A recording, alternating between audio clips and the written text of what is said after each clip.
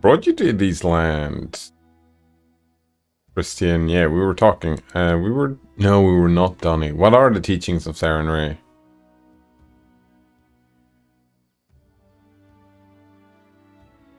Continue this conversation. Oh, wow. Serious conversation. Solar Flame Goddess is the light of salvation, even to those who have been forsaken by other gods. She teaches us mercy and forgiveness for as long as they may be useful to a soul's salvation.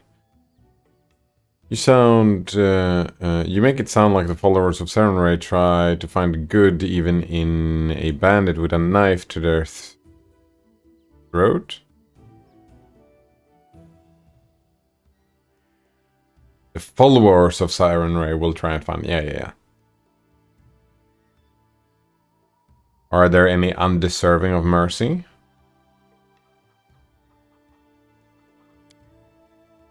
Christian blindly gazes past you into the distance for several moments. When he speaks again, his voice is quite reflective, as if echoing his thoughts. Undeserving of mercy. Would even Sarenrae herself find the compassion to...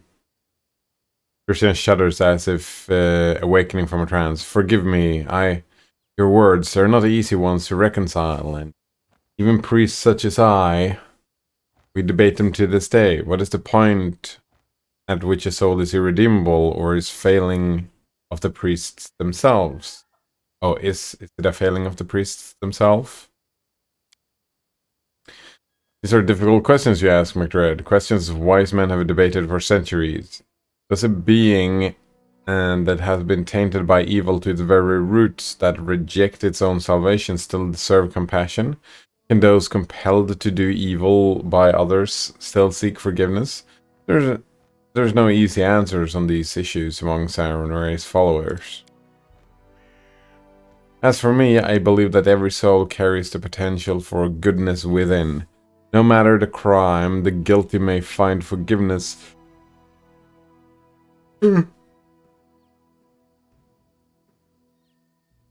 If they repent and cast off the evil that led to the deed. I believe this with all my heart, Madrid.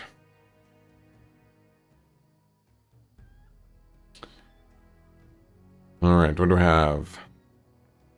Are crimes that kind of go unpunished? Hello, Coleman. Nice to see you again. How are you doing today?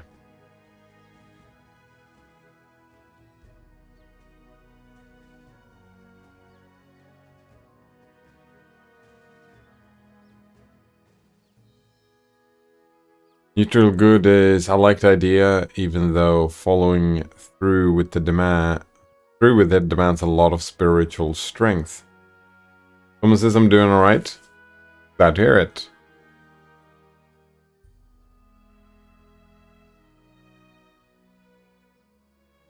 Did you play any Sea of Thieves or No Man's Sky with Node Runner?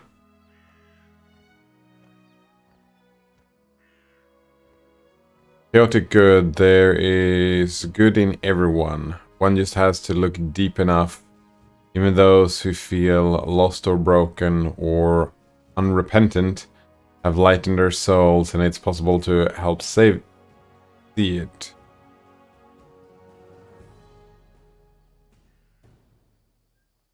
An abstract theory and little to do with real life. Oh, neutral evil is, it sounds stupid and pathetic. You know what? I want to go with neutral here. Because of my own personal beliefs, right? There's no such thing as an evil deed. An abstract theory, little to do with the real life. I suppose it's more of an attitude than a theory, though. Christian's attitude, well, it depends what are we responding to. Are we responding to the debate of the wise men, or are we responding to Tristian's own beliefs?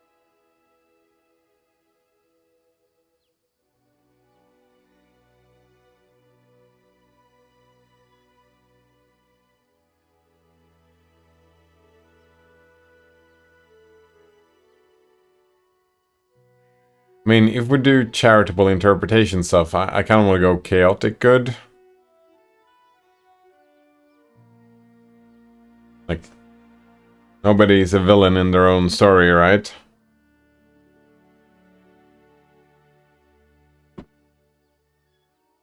Make someone, if someone understand that, oh shit, I am the villain, they will stop, right? Most people, if they get that insight where it's like, oh shit, I'm hurting people here. That's what's happening. I'm just hurting people. A lot of people would react with, I should stop or try and stop. Right? So, Thomas says, yep.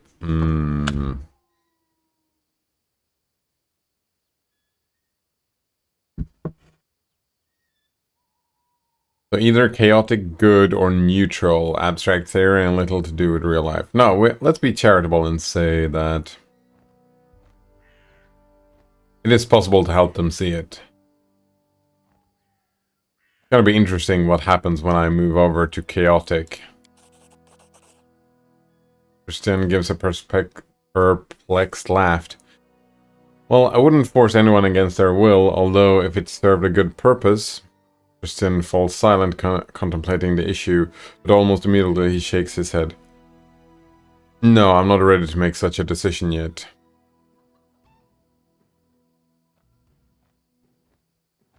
What are your duties as a follower of Sarenrae? My goddess strives to see the best even in dark god. The stories we've been told, the stories he's told about Sarenrae does not line up with the beliefs. I guess religion in a nutshell. He never abandons the hope of their redemption. The priests of Sarenrae follow her teachings, akin to the healing light herself, who emanates warmth and heeds the call of those in need. We aid the suffering in body and spirit throughout Golarion. The priests of Sarenrae are willing to help anyone, no matter the faith of the one in need. Each plea must be heard. Every misfortune deserves compassion. Be it a peasant seeking a blessing for the harvest, or a murderer seeking repentance of the night before their execution. Sometimes the mercy of the solar flame goddess is the last thing that can save one's soul from ruin. We have the right to withhold it from we have no right to withhold it from the truly repentant.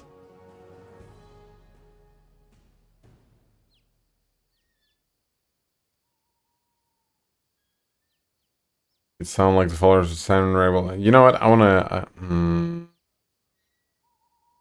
I mean, we won't lose XP for asking this question, so let's ask it anyways. Make it sound like the followers of Sarenrae will try to find good even in a bandit with a knife to their throat. Do not mistake compassion for weakness, McDread. One hand of Sarenrae is shrouded in healing light, the other holds a scimitar.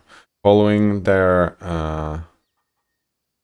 goddess, the priests learn to wield this weapon starting in childhood, and they do not hesitate to use it if a dispute cannot be settled peacefully. Sarenrae preaches mercy, yet her compassion is not infinite. There we go. We give a second chance to all who ask, but if they reject it, if they persist in their sins, they will face the goddess's retribution. That's what I thought. Yeah. Not everybody is patient and tempered and compassionate and peaceful. Just one question is all it takes, right? Are you sure you want to do this? If the answer is no, then fuck those people. Holy shit, Sarenrae, the way the Sarenrae faith, the way it's portrayed here, kind of awful. Kind of douchebags. Zealots, the bunch of them. I'd like to ask you about something else. How is Sarenrae worshipped? Many worship the solar flame goddess in her temples.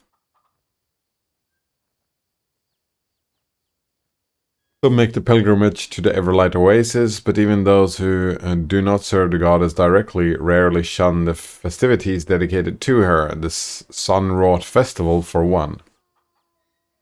Oasis? Somewhere. I don't know the map, I don't know any of the places because I'm terrible with names. What are the temples of Sarenrae like? Sarenrae's shrines are often open to the sky and to the goddess's life-bringing sunlight. Her light fills the temple and shrouds the parish in warmth and grants its blessing to all in need. In Kalesh, crowds gather during the service so you may feel the blessing of the goddess. Most ingenious devices are constructed by some of the faithful to please the goddess. I have seen a temple of Sarenrae which housed a complicated array of mirrors, all to direct the sunlight of the sun to the altar. Tell me of the Everlight Oasis. Oh, we were wondering about this before. I've never been there, but the stories say it's a wondrous place, sacred to Sarenrae's faithful. The oasis is located in Zeljabar, which lies in Kasmaron. Pilgrims from throughout Golarion travel there, seeking the goddess's blessing. All this yawning, it's gotta stop. It has to stop. According to legend, the waters of the Everlight Oasis are imbued with the healing powers, and anyone who bathes in them shall be cured of any ailment. Tristan smiles in thought. Just imagine, a place where people from all around the world gather to worship. What stories they must share. That's what he cares about, the stories and the travel. Actually, I don't think the yawning will stop. I think that always happens when I do a lot of reading like this. What is the Sun-wrought Festival? Sun-wrought Festival takes place on the day of the summer solstice when the praise of her flock can reach Sarenrae the easiest. On this day, Kaleshi blooms with color in each corner of the Padish Empire. The people praise their goddess by dancing and singing, setting up fireworks and flying kites. I hope this beautiful custom shall one day reach your lands as well, McDred. That's all I wanted to know about this. The more I hear, the more it seems your Sarenrae isn't worth a damn. I have heard enough. I'm not gonna tell him that. That would make him leave, and I need my cleric, don't I?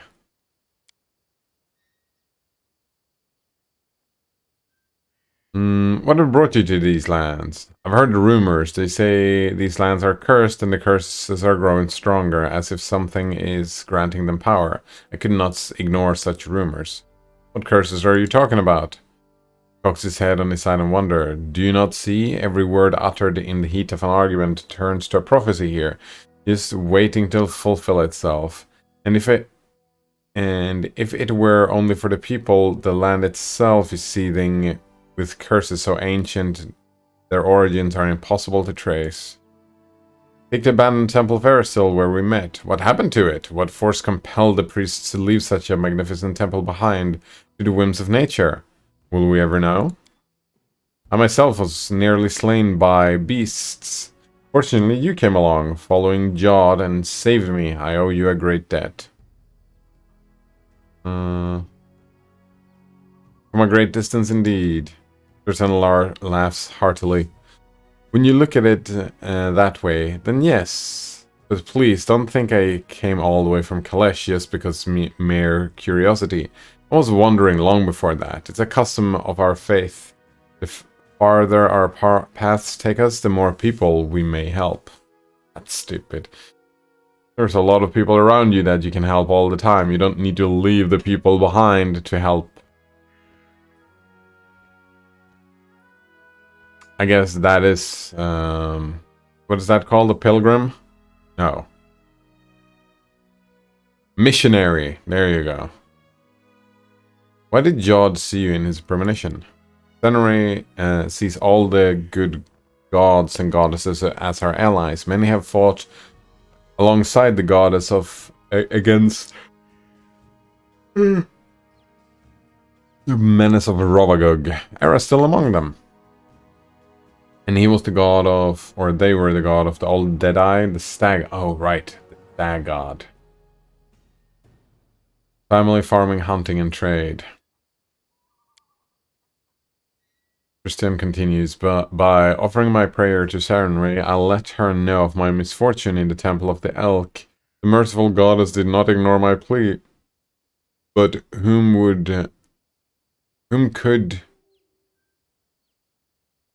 could have, he asked for aid than Eristil, whose faith is strong in these lands? Oh, right. Who else? Eristil sent Jod a sign, and you came just in time to rescue me. Christian sighs.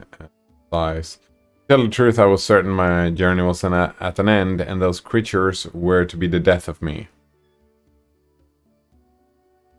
You spent much time here. What do you think the future holds for these lands?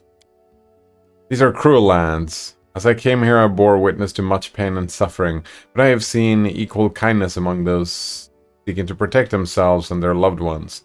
The people of the stolen lands are resolute and true to themselves. I admire their strength. Alas, I do not know yet what powers the curses that I don't know yet what powers the curses that flourish in this land, but I swear I will not leave until we have the answer and the means to cleanse them. You must forgive me for not swearing on Sarenrae's name, but as of late I have troubled the goddess too much as it is, and it would better serve her through action, not prayer. You call yourself chosen of Sarenrae? What do you mean by that? Sorry, that was mere jest. Other acolytes of my temple used to tease me with that title. This should tell you how pious and devoted I was compared to them. And yet my faith is strong. Sarenrae knows this and protects me in times of great peril. If something ever threatens my life by her divine powers, I am transported to a safe location. Alright, so we have 2 immortal followers here. Go. Yeah, both Tristan and Lindsay looks immortal. We did clear out the inventory. Didn't read the books yet. So much reading!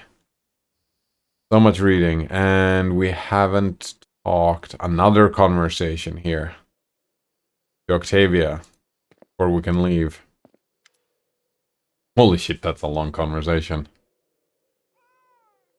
Or maybe this is the entire conversation and there's no subcategories under these conversations.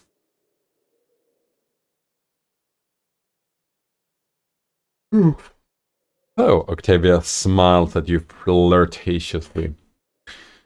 Got any good news? Got any good news? Can we answer that?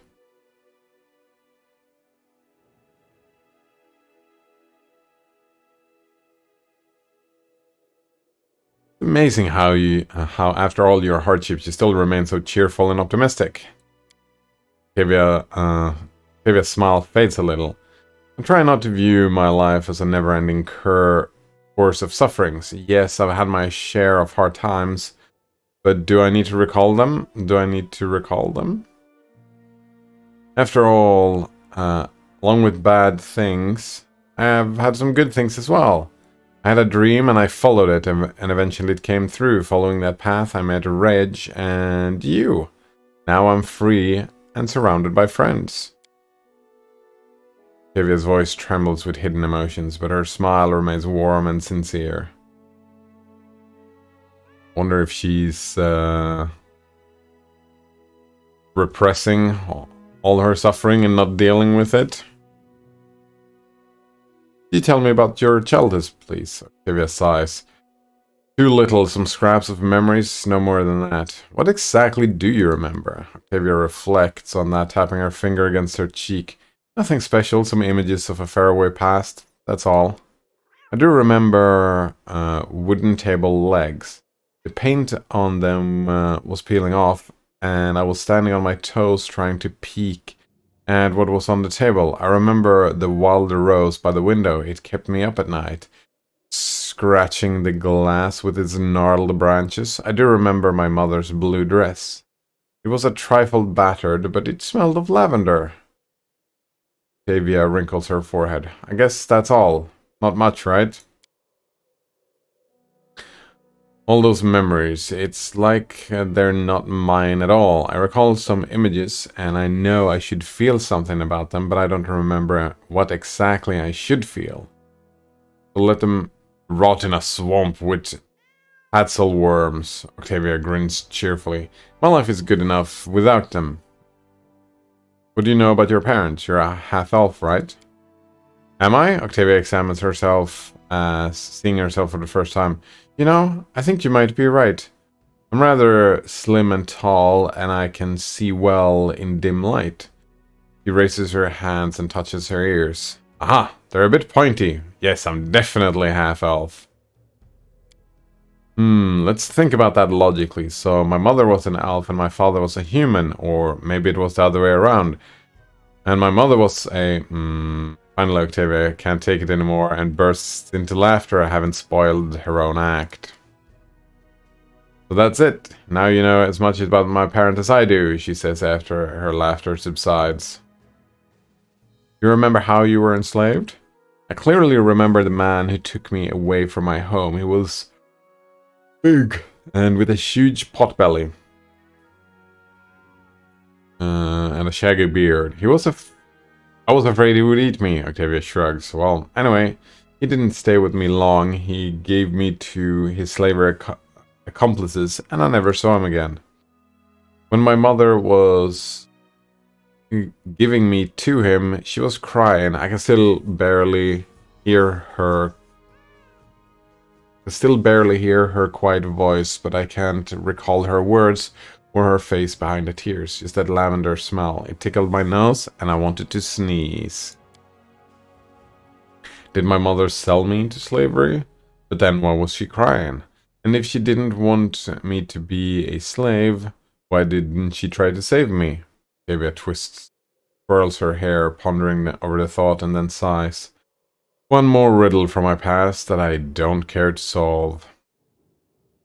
Must be horrible being unable to recall your childhood. You know what? It's not that bad.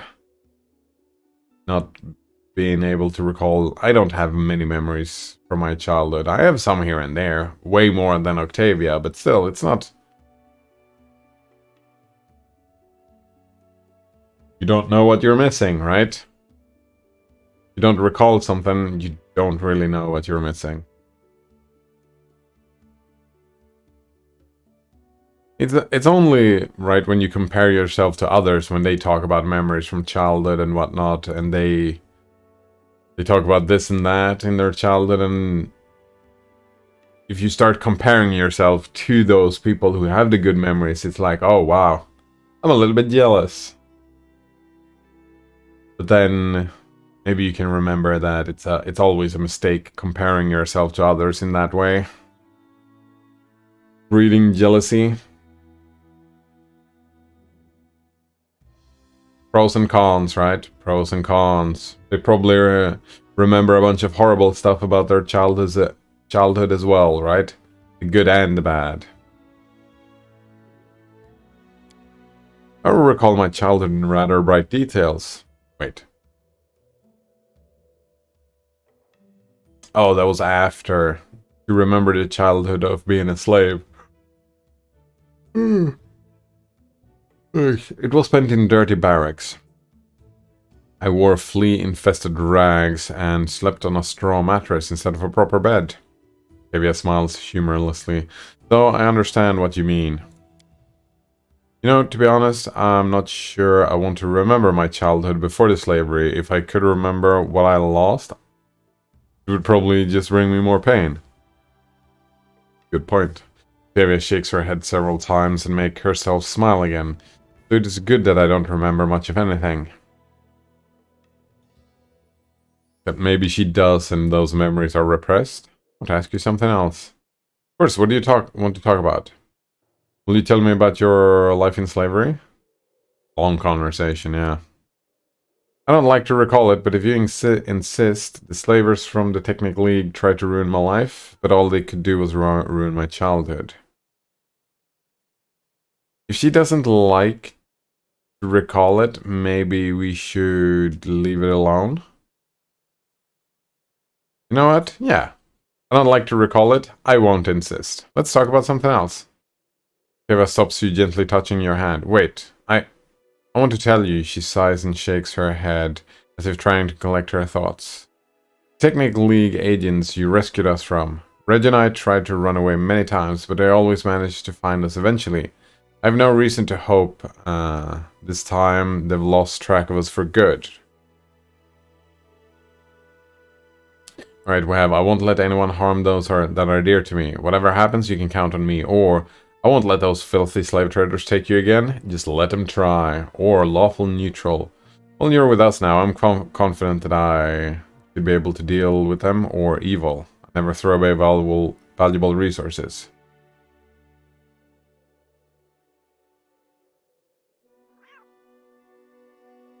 I actually think number one here.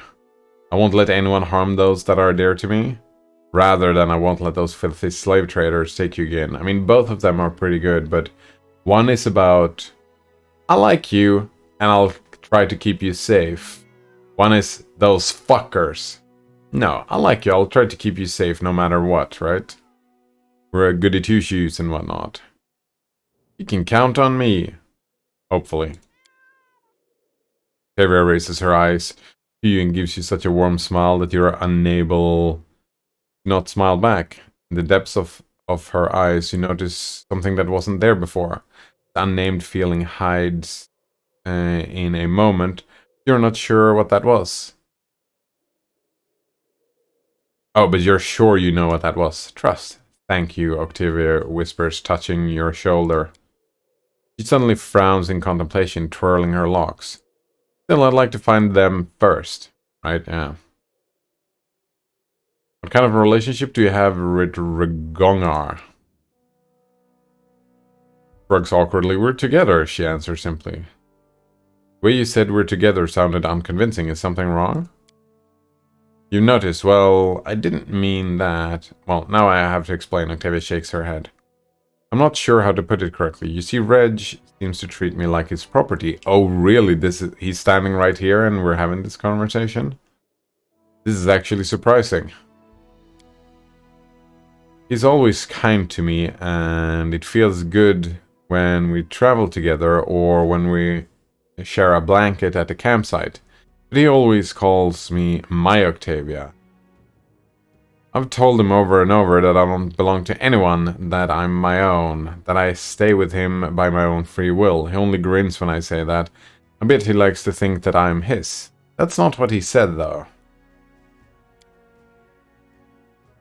Never mind, though. I'll sort it out somehow. Shakes her head, making the troubling thoughts go away. Can't we respond? That's not what he meant. Because he told us that's not what I mean. When did you meet Reg? Years ago, when I was studying magic at Maestro Janusz. Reg was his student too. You couldn't actually say he was really studying anything. Reg has his own ways to cast spells. He never needed the Maestro's instructions. You see, unlike wizards, Reg draws power directly from his innate bloodline abilities. Hello, Node Runner. Let's see again. How are you doing today? Starship launch happens pretty soon. Man, soon is such a vague word. Like in 3 hours or 3 minutes? 30 minutes.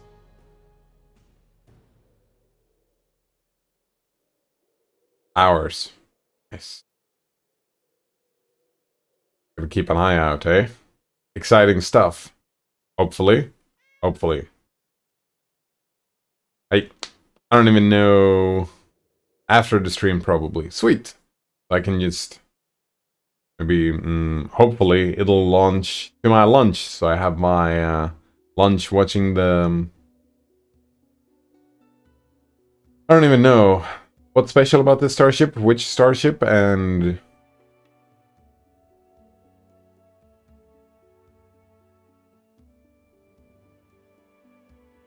What are they doing? Is it the second... Wait, I'm terrible with names. Are they trying to launch the 3D printed one? Wait, 3D printed, is that what you call it? Or is this another one? Terrible with names. My mind just goes immediately to Starship Titanic.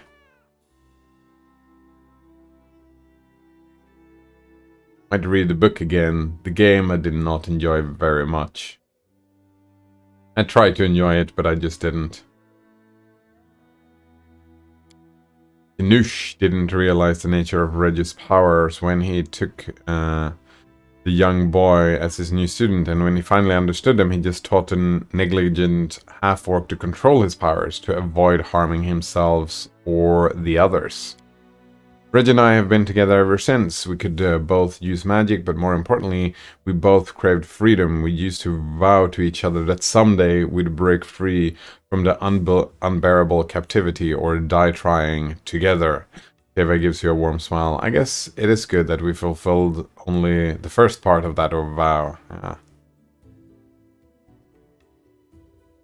The fact that Reg is so impulsive doesn't bother you? Wait, why would it? Ah, that's a very delicate matter. Octavia winces, looking away. Reg means a lot to me, and he endured a lot for me. Some parts of him just scare me. He becomes extremely bloodthirsty when it comes to slavers. Don't get me wrong, I hate slavers with all my heart, and I'll do a lot to cleanse the world from their filth. But Reg, he'd do anything, you understand? Absolutely anything. I'm afraid that anger might kill everything good in him. Everyone says, nope, this is the big one, the one we've all been waiting for. Wait. Going to Mars?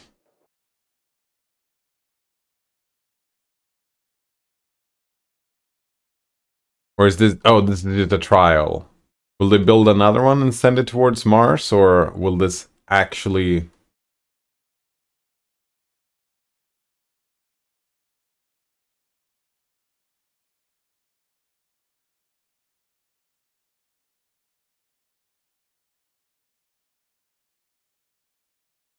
Theoretical spacecraft, eh? Wait. Oh, it's not... Oh, the SpaceX Starship, that's the one, yeah. I thought it was called the BFR. I'm a little bit disappointed. Was that not it? This is the first test flight of the ship that can take us to Mars. If it works, the first test flight, eh? Starship is a super heavy lift launch vehicle under development by SpaceX, standing at 119 meters or 390 feet tall. It is designed to be the tallest and most powerful launch vehicle ever built, and the first intended to be fully reusable. Oh, sweet. This is the one, yeah.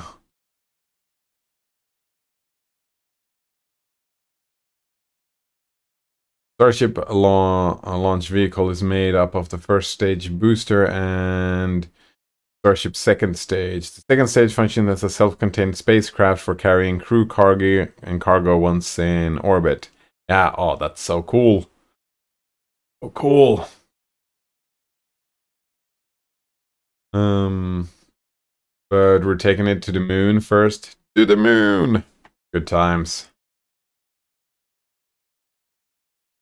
Oh, this stuff is... Oh, I'm getting excited now. Just like that.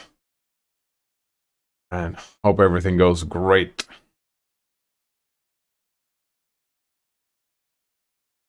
Designed to be flown multiple times to spread out the cost of the spacecraft. Yeah, oh, good times.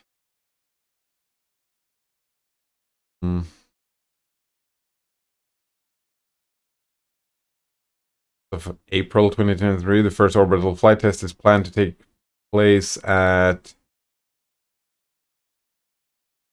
UTC, 13 UTC, so that's 2 o'clock my time. Oh, I need to keep... Usually I fall asleep right about that time, but I'll need to stay awake. It's after lunch, right? No recovery attempt for the rocket stages. Very nice. Good looking out, Node Runner. Oh, they delayed it a bit, so maybe I can eat my lunch, have a nap, and then watch the rockets. If I oversleep, I'll just watch it after the fact. Oh, 13 is the delay time. Oh, there you go. 8 a.m. CST.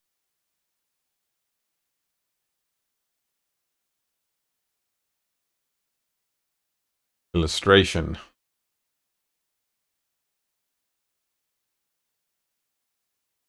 Exciting stuff. Exciting stuff.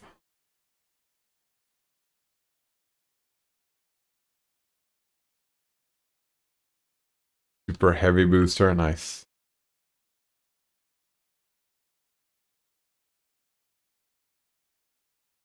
Scrolling, looking at pictures. So much text. Holy shit. There's a lot of information about this thing if you want to learn about rocket science. I'm assuming that they're gonna do the thing that everybody else does, that they have this whole thing where they present the rocket and tell us the plans and whatnot during the countdown, right? So it might be worth to actually start looking an hour before the launch. Everyone says another idea was to use this to transport people planetside. Whew. You can be anywhere in the world in almost no time. That's pretty cool. Also sounds like it would use a lot of fuel. A lot of fuel to transport people like that. If they can make it cheap enough for military use. Oh, right. Yeah, that would be it. Military use would be useful, I suppose.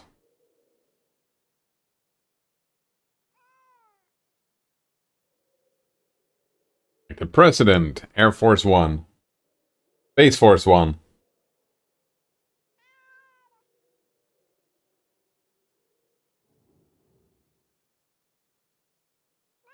That would take a lot of work, wouldn't it? Hello, Moon Pie Dumplings. Nice to see you again. How are you doing today?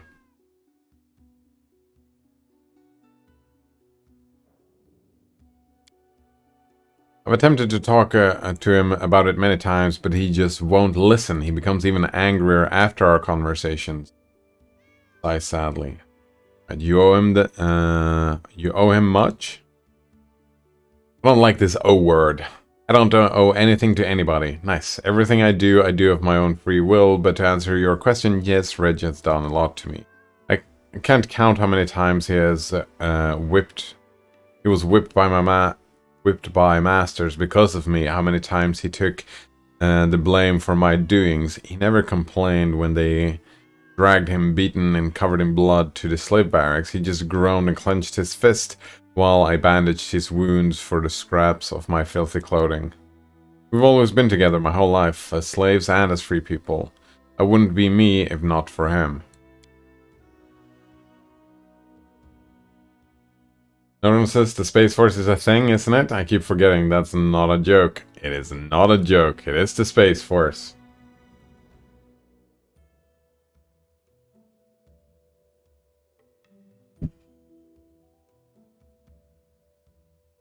Man. Another reason why it's an exciting time to be alive, right? We've got the AI stuff, we've got the Mars stuff, we've got... What else do we have?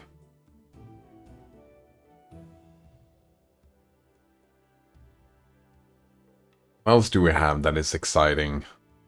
The Third World War? Oh, gross. Gross.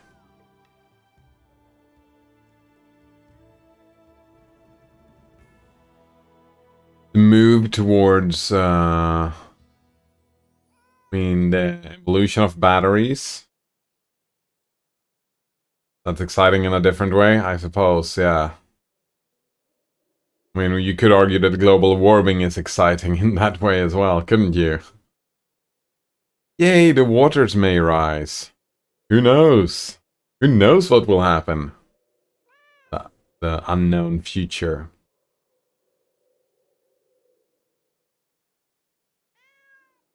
A lot of tech stuff, I suppose. I liked how the dude who runs OpenAI, that he was like, well, if we make all this money, what are we gonna do? I don't know, UBI perhaps? That makes me happy. And, since we don't live in a very democratic place, it feels good when the masters, the potential masters of our world start talking about UBI.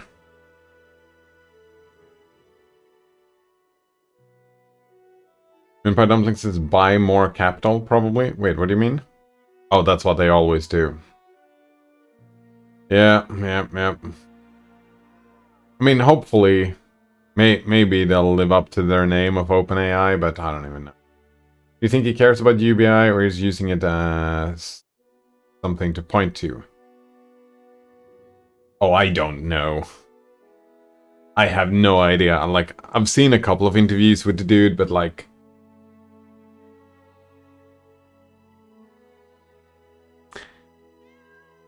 Something that I've noticed, right, is that a lot of people, when they reach that level of power and money,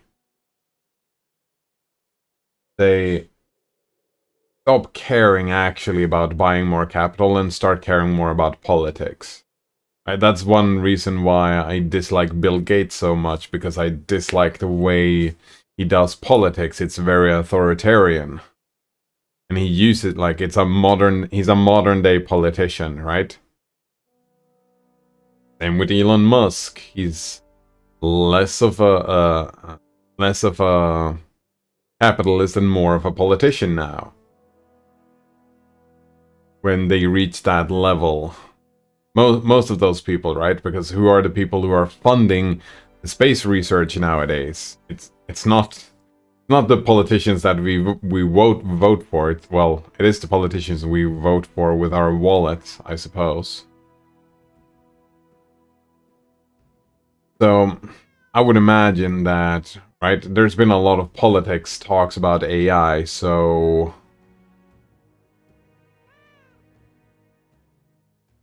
I don't know about the personal care. Like, I would assume, right, if you bring up UBI as a potential future, that's something that he is considering as a politician, right? He's considering UBI, and he's considering enough to point towards it. Moonpie Dumpling says him individually, maybe. The faceless owners of OpenAI, definitely not. I mean, some of them, maybe. Microsoft, definitely not. Oh, right. The faceless owners, that's Microsoft, isn't it? Fucking assholes. Ugh. Notrunner says that's a plausible enough thing to point to when people inevitably ask about when the robots take over our job. Oh, actually, yeah, I like that. They don't steal our jobs, they take over, which is a good thing, right? Oh, UBI could be a thing. Oh, UBI? Okay, sounds good to me. The question is answered. Yeah, I suppose. But I would argue, even if that's the case, Nodrunner, I think that's a step in the direction I want to see, right? I want to see that, because even just saying that starts creating validation for the idea. And I think that UBI is one of the most important things that we have to do politically, right? That's my bias. So when I see these people that are in the public eye bring up UBI, I think that maybe they're just doing magic or whatever. I still think it might be a step towards actual UBI, so whatever.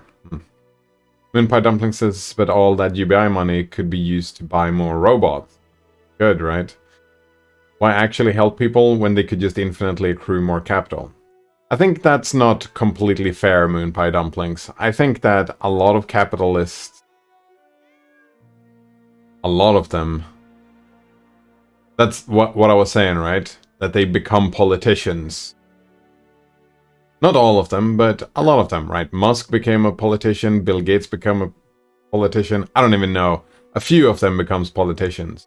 And it seems, from the interviews, at least, that, I don't even know his face, the OpenAI dude, that he is becoming a politician as well, right?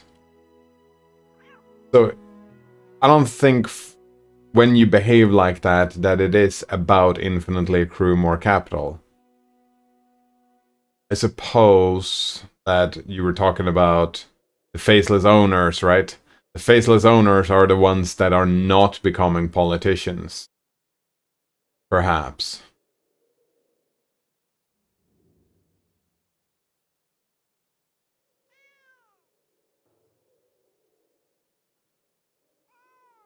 Oh, and that's the thing, right? The faceless owners are usually publicly traded companies, and the faceless owners are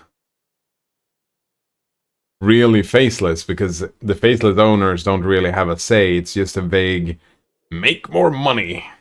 Make more money. Make all the money. That's the owners, what the owners say.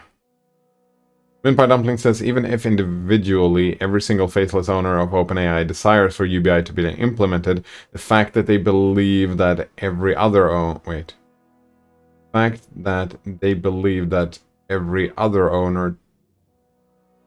do and can't speak about this for fear of backlash creates a system where as a group they don't care. Yeah, I think the facelessness was really apt, Moonpie Dumplings. I don't even know if it's about that they can't speak about it. It's like when you're publicly traded, it is a faceless mass. That is the owners. That faceless mass. The company, the publicly traded company is designed to only do one thing, right? It's designed to only do one thing. Through more capital. You would have to, like, I suppose you could gather a 51% stake or whatever and take control like that, but the people who would do that, those are economists, right? No, they are capitalists, they are consumerists, they are the people... Oh man. They are the people who shop on Wall Street, right? And they have been ingrained into that system to only accrue capital. They don't really care. They just need to see the numbers grow. They embody this just make more money attitude. I would assume that's often the case. Notram says, yes, that's how we validate ideas, by saying them over and over. I mean... that looks like sarcasm, but I kind of disagree. That is kind of how we do things. By saying them over and over. I actually saw a video about that yesterday. We were talking about the ALS. The Ice Bucket Challenge. That was an old video. I'm looking at old videos. From 2014. 9-year-old videos at the moment. They pointed out that in the video that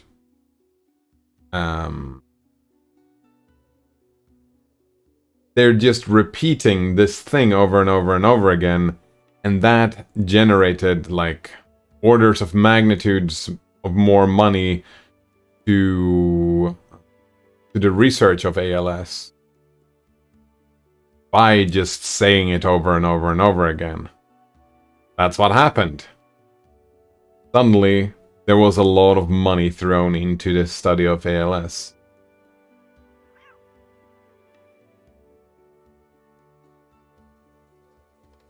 Moonpie Dumpling says, that is exactly what's happening in today's system. Insulin is extremely cheap to make and sold cheaply in other countries. Right. today's system is only USA. Is that it? Is that what they're saying? Today's system? I would say that today's system is fine. It is sold cheaply to people in my country, therefore it's fine. I don't know what you're talking about. That is not exactly what's happening in today's system, because in today's system, insulin is sold cheaply. It is only sold at prices that make it inaccessible to people because companies can do it. They do it because more money lets them accrue more capital. Oops, so many types. Multitasking is hard. It's fine, yeah. Typos. Or you're not US, that makes your streaming time makes sense. Does it make sense? Right? I think your example exemplifies that the publicly traded company is built to only accrue wealth by any means necessary. Right? However, and all countries, even your country does this, they have regulation to deal with that stuff. Because, oh, we've built a system like this, let's start doing some regulation. Right? Because at the end of the day, if you let all these, especially the big public traded, when you get the faceless owners, right? When you get the faceless owners, because there is not really an owner, it's a systematic owner, where the motivation is only to accrue wealth. That's it, by any means necessary. And what we learn is that when we motivate people to do that, what was that example? Right, if we have two companies that produce the same thing, and one company takes responsibility and deals with the waste responsibly, and the other company just dumps it in the close-by lake, right?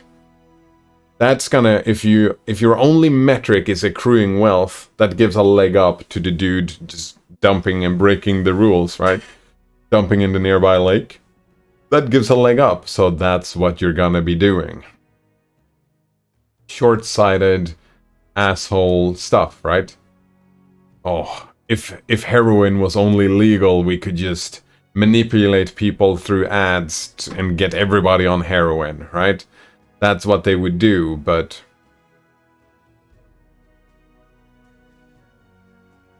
that is not always what is happening because of regulation, because of ethics, because people sometimes vote with their wallets. Well, you could argue that people always vote with their wallets, and when they buy into this consumeristic kind of attitude that, oh, I'm gonna buy the cheapest thing mass-produced, like if I don't care what the company is doing, then you could kind of argue that the consumer is also a problem, right? Because, well, the consumer is making these behaviors profitable.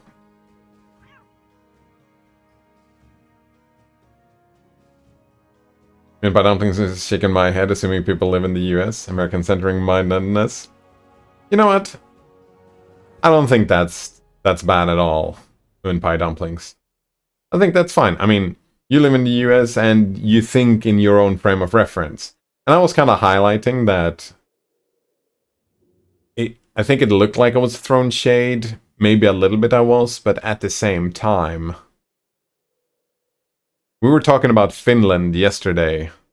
Yeah, we were talking about Finland's politics and whatever. And I was reading we read an article about Finnish politics, and I don't know anything about Finnish politics. Like, why would I? They're just my close neighbor. Wait, which way is north? That way, yeah, that way. I don't know anything except what I read yesterday, right? So I translated all the questions that arose to Swedish politics instead of Finnish politics. And I don't think there's a reason to shake my head for that. Like, I don't think there's a reason, like, when you think about politics and you live in the US, thinking about US politics makes a lot of sense.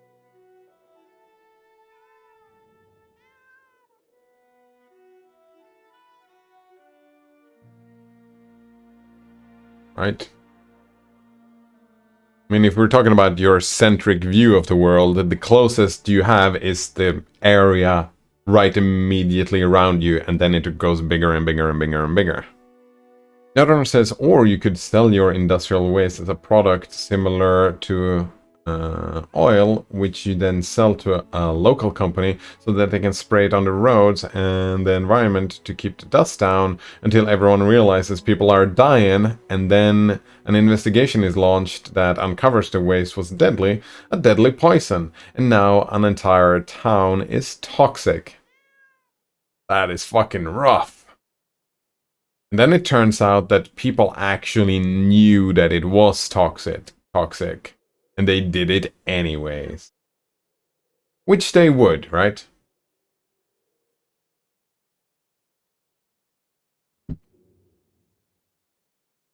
That's how...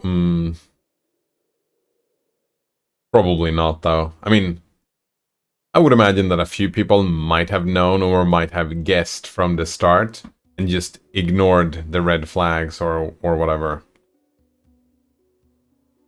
There are probably a few people who are good at, the people working on Wall Street, right? Who are very good at just not fucking caring, right? Narcissists or psychopaths, if you will. And then there are other people who's just like, oh, this is not my responsibility, I'm just doing my job. And then there are people who are oblivious, even. Some people ignore warnings, some people know and just don't care.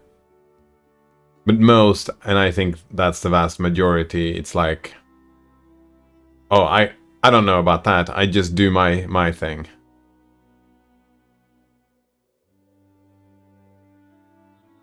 I just do my thing. That's someone else's responsibility, I haven't even thought about it. Wait, I need to think ethically about what I'm doing with my life? No, you're kidding me. It's my responsibility? Wait, how could it be? I didn't do any of those things. Another one says that actually happened. The guy who did the spraying claimed he didn't know. Company selling the waste off probably didn't tell him. What would their incentives be exactly? Another fun thing is when radioactive sources from medical machines end up in a local scrapyards. That should never happen, but it does? Yeah, that should never happen.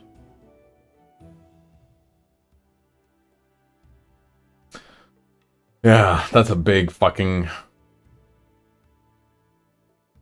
big problem.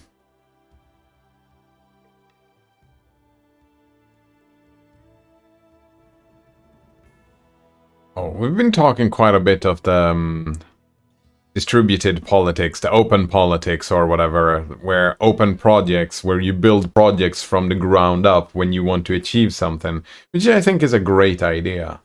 We've been talking about that, but that's still what was called Cobalt 60, I think. Weird fucking shit. But still, these social problems that we run into. What is the way to solve these problems? My belief still is just to talk about them, to bring about more and more individual political consideration, more and more political conversation. And if everybody talks about politics, then people can, instead of just buying whatever and not thinking about it, if we're actually talking about it, then people are thinking about it. Oh, what am I buying right now? Where am I spending my money right now?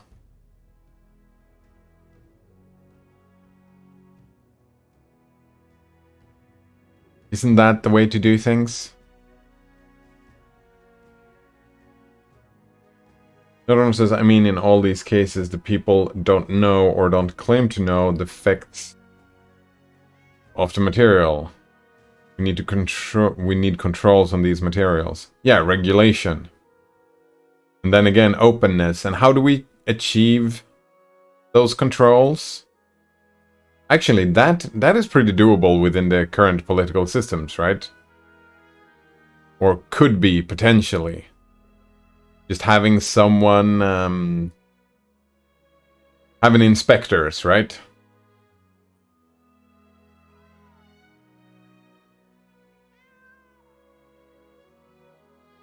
I mean, two ways is the opening up, the transparency, and yeah, open source. This is our business. This is how we do business. That has to be opened, first of all.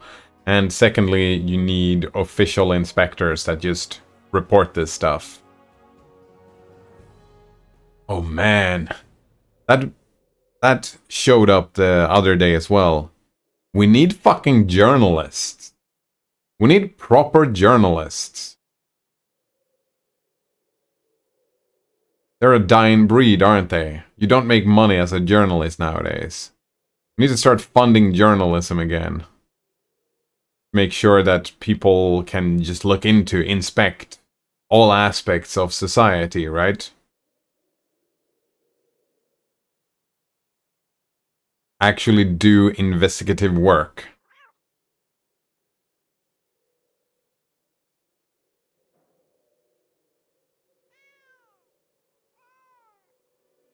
Another one says, yeah, holding companies accountable. Yeah, and that's the thing I was talking about, right? We need to talk about it because who is gonna hold these companies accountable? People are, right? And that means that there has to be a conversation, and the people, the potential customers, right? The potential bottom line. Sure, there is regulation that has to be made, but that's difficult. Actually, journalism is a great way to hold people accountable. And opening up that secrets are not allowed. Building norms of openness where you're not allowed to keep secrets. Anything you do, oh man. I like the religion that the dude was presenting. I'm terrible with names. XNV, was it, right? That designed a religion around this whole premise that, oh, everything you do needs to be documented and publicly available for everyone. Moonpie Dumpling says, well, also, so much news is corporate owned. Yeah, exactly. That's a big problem. Not owners always looking for good journalism, right? Like that viral video of small local news channel all using the same script because they were owned by the same corporation. Oh, well, that's pretty fucked. I haven't seen that video, but that is pretty fucked up. We don't have that problem as much here. Instead, one of the biggest news channels are owned by the government. It sounds horrible, but it's really not, because it's ingrained in a way that the government only pays for it. And there has been politicians that have wanted to meddle, but as soon as they do, it's like, nope, fuck you, you're not allowed to meddle with these public radio and public TV stations and whatnot. The government is not allowed to meddle. They only are allowed to pay the bills. Of course, though, it ends up being... I don't know, I haven't seen a lot of bias in the news, I don't think. And, well, there is a... there ends up a left-leaning socialist bias anyways, because the people who work there work for civil servants, right? And they get less paid, so that's it, right? When you find civil servant on the local area or whatnot, you often find people who lean left, because those are the people who want to help other people, right? It's about helping the little man and all that stuff. So there ends up a bias anywhere, which is problematic as well, I suppose. But I remember I was talking about journalism that what is that called? A stipend? I don't know what that word means, but that everybody should get some money, and that's not really money, but a credit that you're only allowed to give to a journalistic organization. I think that's the way to do it, right? You have a bunch of different journalistic organizations, and every individual gets a little bit of money that they can send to any journalistic institution, organization, whatever. And that's the only place you can put those money. I think that's a good way to do tax money and try to deal with the bias issue with journalism. Moonpie Dumpling says good journalism needs to be not owned by a company. Yeah, exactly. Independent blogs and weirdly enough YouTubers are pretty good examples of this. You know what? Some of them are not.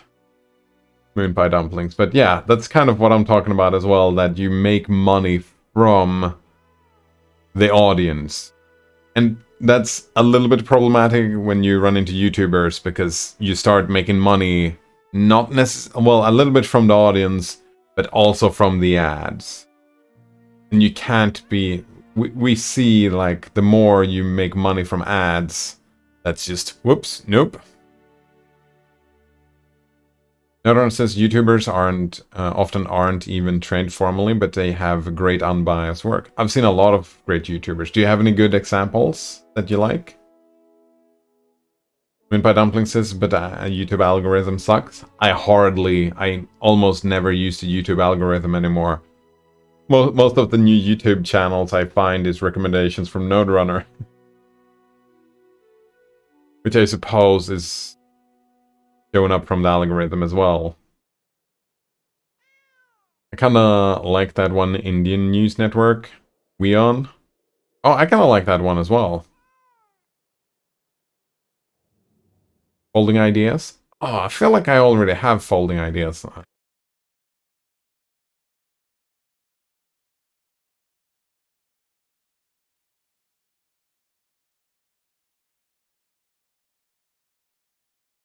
Yeah, I have folding ideas, but I haven't been. I have it in my YTCC subscriptions. But at the moment, well, we're talking about news. But I've been watching videos from 2014. Some behind the times. Nice to see you again, by the way, J-Bach. How are you doing today? Another one says they had some decent coverage of geopolitics. Indeed. And there are two great ways to do journalism. One way is doing unbiased work, but that is very difficult. So I think there is also value in doing biased work, but highlighting your bias. Yeah, highlight your bias.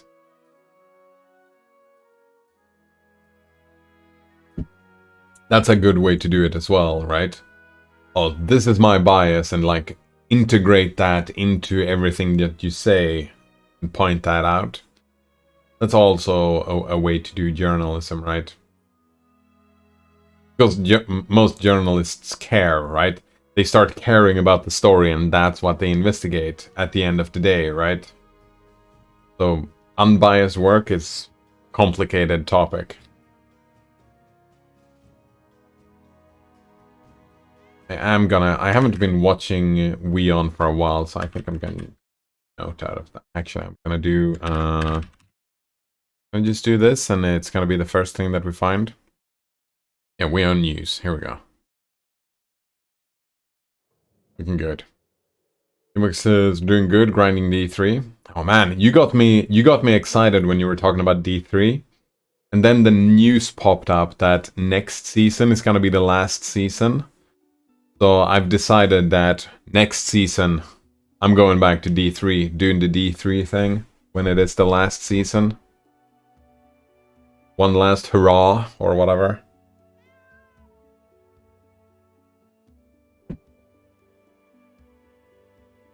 Doing those greater rifts, right? pushing.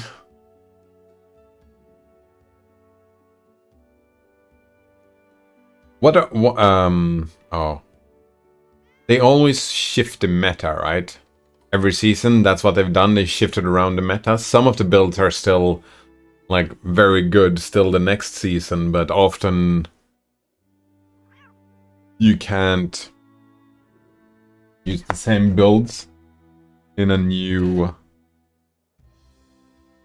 I was just thinking about what I want to play, but maybe one should give it a couple of weeks. There are tier lists, right? That tells you these are going to be the best builds this new season, I think. Nowdonor says, also I think it's only fair to point out the YouTubers who don't rely on ads. Yeah. In fact, a lot of these kinds of journalists can end up getting completely demonetized and must rely on only Patreon. That's a good point. Yeah, that's a very good point. Yeah, and imagine that Patreon, but like if we want to do it from a government point of view and help out, right? Because in Patreon, only the people who care about good news will pay for their journalist, and we will end up with a bias like that. Like, it's not gonna be... So having a something that everyone can... Like, some money that everyone can give to journalists seems like a way to democratize that whole system. Yeah, democratize by making sure that everybody has some... The entire crowd has some funding to give. Nowdonor says that crowdfunding journalism can result in better coverage by shifting the pressure from pleasing advertiser to pleasing the audience. Yeah, and pleasing the audience, that still comes with its own problems, right? Because we're telling people what they want to hear, not what they need to hear, which is also a problem. J-Box says, yeah, they always add something unique each season. Why not play this season? It's super fun. Well, I kind of feel like the last hurrah thing, J-Bok. Also, don't you see I'm playing a lot of this game? This game is gonna take 2 years to finish already. I don't want to play this season and then the next season, so I'm kind of... Oh. Super fun, glad to hear it. Some interesting new stuff this season. I'm assuming that a lot of the new interesting stuff is gonna be there next season as well. Oh, who knows if it will be there next season. Let's just assume, make an ass out of you and me, and assume that if people, like if it's a lot of new, interesting and fun stuff, that a lot of the new, interesting and fun stuff is going to be there the last season as well. Nowdonor says, I haven't played D3 in a long time. The auction house left a sour taste in my mouth. Oh wow, that is a long time. Yeah, Nowdonor. Yeah, that auction house was just fucked. I kind of yeeted out of there. But then when the expansion, Malthiel, is that his name? The game turned out pretty fucking great. J-Book says the builds are usually well known before the season drops due to PTR. That's what I thought, yeah. You can look for a build at then. Nowdonor says, and I'd have to buy the expansion if I wanted to play again, and I'm not interested in giving Blizzard any more money. That's very fair, yeah. I don't even know how much money that would be, the last expansion for D3, but... Yeah, Blizzard has kind of gone all fucked, haven't they? J-Book says no guarantees, lol, maybe the altar sticks around, but plenty of seasonal stuff goes away each season. They do, huh? Well, the auction house was a misstep for sure, but Blizzard just stepped up and made serious corrections that made the game dope. 50% off right now. Well, 50% off is still not zero, right? Nowdonor was clear. I'm not interested in giving any more money. 50% is not zero. But I've already bought the game, and I've bought the expansion, so I don't mind. I'm just gonna hope that the next season is as, if not even more fun than this one, J-Bach. Because I really fell in love with the idea of playing the last season, last hurrah, and grinding that out. Oh man, looking forward. It's gonna be a good time. I don't even know how long ago. It was more than 2 years ago, I think. Maybe 4 years ago. I played a little bit of D3, but I didn't really go deep into it. I didn't really enjoy my build last time I played, so I didn't... Also, I was kind of recently had fallen in love with Path of Exile, and I was like, I'd just rather play Path of Exile.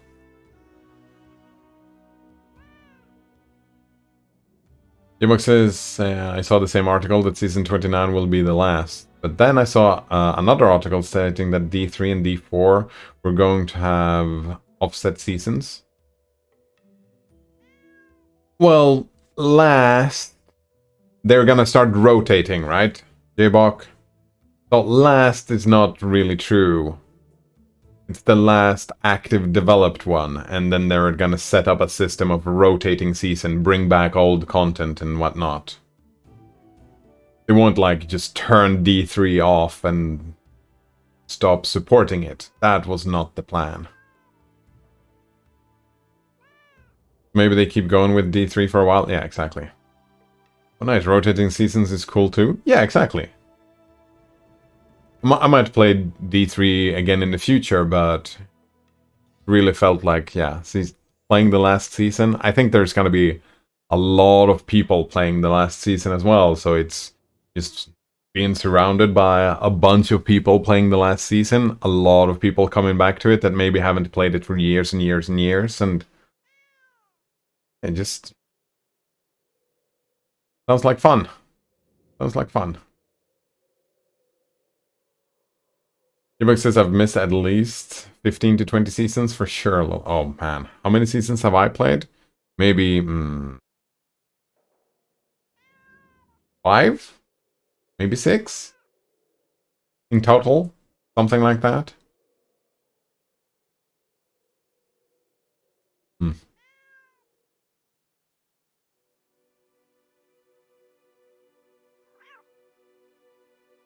That's a pretty good idea. And I'm grateful. I wonder if the... yeah.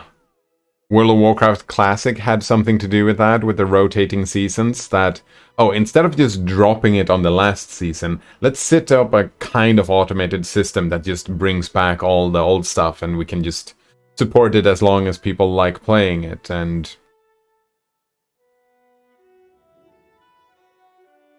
I mean, they know that the last season is gonna bring a resurgence, and the season 1 is gonna bring a resurgence as well. Neutron says I always like Diablo 2 a bit more than Diablo 3. I never got into, like, grinding Diablo 2, but I did, like, the story and the world building and all that stuff. I like Diablo 2 way more. D3, like, story is just like, oh, it's so boring, it's so bad. Jibuk says I tried Path of Exile this new season. The Crucible. Still do not like Path of Exile. Yeah, I don't find the excessively complexity and punishing difficulty, etc. as fun. Punishing difficulty? Is that really a thing that exists? Like, I like the excessive complexity.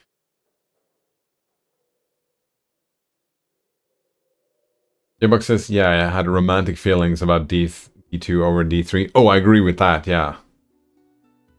I like the gameplay of D3, though. I actually don't mind being on rails like you are on D3. Like, Path of Exile and D3 are two completely different beasts, right? D3 is you have a designed experience where the gameplay, the second-to-second slaughtering, is way more fun than Path of Exile. But in Path of Exile, you actually make your own build. You don't do that in D3. Build is kind of pre-made by the uniques and whatnot. Sure, there are these rings now that I think that people maybe can use. Were they rings, right? Where the more... what are they called? Uniques? Legendaries? I don't even know, but if you can build without a set. I think I tried that, building without a set, and it worked alright. Because I played a ton of D2 as a kid. Nice. Then I played D2 Remastered and realized that D2 was a good game in 1999, not in 2023. Yeah, it's aged a bit.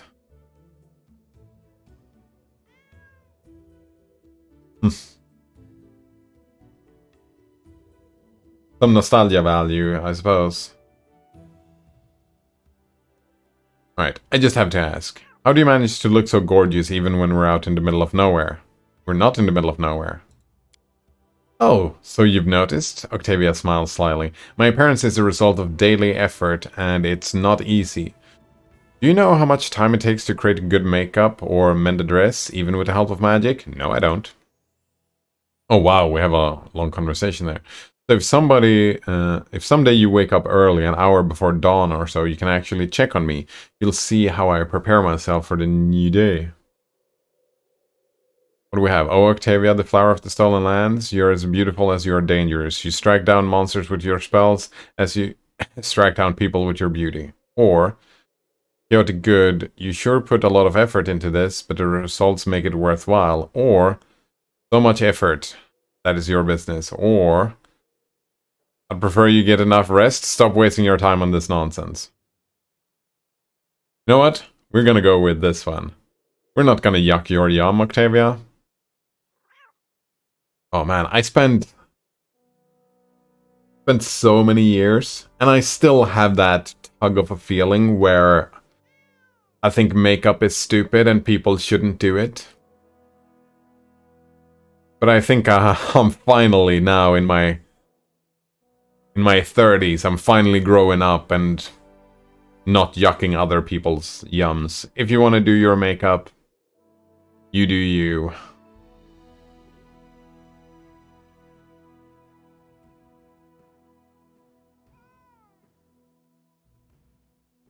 Moonpie Dumpling says, how does flirting responses have an alignment, right?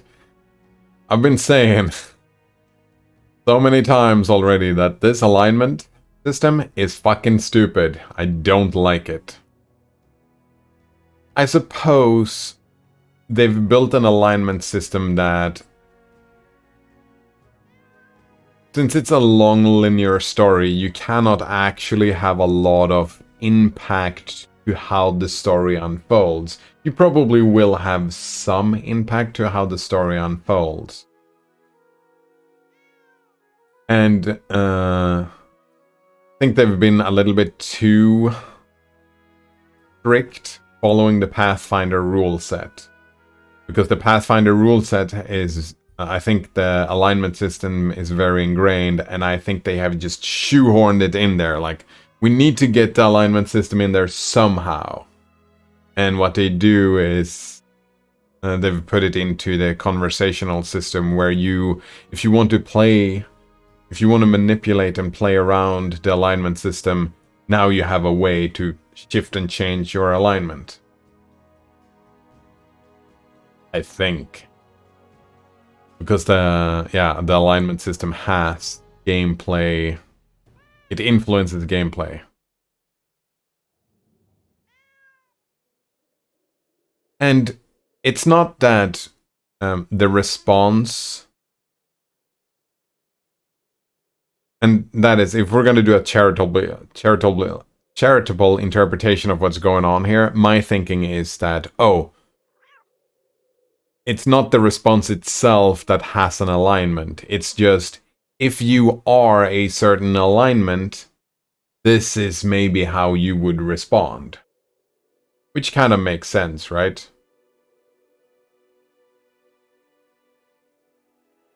Like an evil response, which is a bit sad that we don't have an evil response here, but an evil response would be, oh, it's too bad you spend all that time effort. It doesn't look that good. Right? That would be something an evil person would say, right? In this system. I reject the notion of evil in real life. But see what we're doing there. Jbook says, I think that no-set builds have always existed, with variable power and viability from season to season. Monk no-set build in this current season is the fastest Nef Rift and Bounty farming build. Monks always get a lot of love, don't they? They're always... Oh, Nephilim Rift. Oh, that's not a greater rift. That's just a fast... Yeah, because monks are always one of the fastest builds, aren't they? I remember doing the chicken build. Usually that's what you do, right? You have your class and you have one fast grinding build and one progression build. It's usually how you divvy it up. So you do the rifts and you grind the Death's Breath, right? You have a build. I remember having the chicken build for farming Death's Breaths. That was a good time. Oh, you actually don't even kill everything then. You just turn into a chicken, run, find the next pack as fast as you can, blow them up, pick up the stuff, run and find the next pack, blow them up, pick up the stuff.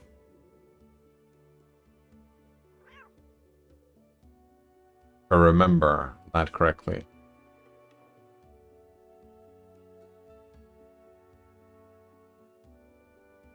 Oh, right, in bounty farming. I almost forgot. You do a bunch of bounty farming.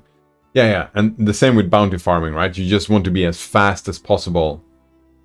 Are people still... Oh, man, yeah. You kind of need to find a team as well, where you separate out and everybody does their own bounty. Like, you're playing together, but not really. Until someone finds a...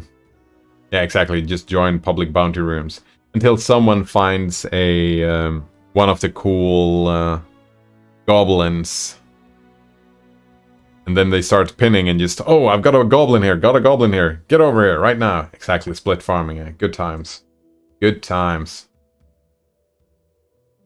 Moonpie Dumpling says that alignment systems are always pretty flawed. I don't think there has been a game that did them in a way that people haven't criticized. Oh, I remember seeing a video about that I really liked.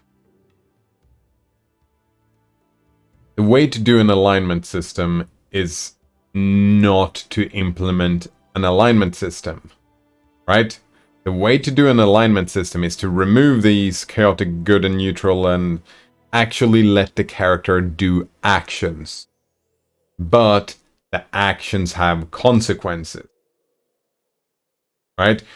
The best way to do an alignment system is to do it by not formalizing it. As soon as you make a gameplay system around alignment, it's not gonna work as a moral... Like, you're not gonna think about a morality because you're just gonna game the system. The best way to do an alignment system is just let your actions have consequences in the game. J-Buck says, I'm gonna bounce. Good night. Yeah, thanks for hanging out, J-Buck. Sleep well. Have a good one. J-Buck also said, usually you want a... Nef Rift build, a good Greater Rift build for leveling, and a pushing build for... Oh, right. For maxing out. Yeah, progression build. Then maybe a grouping or whatever other build. Oh, usually what I did was that I had them... Yeah, you're right. There was an in-between build going on. Usually I was just using the pushing build with a few changes to speed yourself up. Because when you're pushing the Greater Rifts, you don't actually need to be fast, because it's the bullet sponge or the damage sponge's enemies, right? You need to grind them down. Grind them down because it takes a long time to kill the enemies at the end. But then you take some of that, you just forgo some of that damage for speed. That's usually how I've been doing it. Speed. That's a good point. You could make 3 builds. Pretty neat. Ebook says some builds have some classes have a build that can do everything from pushing 2 Nefriths fast, lol.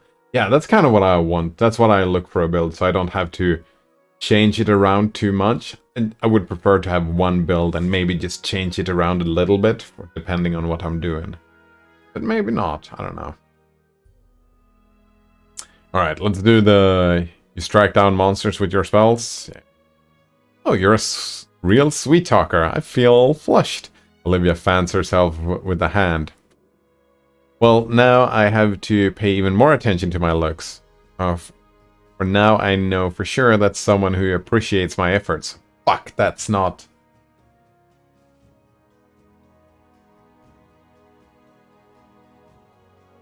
That was not my goal. You worship Calistria, right? Yes, many slaves survived only thanks to their faith. Some lived hoping for a day when a good deity would deliver them. Some even offered deals to the evil gods, but me and Reg, Calistria has taught us the most important things. Expect no gifts from above, rely only on ourselves, never forgive those who wronged us, but at the same time savor every droplet of pressure we could squeeze from our bleak days. Lust and revenge. Yeah, there we go. Good morning, Tomaliko. Nice to see you again. How are you doing today? Moonpie Dumpling says your goal was not to flirt. No, my goal was to flirt. And just...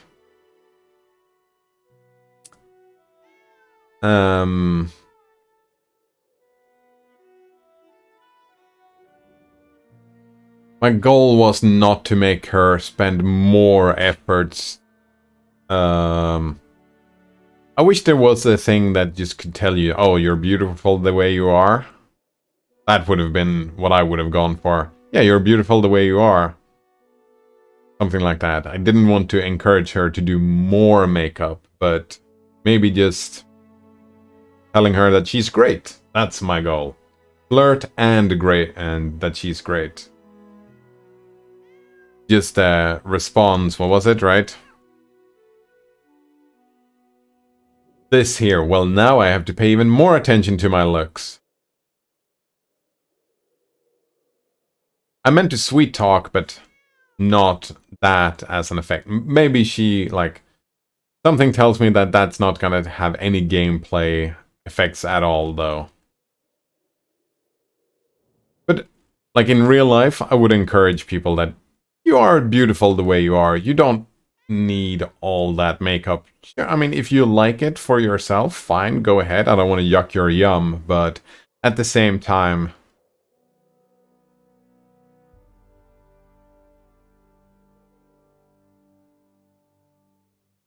Someone Lucas says, doing great. Oh, glad to hear it. That's fantastic news. Anything special? You want to talk about it? Someone Lucas says, I mean, great as it goes for a Monday morning. I'm actually doing okay, yeah. I feel like I've reached like a normalized point where I feel like I can enjoy life. I've been very tired, though, for the last like couple of weeks. When I wake up, I don't wake up with energy. I wake up and I feel tired, which is weird. And a little bit frustrating. Yeah, that has been frustrating me. It hasn't been like a big negative quality on my life or whatever. Not like I'm sleeping poorly.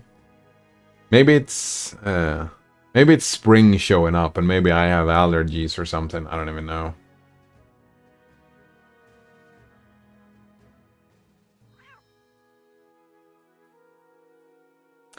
Norton says, how do you fix the common problem with sticky analog sticks on PlayStation 2 controllers? They're pretty old now and starting to break down or something. Oh man.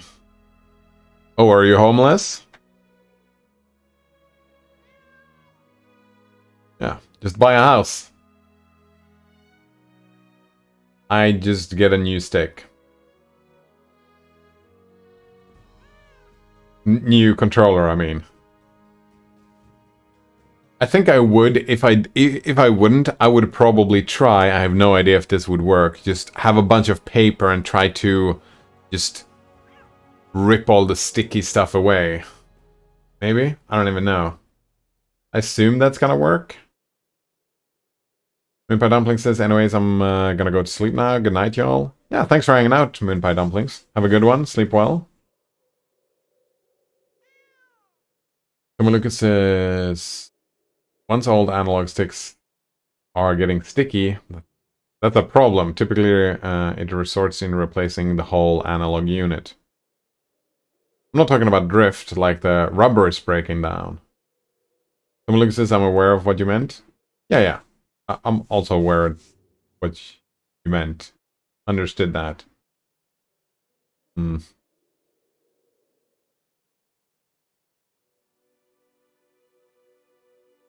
Since it's that old, I would probably look for a new one. I'm lazy like that. Well, I would first try just grabbing paper and trying to, like, rip it apart or whatever. Notice says, were the sticks originally a bit sticky when they were new? On PS2? No, says Tom Luco. I feel like I have a memory of stickiness for something and like a vague memory. I might have just imagined it. And just getting rid of it. What about PS1? No, I don't think so. I had PS1 controllers. I played a lot of it. I don't remember. I have a memory of stickiness from something, but I don't know what. Someone looks says no. PlayStation 3 were a bit meh. I mean, I have the PlayStation 4 controller right here, and that has been pretty great. Almost the sticky sticks, right? Sticky sticks. Everyone says I have PS1 and PS2 controllers, and they're all a bit sticky, but the PS2 a lot more. Someone says, but I hated PS4 controllers. Oh, really? Original PS1 controllers did not have analog sticks, by the way. Oh, they didn't? Oh, I had PS1 controllers with the sticks.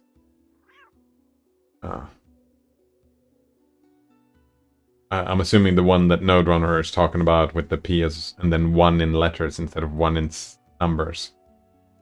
Very first iteration did not have analog.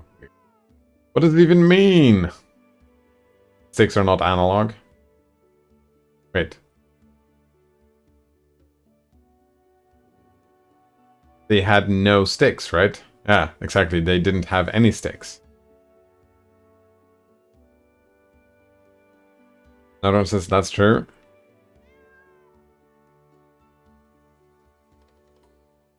I mean, yeah, just try and wipe the stickiness off and, well, actually, maybe get a better source for how to deal with it. Maybe there is some trick to it where, oh, you just have to pour a bunch of acetone on it and there you go, it's good as new. I don't fucking know. Like, there might be a chemical trick like that to refresh the rubber or whatever and kind of rub it back in to the thing, and then you lose the stickiness and you keep the softness of the controller or whatever.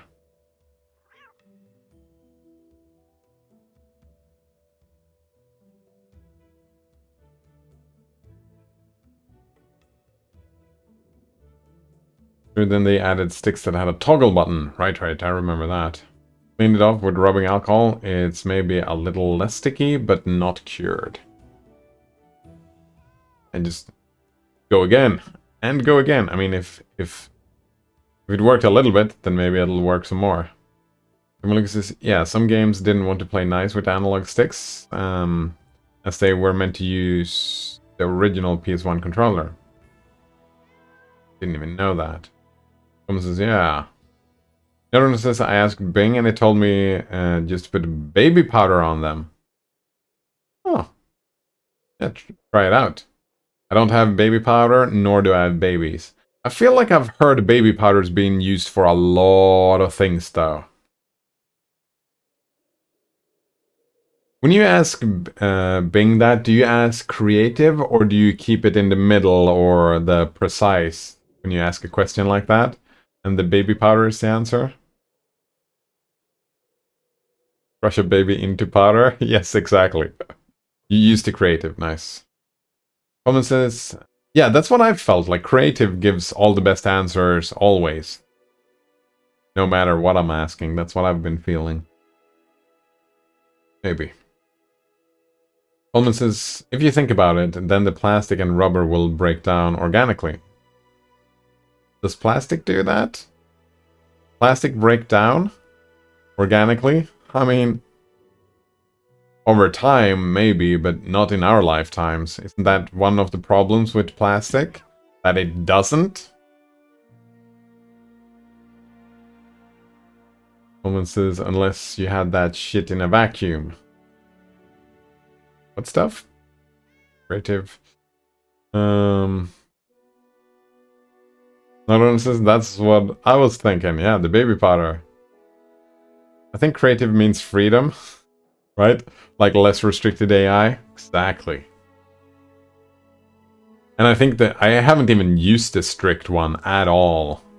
But I would assume the strict one is just, oh, you could have just used the Bing search by that point, where it's not really an AI at all.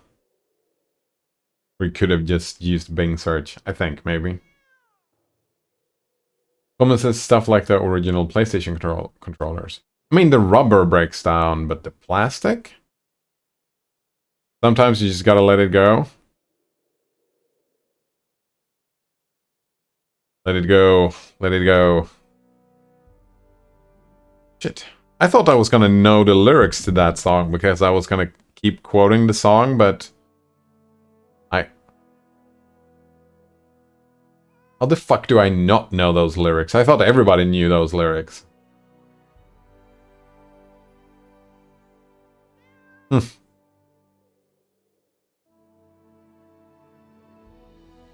say? Right, rely on ourselves and whatnot. Notice says that I think you can swap the analog sticks with 360 analog sticks. Oh. I remember I had like a 360 thing, and they had these little pigs? No, not... That's Swedish for it. English word? Things sticking out of it that I had to rip off because they felt really bad. Give me... Trash? No.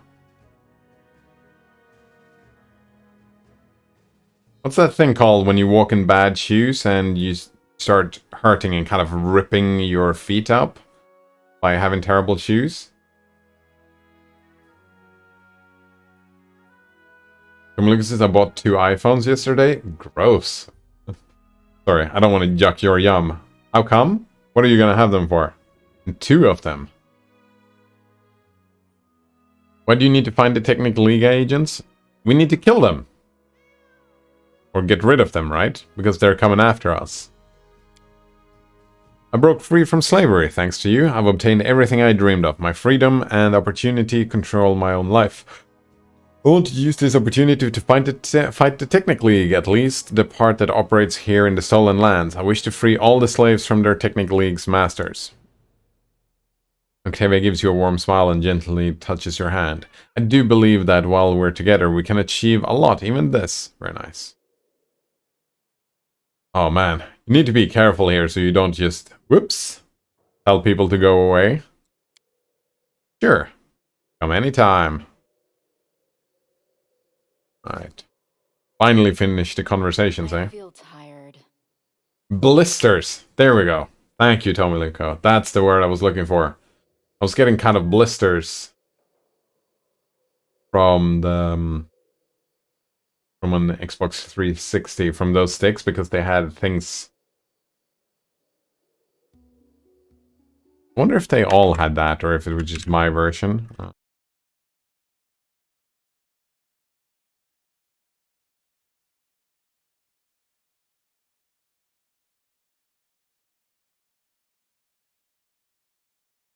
And this is one. Oh, I need JavaScript for that. Oh, yeah, these 4 little things here. I had to rip them off because fuck those little things. Like, those fuckers sucks. I never got, like, severe blisters, but if I kept playing with these things, I would have gotten them. Because fuck those little 4, I don't know if you can see that, but you can look at an image if you don't have it. Gross. And regarding Y2, Y1. I need a new phone, and my daughter will need one too for college, and replacing the battery on her 4.5-year-old phone was not necessarily worth it, yeah. And the offer was very good. Pay $480 per iPhone. iPhone 12. And they're even now still more expensive than that, and our contracts upgraded to 5G for free with that. Shit. Did I pay for my phone? I think 150, 200? A 2-year-old phone, though. Oh, I think we do need to rest before we leave. That's why we ran. Everybody is exhausted, right? Yeah, fatigued. Go to sleep.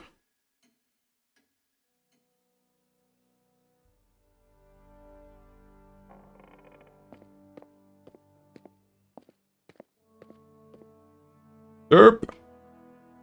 And I think we've had all the conversations that we want to have. Let's check the quest lines. We have the stolen lines.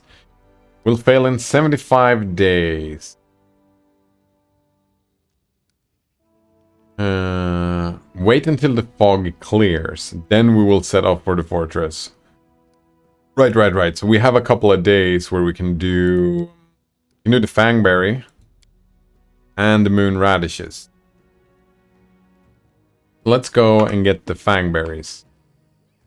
That's a timed thing. We can just go and get it.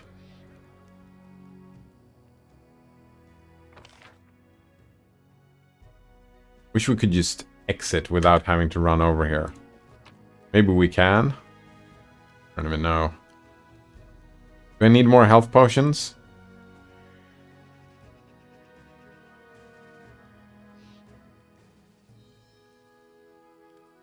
Actually, I think I need torches. Did I sell the torches?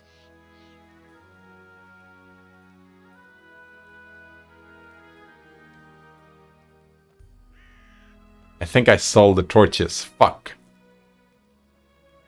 That's just a club. Oh, we have a short sword here that we haven't equipped. The S-stock no one can equip. We have a long sword as well. Short sword and a long sword. Okay, let's check. Does anyone have that? Oh! We're gonna level up people. Look at that. Lucas says, oh, and another reason why too, I get 10% off on both contracts if I buy 2 phones. That makes the phones even cheaper. I figured instead of waiting and living with 2 crappy phones, I can replace them with a Take Now offer. Well, that's what I went with. Nice. Good job. Or good job? I don't even know. Good on you. There we go. I wouldn't buy an iPhone, though. I don't really like Apple. Voting with your wallet and all that stuff, right?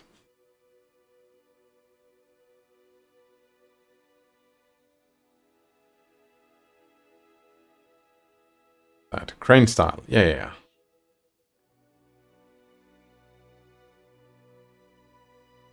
Right.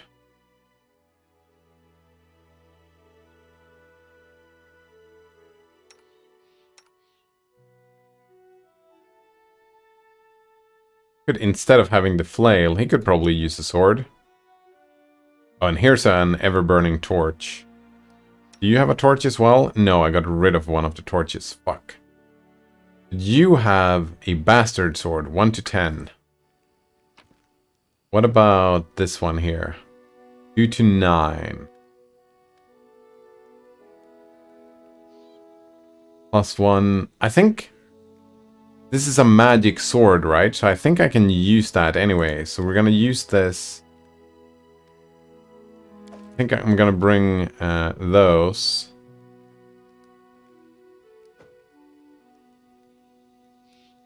Did I get those in my inventory now? I did, yeah.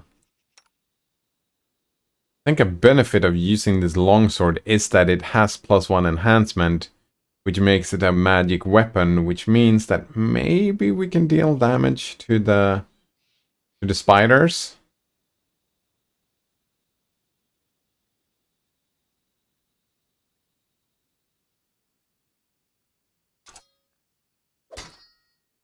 Maybe. 7.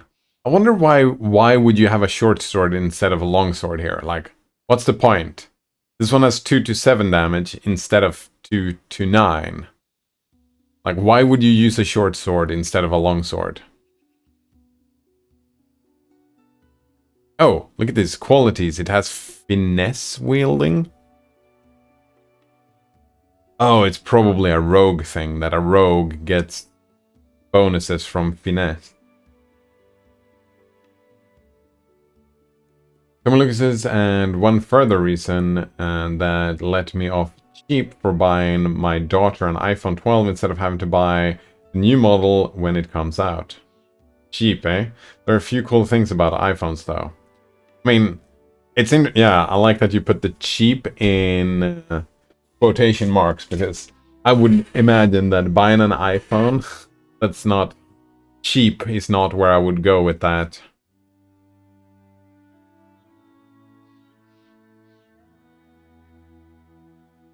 I would imagine the cheap was not it. But this one, the ginormous sword, is magic, so maybe it doesn't work.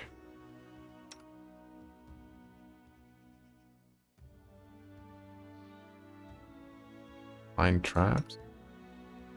Oh, look at that. You can have a short sword as well. You know what? Here you go.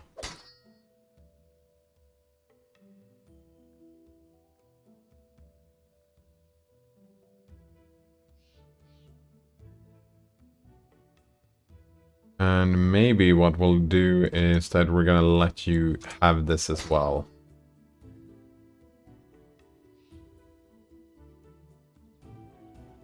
Look at this. Well, there's a difference paying less than 500 bucks over paying 1400 or whatever over the top model costs. Yeah, and there's a difference between paying less than 500 and less than 200. Lucas's, and like this, I can say, well, you just got a new phone. Can indeed. Another one says, I was looking at phones today. I could potentially switch to Graphene OS. Terrible with names.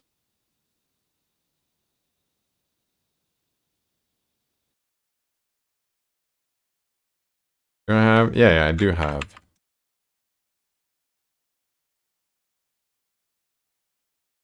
What's the difference between Graphene? Why was Graphene better?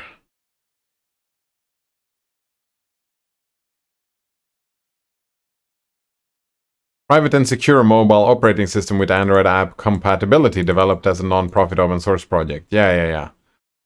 You would have to... It doesn't work on my phone though, does it? It was built... where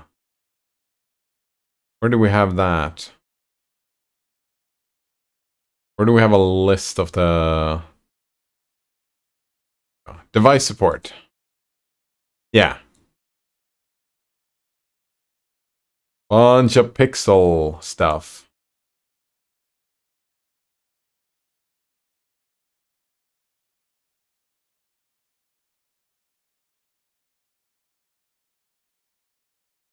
I strongly recommended using Pixel.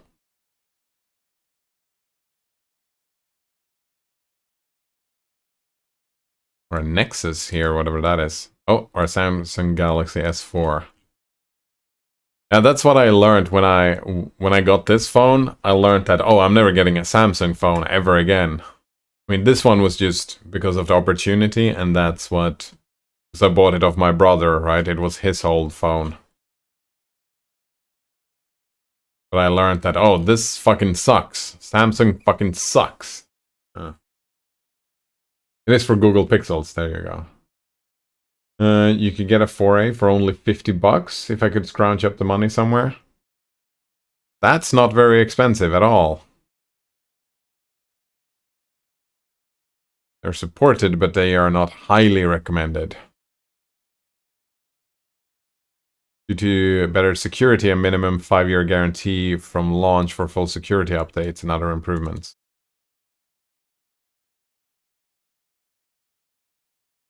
I'm a little bit, yeah, I would probably get a 6 or maybe even a 7. Or maybe I wouldn't get one because fucking Google, man. No. Simulink says, well, Graphene OS sounds cool, but yeah, if I ever go back to Android, I'll make a point of getting Graphene OS. Lineage. I'm kind of hoping that the Linux phone is going to be fine. That's my hope. When I need a new phone, that I could just... Fuck, I'm so terrible with names. What is it called again? I don't remember. Are you gonna keep being a bard? What is this?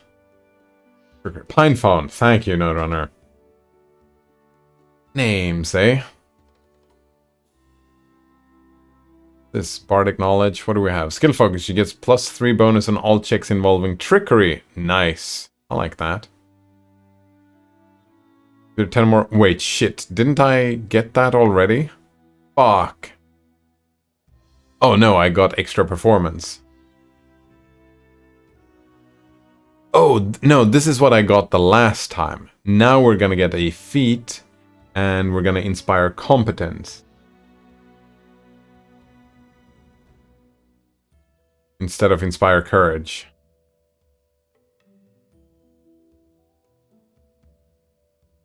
Alright. Get that. Fine. And what else do we have? We have 5. Oof. You're gonna have a use magic device because you're gonna be our magic device user. You're gonna be our trickery user.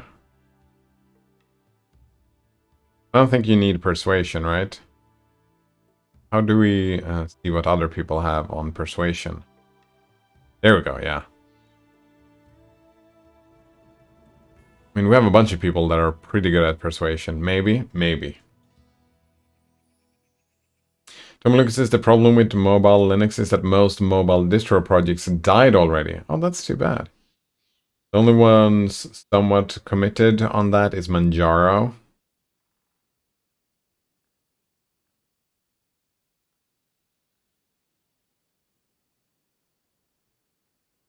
They just died. I'm not a big Manjaro fan, says Tomaluko. Me neither. Yeah, Manjaro has made some strange choices, which is just like, maybe I don't care. No, says I thought UBports just released a new version. UBports. Haven't even heard of that one. UBports. Also, I'm seeing more mobile packages and Nix packages. Sweet. Try that again. Freedom does not exist without real choice. We live in a world that is rapidly taking away one of our core values. Freedom of choice.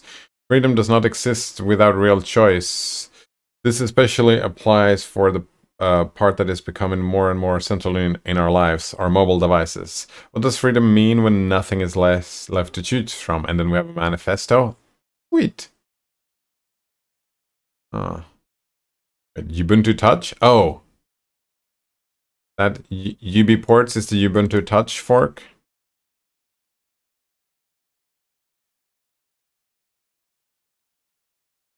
Pretty neat. And I mean, there are people like the Pine people and the other one, Librem 5. Is that what they're called? They're making software for the phones as well, right? For the Linux phones. People are working on it. I mean, maybe the distro projects are not doing great, but we're still in early adopters, right? It's gonna take a while until it's viable. Someone says, which poison do I take? You've been to Manjara. You take Nick. Oh, cool. I get to... Oh, cool. Today I get to work with the guys from the CERN Hadron Collider. Whoop whoop. Oh, that's fucking cool. Made my Monday better immediately. That sounds fantastic. Oh, I hope you have a good time. And getting a little bit starstruck. Right, what do we do? What do we do? Do we do knowledge?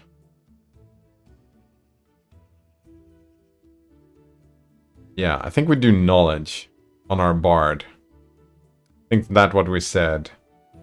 Magic devices, knowledge, and trickery. Then we have one more point to spend on...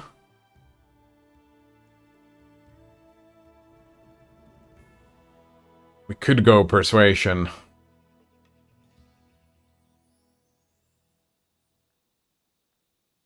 Yeah, that's what it looks like I have been going for, right? So we just keep on going with persuasion. Because it's the bard, right? The bard is good at talking. And the bard is, like, if we get charisma... We only have 16 charisma. If we can boost charisma, we're gonna get even more persuasion. So that checks out. And use magic device we get from charisma as well. That's fantastic. I like that skills. What do you have? You're good for everything. Do all the things. Someone Lucas says stuff like that makes me love my job. Fantastic. I would imagine. Alright, and then we get to choose lingering performance, right? Oh, but that means that we're gonna start the performance and turn it off, and start it and turn it off. Start it and turn it off.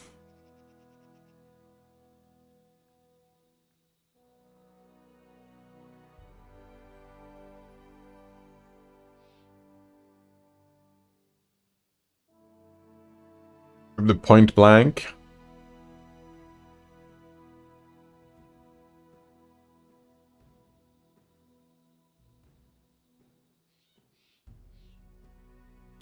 Focus weapons. You know what? I don't even know if we need lingering performance when we have the extra performance.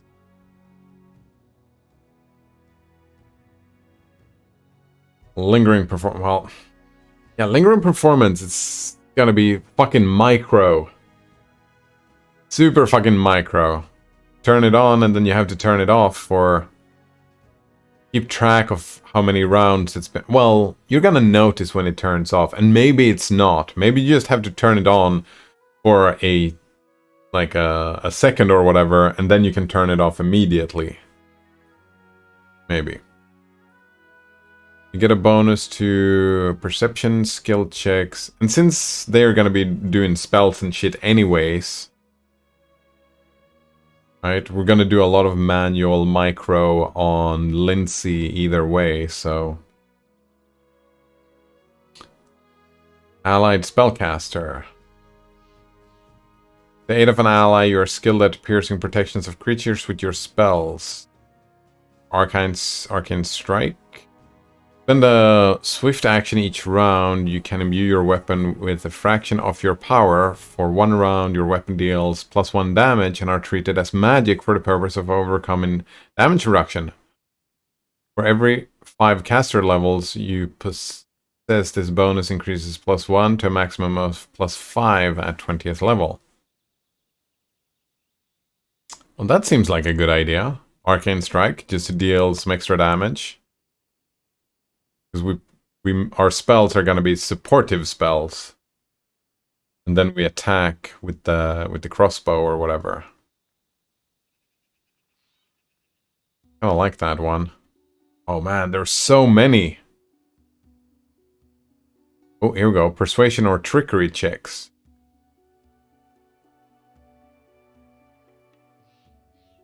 Man, so many trickery things, eh?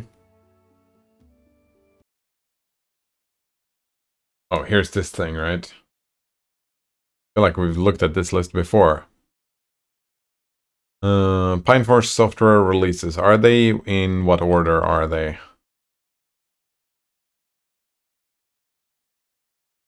Do we have like dates on this? Alright, this page contains a list of all available releases for the PinePhone in alphabetical order. Note, some releases may not have a good setup for the blacklight or low brightness. If configured too low, the blacklight shuts down completely, but the screen is still displayed and usable in bright front light. Oh, pretty neat. See the PinePhone installation instructions, how to install the operating system, how to update the phone. How updated is this list?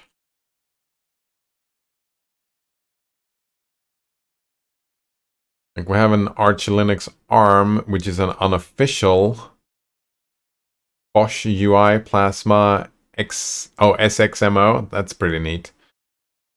Another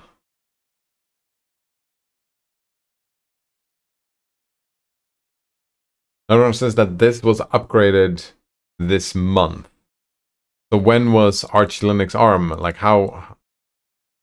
Ah, here we go. Get both stable and test build as GitHub releases. Oh, you were talking about Arch was updated this month. Yeah. That seems to... right? Seems to be quite a bit of work going on here. Then we have Expedius OS. Nice. A fork of Void Linux. I don't care about that. Fedora has one.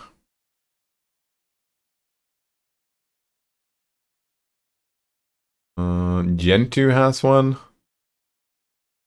There are unofficial Gentoo overlays with... Actually, that makes sense that Gentoo would be pretty good at this. Yeah, there are no images. The images must be built manually, exactly. Picking the kernel bootloader and stuff. Yeah, the Gentoo root. Of course. Glowdroid. Fully open source port of Android and Lineage OS to the PinePhone. Actually, that's... how's this looking? Yep, I mean, they're still working on this. Releases was March 25th, 2023. Yeah, that was just a month ago as well. Because, I mean, sucks that it's not Linux or whatever, but a working PinePhone might be a good idea, like if you really need, if you are dependent on some Android apps that might not work on Linux, maybe you can make them work through PinePhone. That actually makes me happy. Oh, features overview. Bluetooth doesn't work and GPS doesn't work. Oh shit, no Bluetooth though is a problem. Oh yeah, the wiki page was updated this month, but so was the Arch and which one was one? Was I looking at this? Glowdroid? Yeah, releases, right?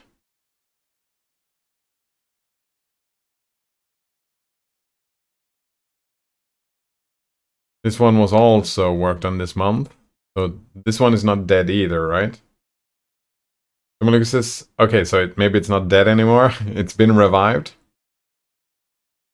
Another one says maybe it's time to pull out the PinePhone and see if I can get a good usable setup, right? Maybe. You have Kali Linux for the PinePhone? I'm not interested in that. Loon OS, multitasking OS that runs on Linux, based on HP Palm Web OS. LG stuff, don't care about that. Memo Leste, trimmed down version of the Debian for mobile devices. That seems pretty neat. Manjaro was like, Mobian, probably neat. We have like a date on this thing. Mobian image download weekly. They have weekly updates. Thing. Bunch of stuff from 2022 though. Maybe. No. Actually, Kali Linux sounds really interesting. I mean, it could be. It's not for me. I've given up my my thoughts of being a hacker man, but I would imagine that. Wait, where did it go?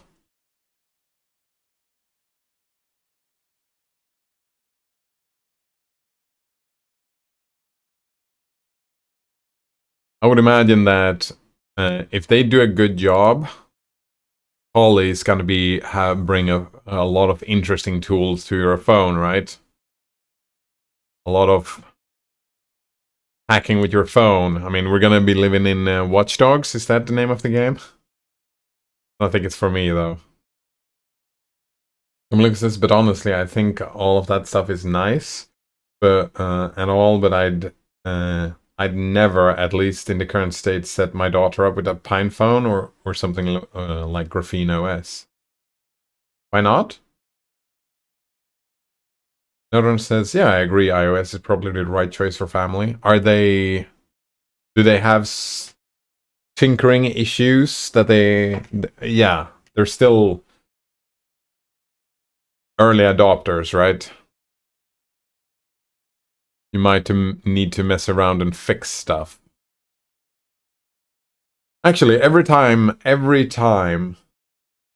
that someone has problem with their phone, they come and ask me to fix it, and I always run into iOS, and I fucking hate it.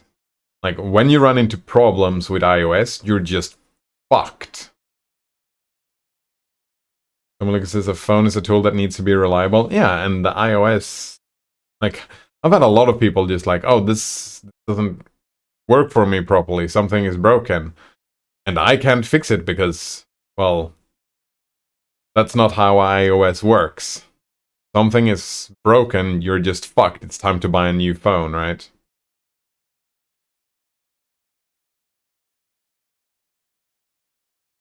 Most of the time on iOS, there are no big issues. Maybe. Notices that Sailfish is another OS I'd like to use. Oh, we're not down to Sailfish yet. We're at Mobian. Oh, wow, there was a lot of stuff about Mobian here. Nemo. Oh, here we go. The open source build of Sailfish OS with an open source UI called Glacier based on Manjaro. Wait.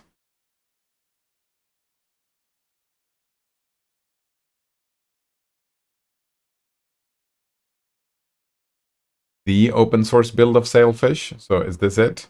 But it's built on Manjaro. I'm confused. Says, no, that's actually not true. There are many things you can do with iOS to repair it. Even let you download new images to complete wipe and install with a freshly downloaded image you can't do on a non-rooted Android device.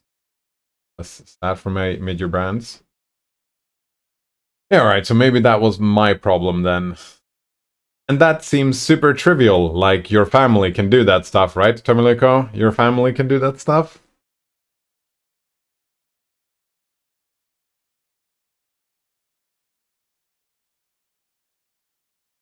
NixOS! Here we go. There's a guided installer by Mobile NixOS project. Installer image, get started page. Project Home, Mobile NixOS. Oh, this sounds neat, isn't it? Quickly becoming a reality. Look at that.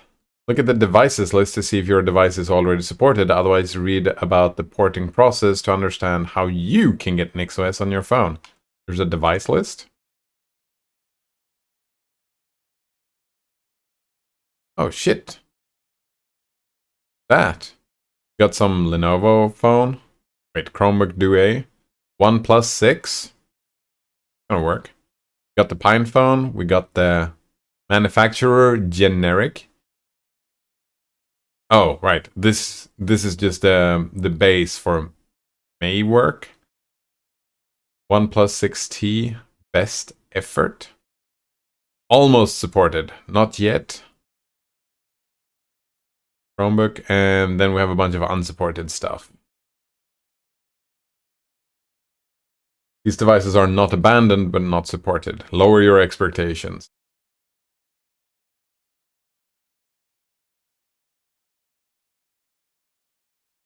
Wonder if the PinePhone and the PinePhone Pro are those gonna be the same, or is it just the PinePhone?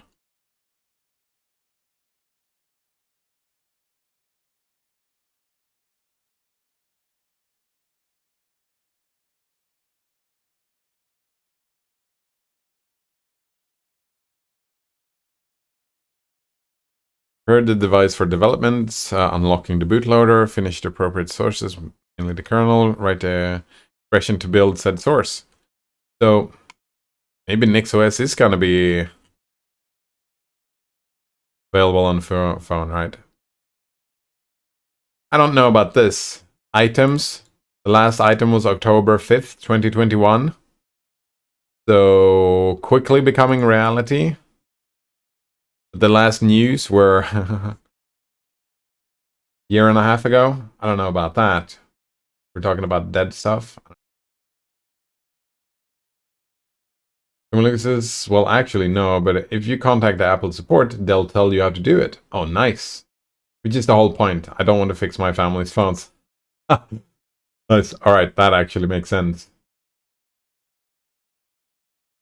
Notice that one and only time I ever had a serious problem with iOS was an iPhone 4S that randomly died for no reason. However, that's a pretty rare, and almost all my iOS devices has continued to work well past their supported by Apple date.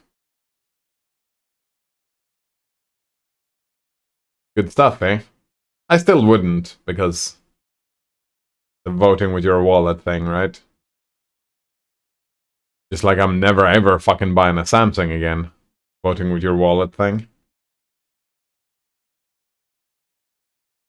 Someone looks at this on, that's also one thing I like about iOS.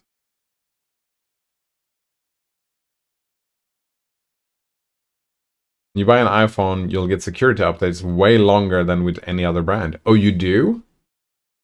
Oh. That's pretty damn neat. I didn't know that.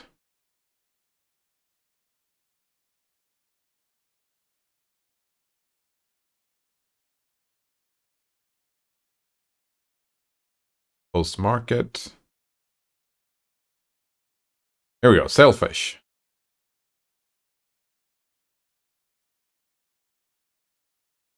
Mirror Wiki. PinePhone Wiki page. I mean, they're... IFOS. I mean, some of these might not be the greatest, but there are a bunch of... There are a bunch of projects, and since this wiki page was updated this month, maybe it's not an oversight, right? Maybe they updated one of these specific things, so maybe some of these are just gonna be, maybe not. Well, I don't know.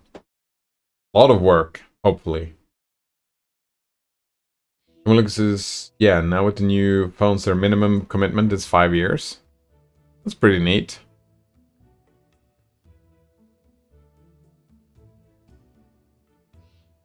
Alright.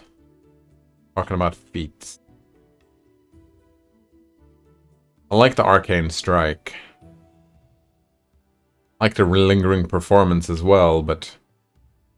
I like weapons finesse. Well, we haven't decided what weapon to do. You may use your dexterity instead of strength. Oh, no. No, the plan is to be point blank, right? And weapon focus, right? We're gonna be... Oh, we can choose spell focus. Look at that, spellcaster. Yeah, we want to be a spellcaster. Hopefully. I don't even know, do we get spellcasting stuff? Right, we got a bunch of feats, but... we've got Bardic Performance, Fascinate. Actually, it doesn't look like we get new spells.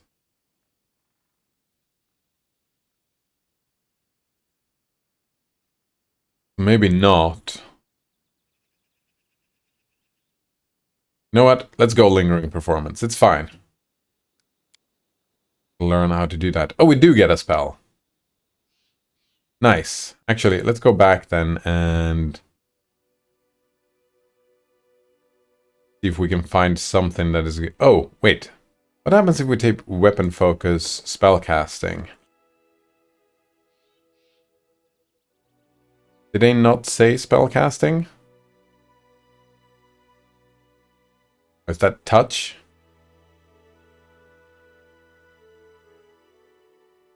Oh, I see. You can cast raise. But it's different types of spells. I see. Let's not do that. We could go for the crossbow, but let's not do that yet. Could go allied spellcaster, perhaps? Hail Santa, says Melanol. Hail Santa!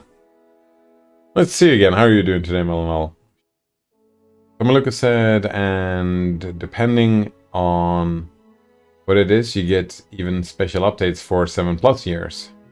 For example, recently my iPod Touch Generation 6, which is out of support for several years now, got a security update. Would you look at that?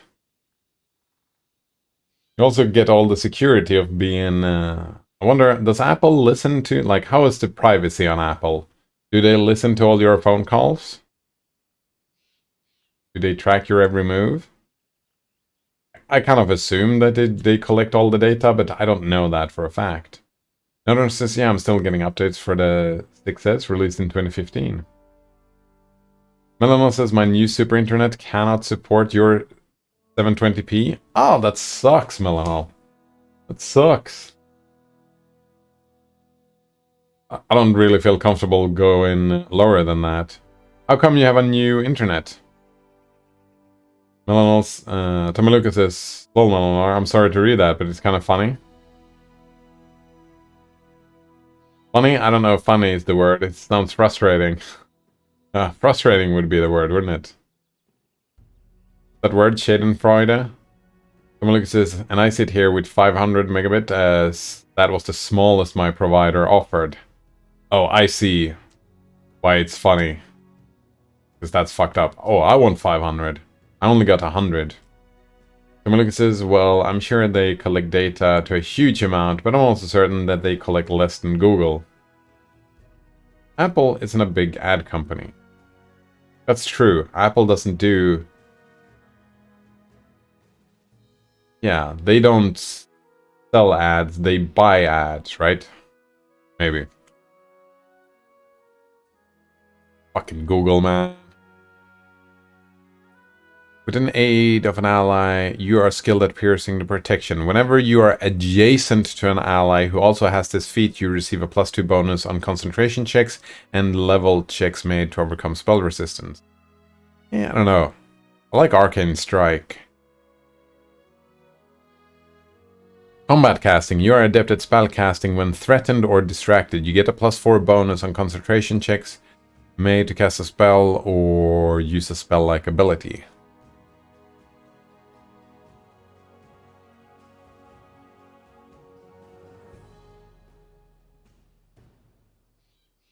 Persuasion and trickery skill checks. If you have 10 or more ranks in one of these skills, the bonus is +4. Deceitful seems pretty neat, isn't it? No one says they do some ads, but I wouldn't call them a big ad company. Right, yeah.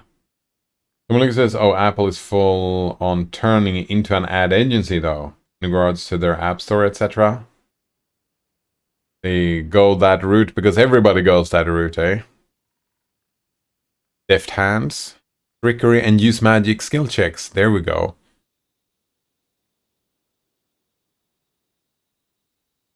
Oh, deft hands. I think that's what we're going for. Elemental focus. No, let's quick deft hands for now. What else do we have? Urines. Exotic weapon. Wait, extra performance? Oh, we already have that.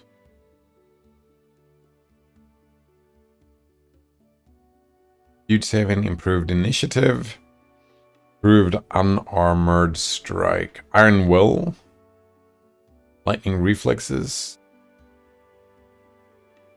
Meta magic and power spell. You can use the power of your spells to cause them to deal more damage. We don't have any. Oh, we have a bunch of different meta magic though. Extend. Oh, extend. I like that. If we're gonna debuff people, right? Hideous laughter. Extended spells uses up to a spell slot higher. Oh. Persuasive. Kick it off. Shield focus. Shield wall. Skill focus. Oh, spell focus? What is this? School of Magic. We don't know that yet. So many... there's so many feats we can pick from. With the new maps feature. I mean, it's amazingly cool what they're doing with their ads in maps, but it's also a bit sketchy. Cool what they're doing with ads. That only cool thing I would imagine about ads is having less of them. If they're not having less of them, then it's not cool. Right, as the ads are 3D models of the buildings and make maps feel a bit more alive. Yeah, fuck that. That's not cool at all. That's super manipulative. It makes that especially that part of the map feel more alive. You can turn off this feature. Oh, you can turn off the ads? That's great. I love turning off the ads. Because ads are the fucking worst. That's a cool way to do ads. Have a turn off button. Like, turn off all ads. That's cool. Only in 3D mode. Throw anything. Nice. Arcane armor. Deadly aim. Wait, really? They don't recommend deadly aim? Why not? Because I have... Oh. Because we don't have dexterity. Yeah, the weapon is like a... We probably don't want to focus on the weapon. We do want to use magic, device, skill checks, and trickery.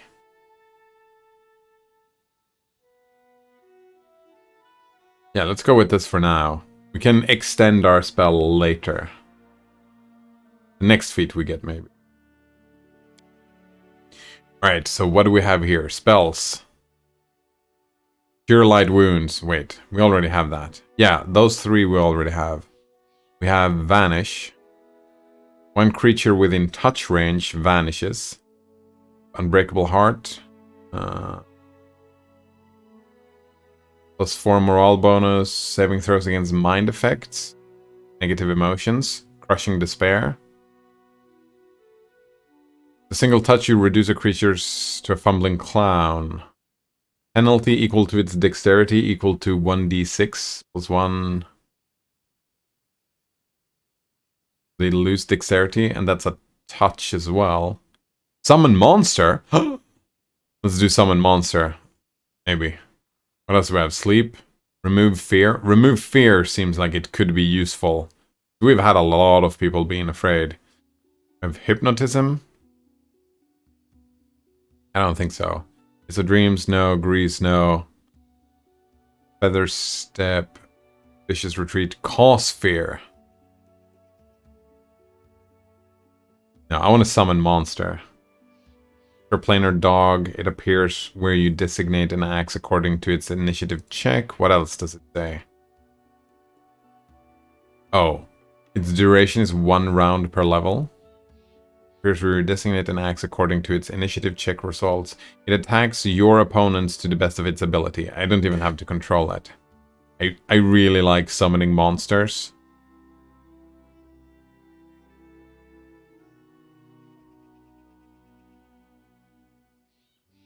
However, since, yeah, these are spell slots, right? I would probably...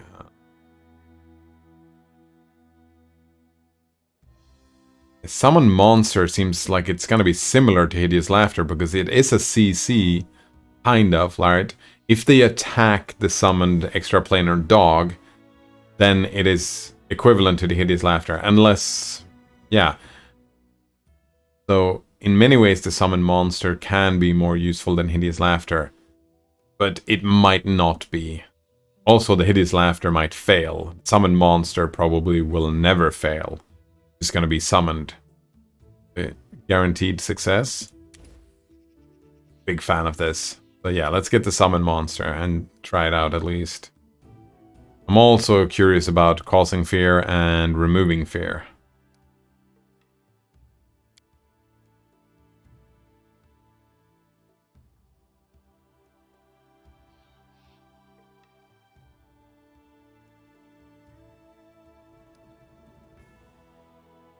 Complete. Very nice. What else do we have? Well, it takes a while to level up, but I assume it's these levels. It's gonna be far between all these level ups. Lucas says, and I don't say that Apple is better than Google. I just like that I don't have to worry about security updates for my family, and I don't really have to deal with their issues. Yeah, I mean, they're both trash, right? At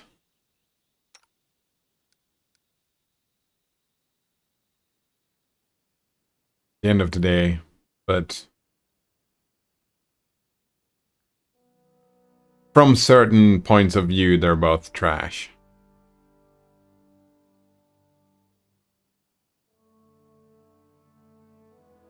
Oh, this is interesting.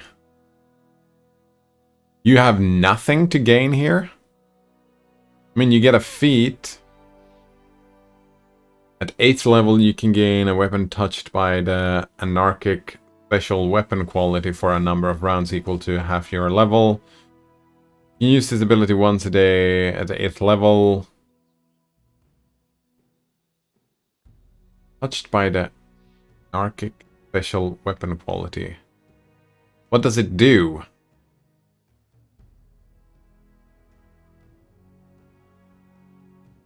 I'm assuming we want to go up to here, yeah. We have 2 levels in Cleric, we're just gonna go up here, maybe level 9, and then we're gonna multi-class. Maybe we should multi-class even earlier.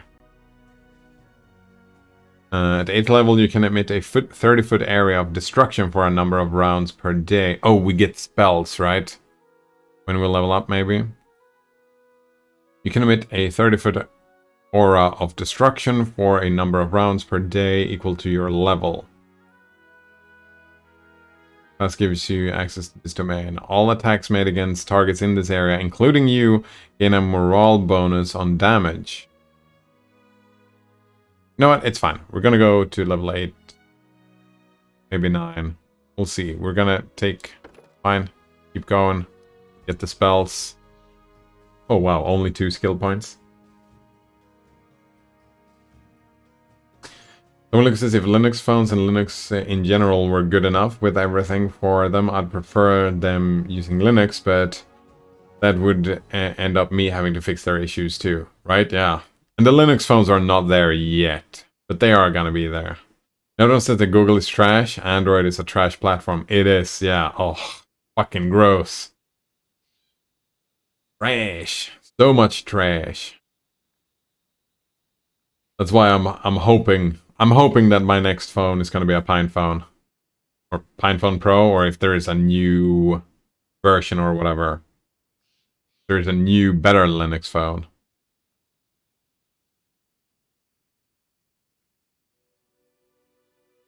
Malika says they can use their Windows machines and MacBooks, etc., and I can send them to their local repair shop. No, hey Tommy, can you fix my Ubuntu because I installed this PPA from 2014 and it broke everything. Well, that's the thing, right, Tomiluko? If you use NixOS, you can just set up NixOS for them and they can't break it. Or I suppose they could, but you can have them as a user, right? And they have to use nix-env or whatever to install stuff, but not actually mess around with configuration. Dominic says, but I don't want to do anything for them. Oh man, that is rough, isn't it? He's like, oh, fuck them, I'm not gonna be helping them. That... I mean, we are going lore religion here. I'm a little bit worried that some of these people are just gonna leave me if I focus too much on one person just doing this. Oh, Tristan has lore religion as well, so that's fine. Maybe having two people that are good at something is fine. Lucas says, don't help family and friends with IT stuff. What's the argument? Why not, Tomiluko? Why not? Same thing for painting walls, building furniture, etc. Why not? Why don't you help family and friends? We've been talking about, where have I heard that? Like, oh, every family should have a doctor and a lawyer and a handyman in their family, right? So you can help your family out. Aren't those things great for building family cohesion? Because you won't have any free time anymore.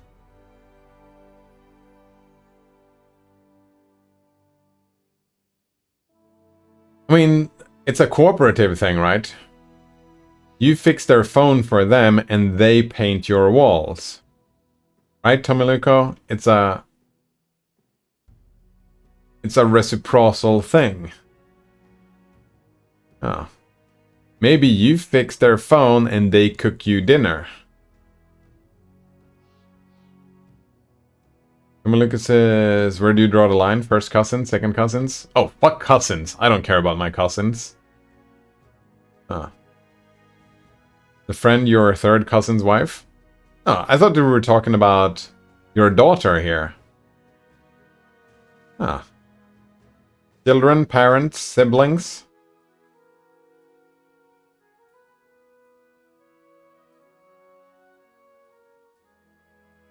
Tomiluko says, oh, for my wife and daughters? Fine. Yeah, I thought that was what we were talking about, Tomiluko.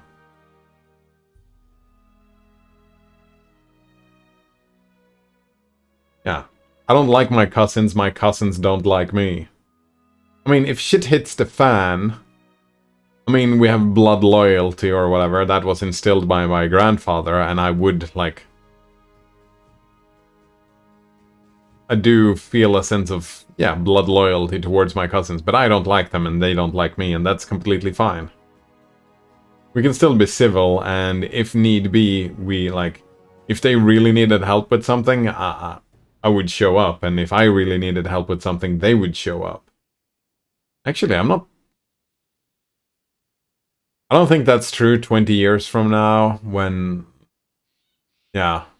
20, 30 years, when my well, I don't know how long my grandfather has left. He said that 10 years, that's his goal. He has 10 years left. So let's say 20, 30 years. Then maybe I'll never see my cousins ever again. Even if we needed help. No says, now that I made a blanket statement, let me say that Android is a platform infested with malware. It is incredibly insecure by default with a million devices, all on different patch levels, also a nightmare for developers to target, also a big technical disaster with app not responding dialogues, yeah. Also a consumer nightmare with devices being shipped without the ability to root or flash your own firmware. I could go on. Yeah, that's trash. It's trash. I'm with you, NodeRunner. Didn't even talk about all the... Oh, actually, was that malware? Was the Google malware we're talking about? I was going to talk about the tracking, but that is the platform infested with malware. Come look at the notice as factual. Factually trash. Not opinionally. Opinionally trash. Someone says, I thought you meant for the greater family, sorry. I mean, families wherever, like, some people maybe have a close-knit family and close with their cousins and whatnot. And if that's the case, that's fucking great for them, right? But that's not me. Like, the family is where you draw the line. Right? You draw the line where you say, this is family. I draw the line where I say, this is family. Steve over there draws the line where Steve says family, right? So, it's wherever you draw the line.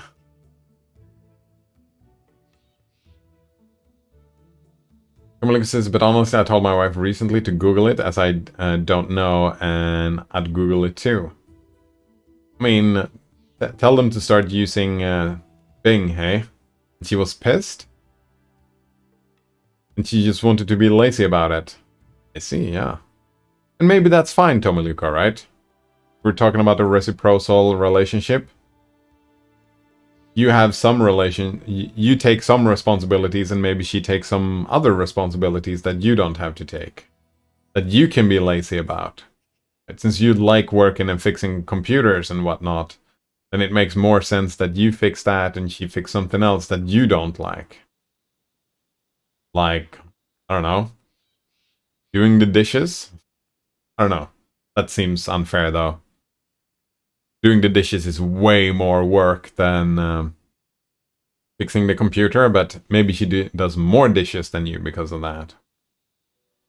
Oh, and on Android, the malware often comes already pre-installed before you even turn it on for the first time. Yeah, exactly. That's what I was thinking as well. Come look at this, I'm thinking of all the bloatware installed, it's basically malware. Indeed. Gross. Another one says, even if you love Google and want them to live on your device, you're still getting all the malware that comes with your device and the malware that infests the Play Store itself, which became so bad that they had to add their own antivirus into Google Play. So bad, so bad. Lucas says, I do the dishes most of the time. Well, there you go. Then you have another responsibility that you do most of the time. And she has to have other responsibilities, right? That she deals with then.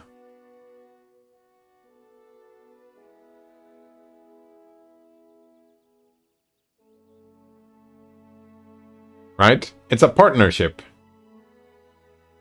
You divvy up responsibilities. That makes a lot of sense.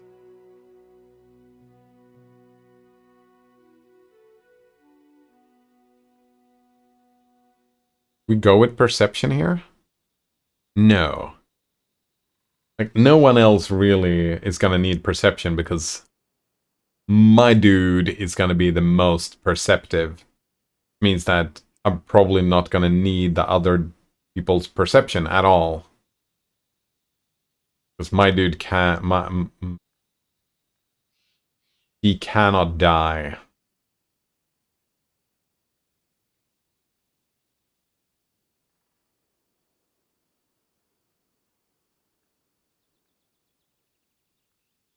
So, I mean, we have Lore Nature.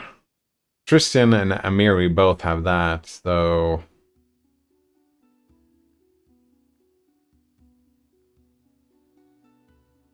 maybe just get the... athletics? Sure, whatever. Just get something random. Doesn't matter that much, I don't think. Oh, and then we've got a feat going on.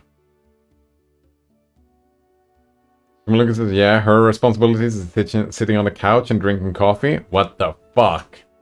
That doesn't sound very reciprocal at all, Tomaluko. However, I do know that something that is very common in relationships, and I've seen... actually, I don't know that, so I haven't seen statistical analysis, but I've noticed that trend. This is just anecdotal evidence.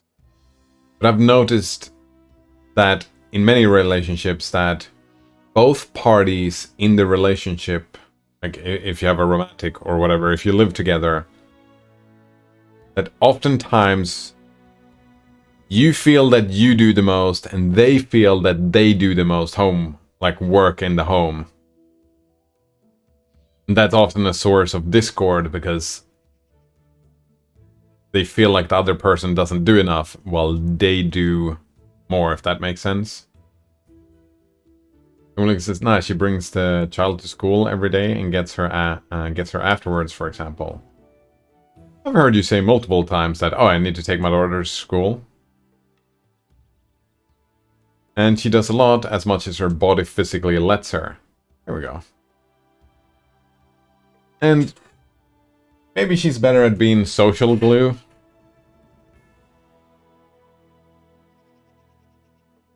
That's sexist, I know, but there is a trend. Like, it makes sense that women would be better at being the social glue or whatever. School of Magic. Right, the spells are chaos, right? Oh, actually, no, we want weapon focus because he swings the club around or whatever. Shit, I don't even know. I don't even know.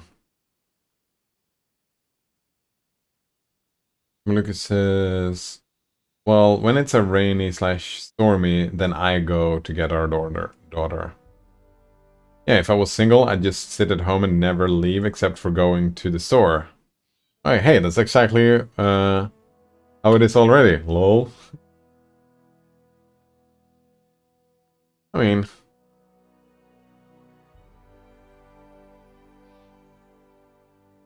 that's kind of how, well, I actually have been going out more and more lately.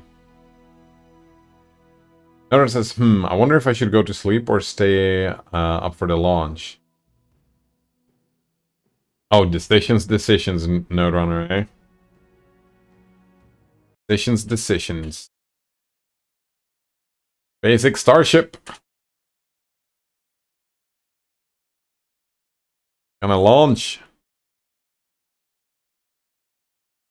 Cool.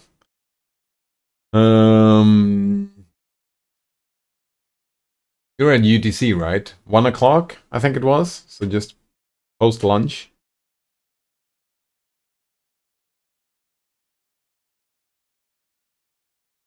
You know what's gonna happen, right, Node Runner? You're gonna decide to stay up, and it's gonna be delayed, and then it's gonna be delayed again, and then it's gonna be delayed again.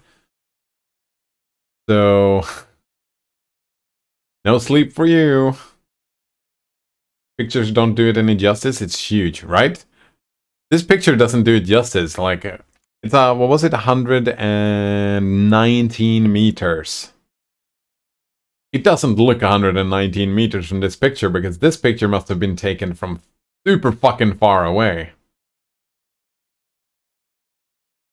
I agree, because 119 meters, that's fucking big.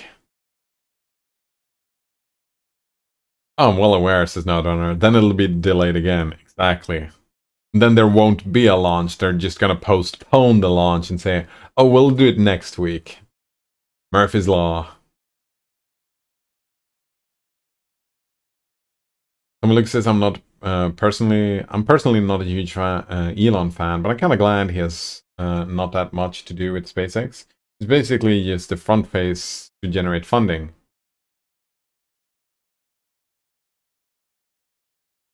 As I understand it, he's gone a little bit nuts. But I liked a few, like, I think he has done a lot for society. Like, done a lot of work to the coming of the electric vehicle, right? The electric car. And space exploration. I mean, he's been part of it. I don't know the names of the developer. Oh, yeah, I've heard that. Someone was mentioning that's how we view history, though, right? We look back at history and we say Tesla did this. We say that Edison did this. We say that Elon Musk did that, but... Oh, right, and we say that Alexander the Great did this, and we say that Napoleon did that, and... I mean, that's not what actually happened, but that's the lens in which we view history. History in the making is gonna be a lot of Elon Musk, even though that is not actually what happened, right? So the character Elon Musk is a representation for all the work that was put into these things, rather than the actual person themselves, right?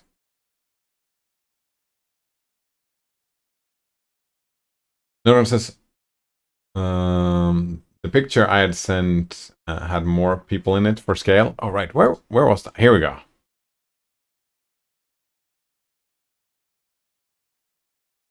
Oh, it doesn't have the... It doesn't look the same as this one. Oh, it's on from the other side. It has more people in it. I don't fucking see the people.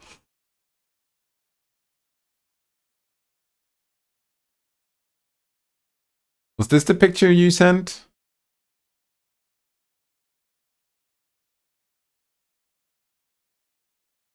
That's a penis. Wait, are you sure? Said it has people in it. I don't see a single... People are right there at the bottom.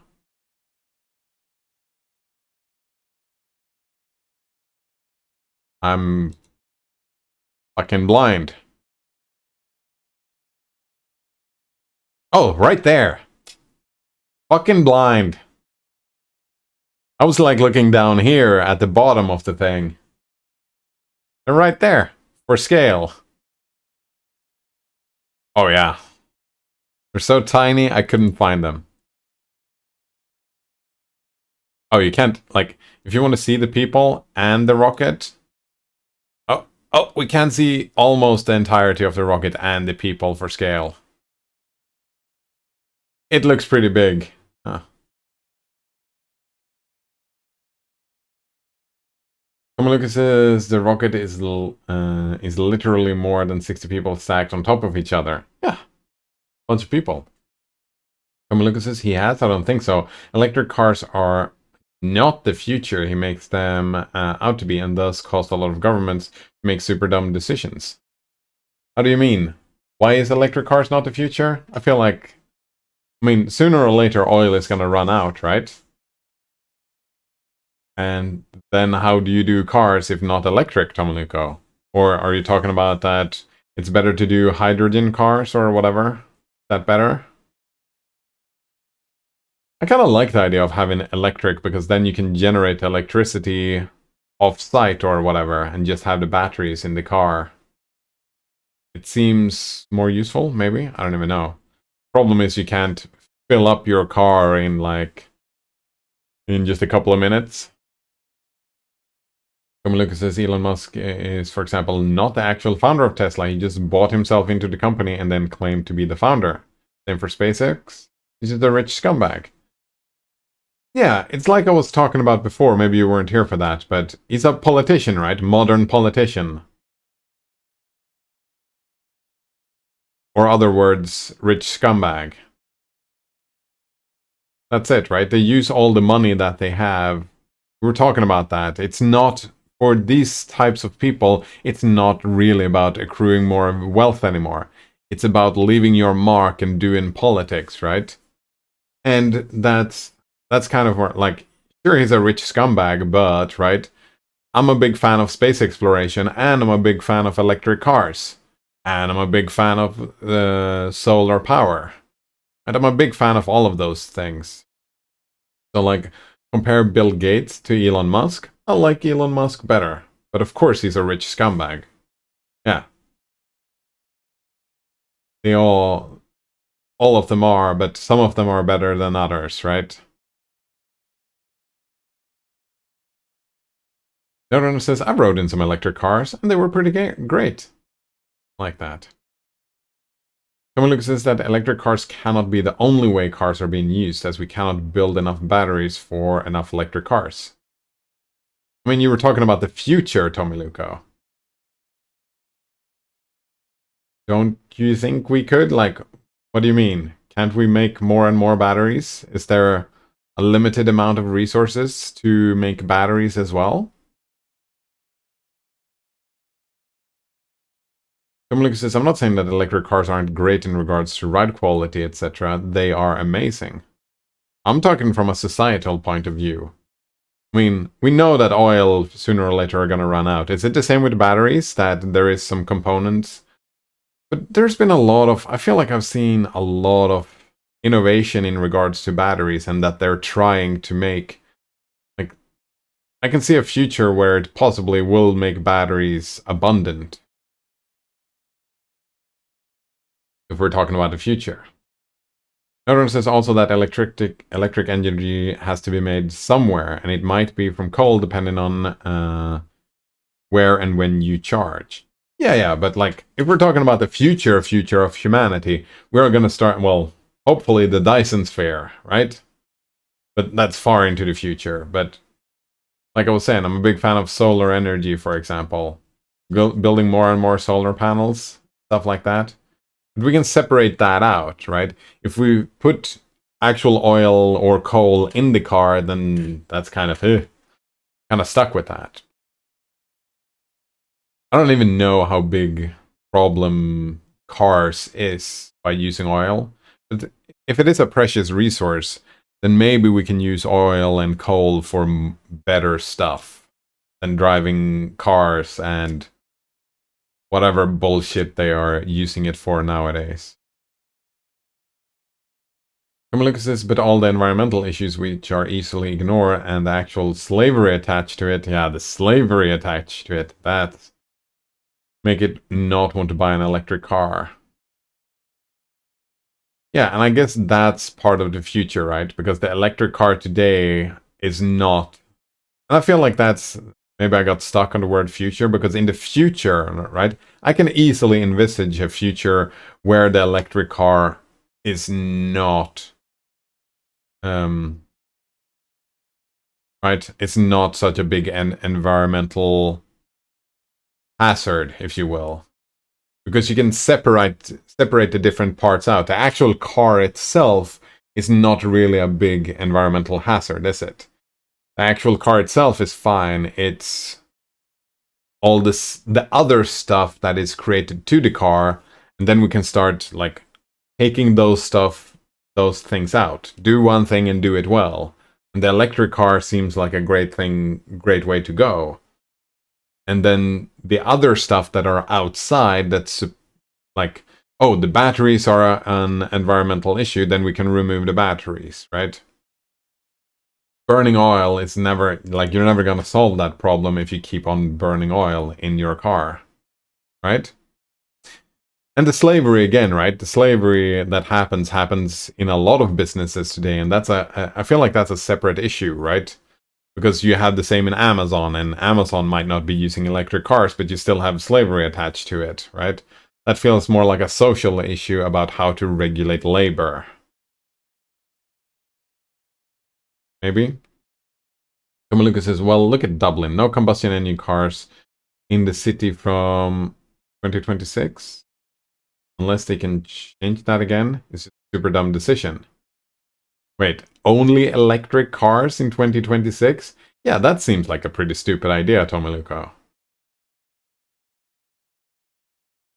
I mean, let's put that number to 2046 and maybe that seems more viable, right?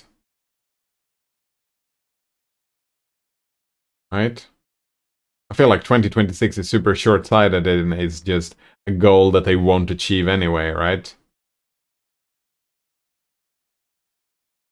Notice says that electric car batteries can be made with sodium-ion technology, and that is getting feasible. Sounds neat. Sounds neat. But that, Tomiluko, is not an argument against electric cars, right? Oh, 2026 is a stupid idea. Sure, that's a dumb decision. That's not an argument against electric cars or saying that electric cars are dumb for that reason, or that the future should not be electric cars because they made that decision. I don't understand where you're coming from with that. Kamilika says, and then there's the minor issue of batteries not performing well in at all in the cold. Yeah, loosen about 25% at freezing point, and from then on drops huge for every degree colder than that.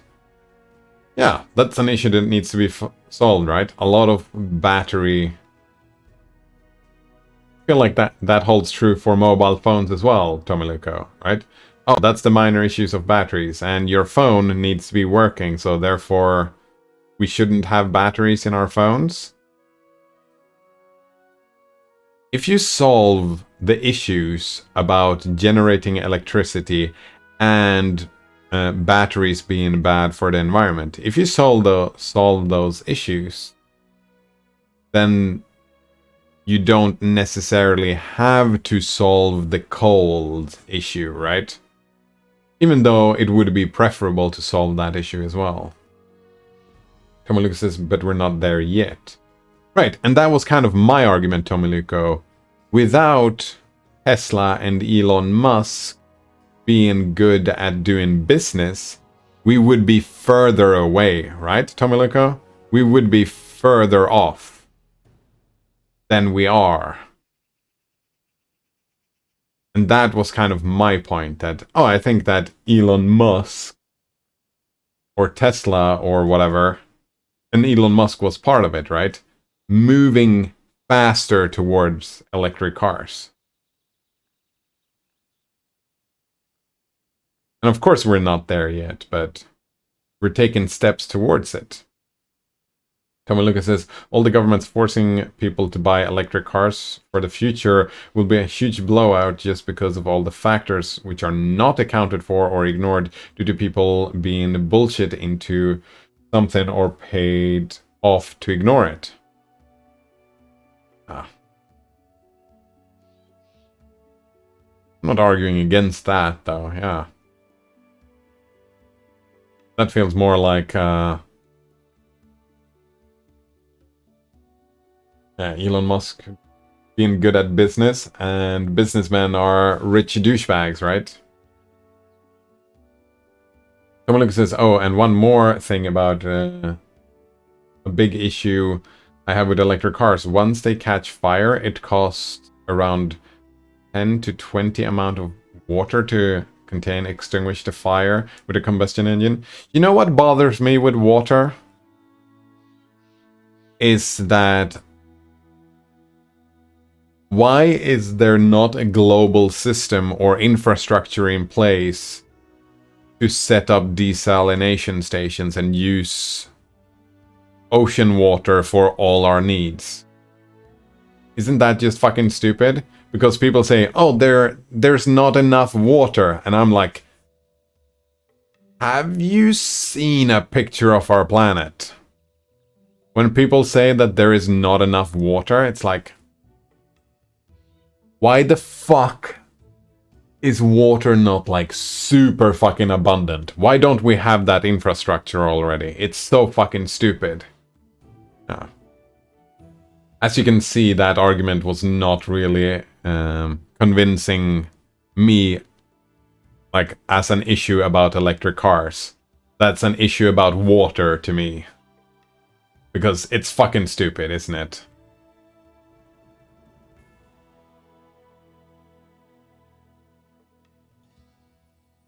Tomiluko says, yeah, but that's what I meant. Due to people like Elon Musk and the hype and all the BS and the corruption attached to the whole BS causes a lot of issue that I can guarantee you. Oh, yeah. I'm definitely with you, Tomiluko. And without Elon Musk and the people and all the people doing the electric cars, we would have the same BS and corruption with oil cars, Tomiluko. So isn't electric cars, like moving the future towards electric cars, preferable rather than being stuck in the status quo?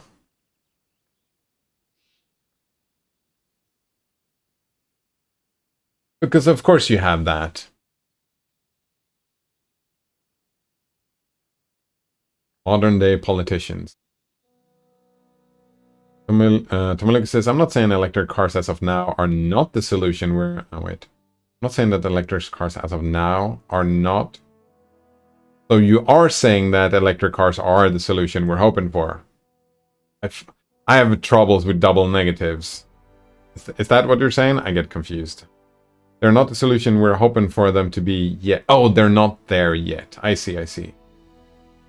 That might change soon, hopefully, why not? But as of now, I have issues with them on several points. Oh yeah, and that's fucking great, Tomiluko. And these issues needs to be addressed, right? And I don't know, like, I don't know how many people you would find that would disagree with you that electric cars have issues that we should try and solve. Like, are there actually people that say, oh no, electric cars today are fucking great and they don't need to be improved anymore? I don't think I've ever heard anyone have that attitude. I mean, some people probably have, but That sounds pretty stupid to me. Yeah. And I would imagine, like, if we're trying to be charitable, I would imagine that a lot of people would not take that stance. Sure, a minority would, but it would probably be a minority, right? Nodon says diesel engines are hard to start in the cold, right? Yeah. Like, we'll work around it. Indeed. Colin says, wah, a bowl of wah. Yeah. Or, you know, rainwater? I mean, rainwater is not dependable, right, Coleman? We don't know that it's gonna be raining. Maybe there'll be a drought. That seems unsustainable in a way. But the oceans are not gonna disappear, right? The oceans are just gonna be there. Lucas says, as you would contaminate loads of water sources with salt. I feel like I used the word desalination plants. I feel like that was a key point. Why don't we build an infrastructure with desalination plants all over the world to make water abundant everywhere? Then we can use the salt and put it in our food or whatever. Like, we're gonna have an abundance of salt that we don't know what we're gonna do with it. I guess we just dump it back into the ocean. Then we keep this selling it just to balance it out or whatever, but... yeah. Oh, actually, that's a great thing. That would make salt abundant as well. And salt is super fucking useful, so we have an abundance of water and salt, which we could have free for everybody. Everybody has free access to water everywhere and free access to salt everywhere. That would be fantastic. Coleman says the water that rains down from your head is good for you if you filter. Oh, I didn't get that joke. Nice.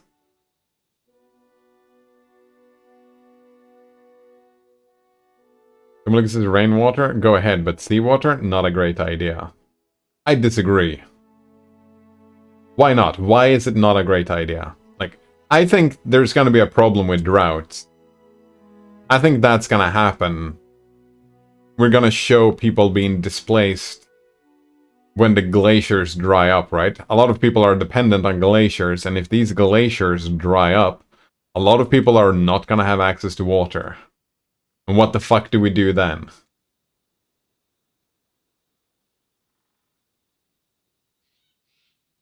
Coleman says, but yeah, the electric cars are still kind of shit since they don't even really blow up so much as if you just went ahead and replaced the battery with a large thermite brick going off the hood. Proper explosions. I feel like I've been tricked by TV about cars exploding. Actual cars in real life, when they explode, are not looking as cool as they do on TV. Lucas says, the issue is that lots of influential rich people love their electric cars and live in rich people California, etc., where a lot of issues for electric cars do not apply. Yeah. Fucking modern day politicians, eh, Tomiliko? And thus the hype gets started. Gets with goods and bads. I think my preference is a future with electric cars, so I think from my like pros and cons, I would go further into the pros and less into the cons. That would be my emotions on the thing. And it's fine that if you have different opinions. Completely fine, and it's, I think society becomes better if we have different opinions. Oh, a boa. Oh, I was thinking that we were crying tears here. I completely missed that. Yeah, a boa. Right. Boa. Right. I was thinking you were talking about like the rain from your head, right? Teardrops and whatnot. But people are complaining.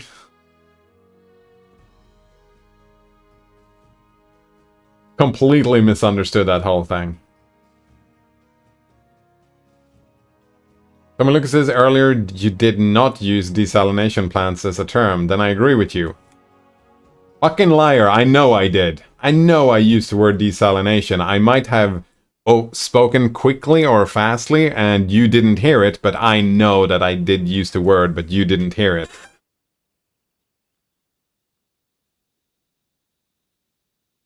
So I'm just pointing that out. Because that's my whole idea, that I want desalination plants. Actually, somewhere that when I thought about this, that was some time ago.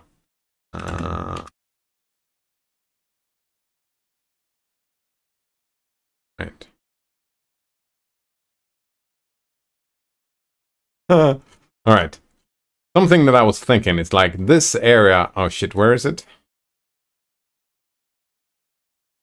Right, there's like a big fucking areas. I don't even know, but like there's a bunch of areas along the coasts here that are just people don't live here, right? They're just completely fucking empty. What if we drag just large fucking pipelines and just drop the water out and let the heat desalinate them?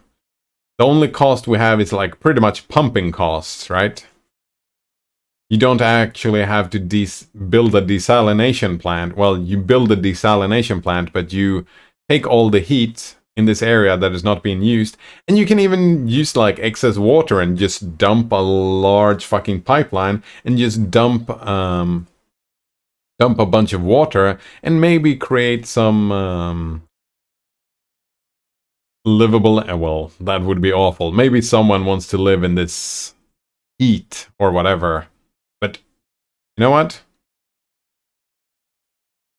That's what I was thinking. Because, like, if you want to desalinate over here, like where I live, it gets cold, right? And you probably have to spend a lot of energy to heat it up to be efficient. Maybe you don't have to. Maybe you can just let it evaporate over time, but that would take so long for not a lot of water. Well, during the summers, I suppose you could desalinate a bunch of waters, because it still gets hot during the summers. I don't even know.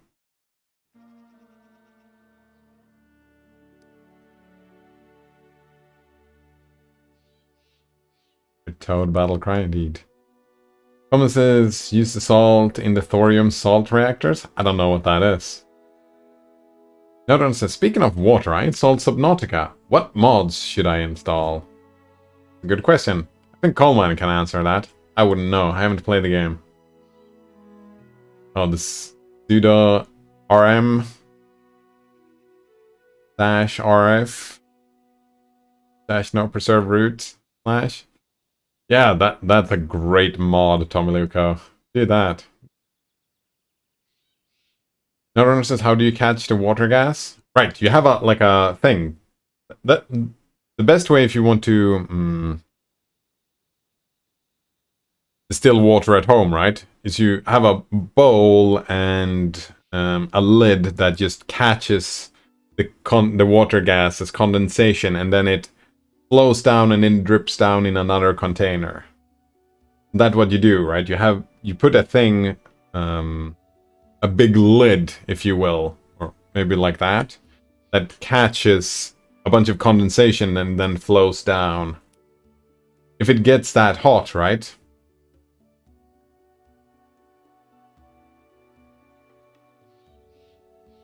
Not RF? Wait. What does RF do? Recursive. Yes. You need recursive, and F is for force, right?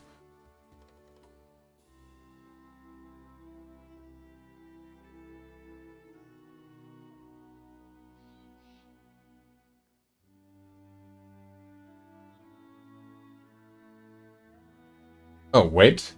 I thought it was dash RF. It just... I didn't even know. I'm getting confused. Coleman says, I think that's called water vapor, unless you mean electrolysis kind of gas. Vapor. I mean, it is a gas, right?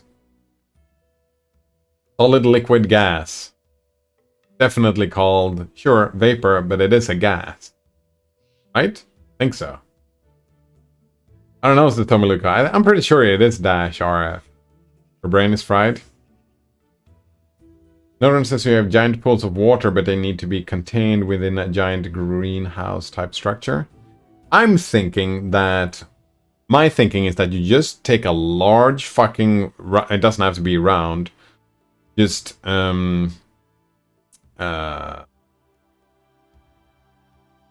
what's it called? I mean, like you do desalination nowadays as well, right? They actually do that to create salt already, pretty much. That you just dump a pretty thin layer of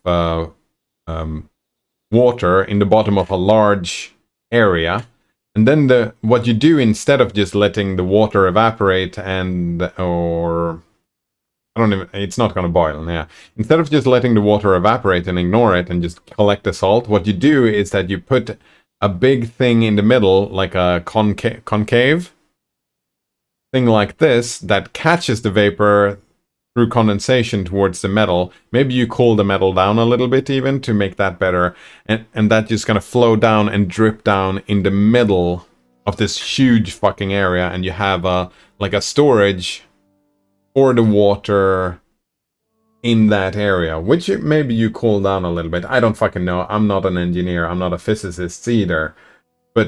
And then you can pump the water out from there. Clean fucking distilled water, right?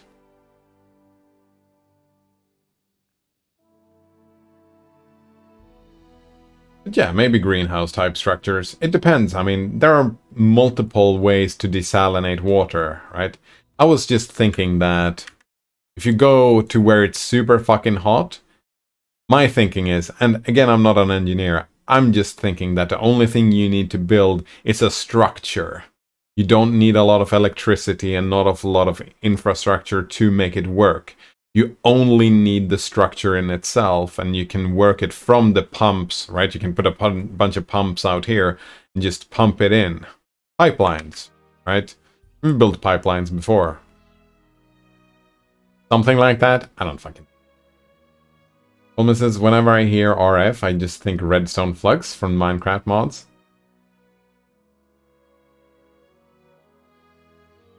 Another says, yeah, they evaporate the water and collect the salt, but they're not catching the water. Exactly. Why not start building infrastructure for that? Well, I know why, because there's no money in it. But I think that would be a stable way, right? If we built...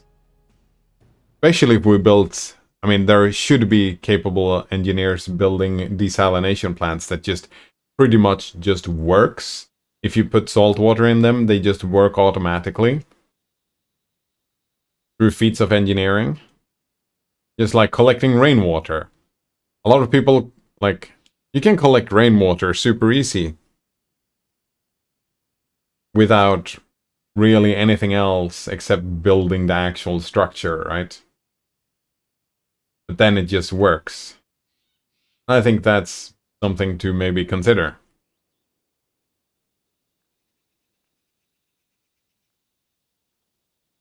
Comment says you could reuse those stations by just capturing the rainwater. Yeah, I think one problem is that they are kind of dependent on sunlight. Oh, I suppose you could do it from glass, right? You could put a big lid of glass over concave glass, but that would be expensive. That huge glass like that, make it... I don't even know. Another one says, okay, so how much water do you think you could get? Enough for a city? Don't know, right? Depends on scalability. My thinking is that, again, I'm not an engineer, but... hopefully, right? Hopefully. Oh, right, you just make the glass from the sand in the desert you're building it in. That's great. You just have to import the infrastructure because you can't make lenses that big, right? So you would have to make the glass together with like window-sized windows that we already know how to mass produce, right? No, says I don't think it would be enough for the immense amount of water you would need for a large city. Oh, one of these? Yeah, not one of these would not be enough for a large city. Just like one solar panel is not enough for a household. Point is to design, architect a building that does this, that is easy to build, cheap to build, and mass produce, and you can just put them all over the place. In areas that people are not already doing stuff in. That's why I was thinking about the Sahara, right? Because the deserts are not used for anything, really. Another one says, I'm not even sure one would even be enough for one person. I mean, I'm thinking radius of... When I'm thinking this huge structure here, I'm thinking a structure like bigger than a house. Way bigger than a house. Maybe you're right, though. Maybe it's not a good idea.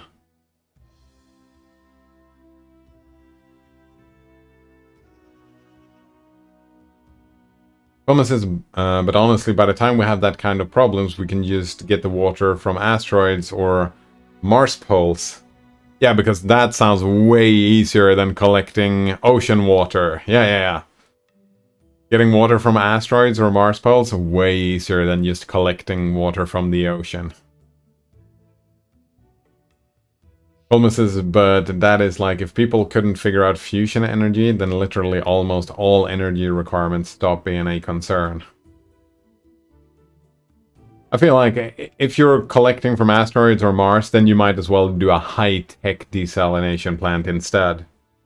Maybe that's way more efficient for a high-tech desalination plant. Maybe that's what's got to be thing anyways. Everyone says, yeah, we can stop having landfills because we can just send all our trash to space. Exactly. Oh man.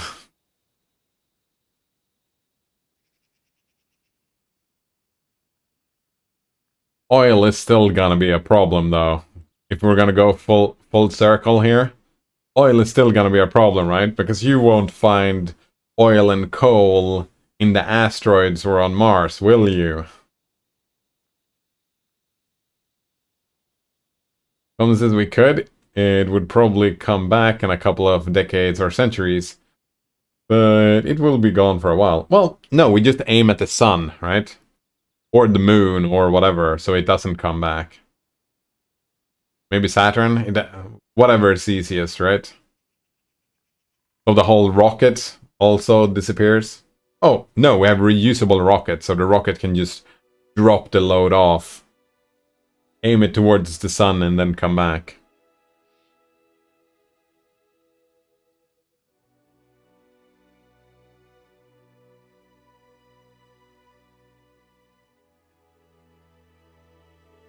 I remember someone brought up that idea about the nuclear waste.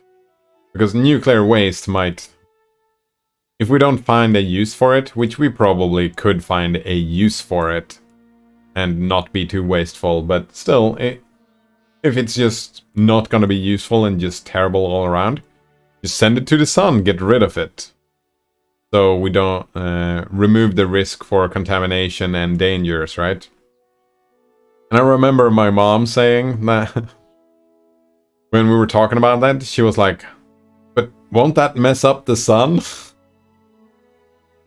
Maybe she is doing the same mistake as I'm doing with this low-tech water desalination plant that I imagine.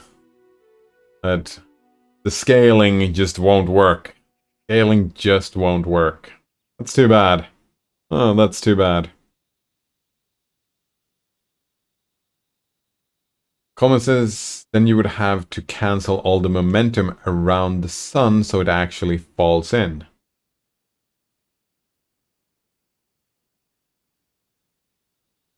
I wonder how much work that is. Cancel all of that momentum. That might be quite a bit, yeah. Well, you don't have to cancel all the momentum, right? You just have to aim it so that it... you need to slow down a little bit, right? And aim it in a way that it like goes round, and gets closer and closer and closer, so it hits the sun in maybe a million years from now. You don't have to go... Just to make sure that it never comes back, right, Coleman? Notices actually, I think the lack of limestone is a bigger concern than oil.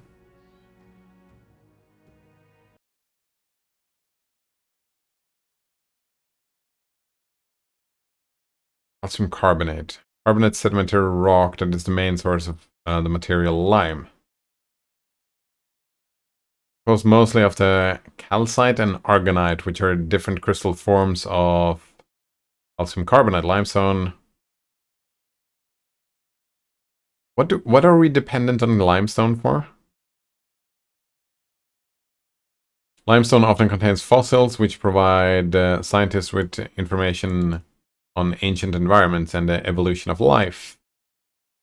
Right, what do we have?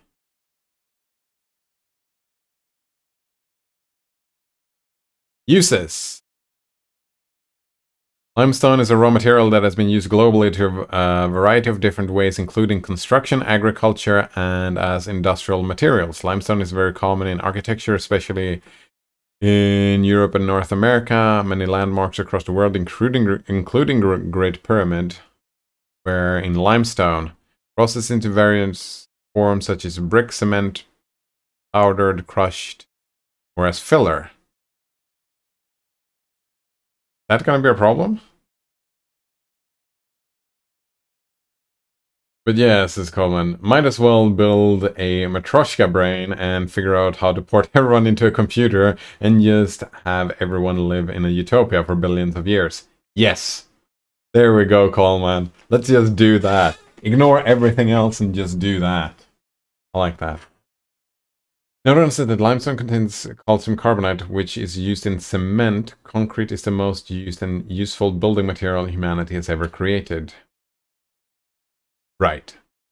And cement is dependent on this.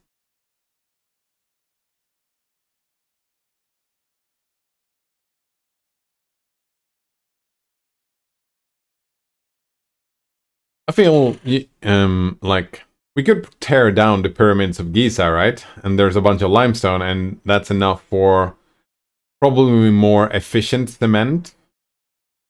Concrete, sorry. You can make more efficient concrete and build more bigger buildings.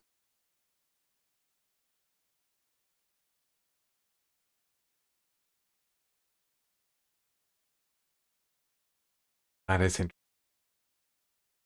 Enough for like 2 days? Yeah, exactly. Enough for like 2 days. Oh man, scaling is hard.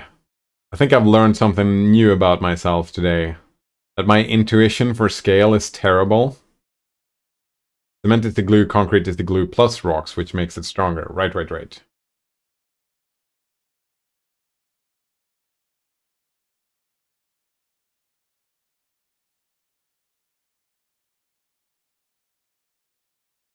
I mean, if everybody is gonna have homes, that's gonna be super fucking useful.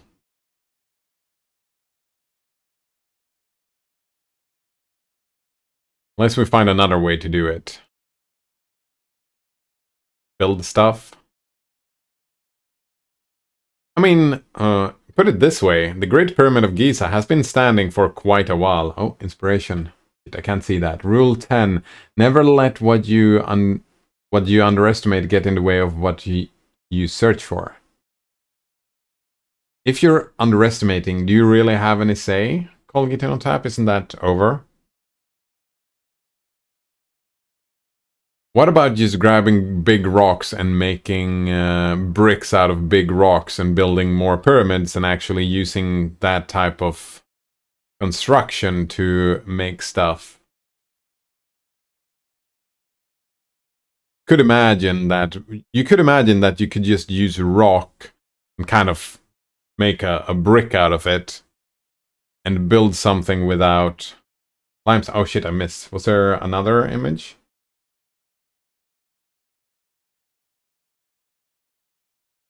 Your mind. Oh wow, that's an interesting picture.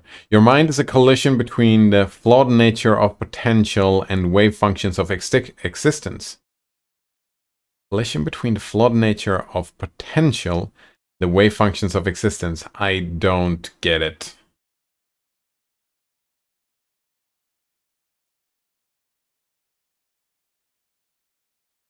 Volcano Tab says, what do you mean with it is over? Wait.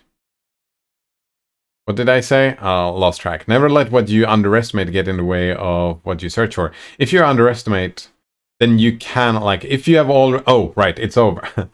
Pun was intended. No, it wasn't.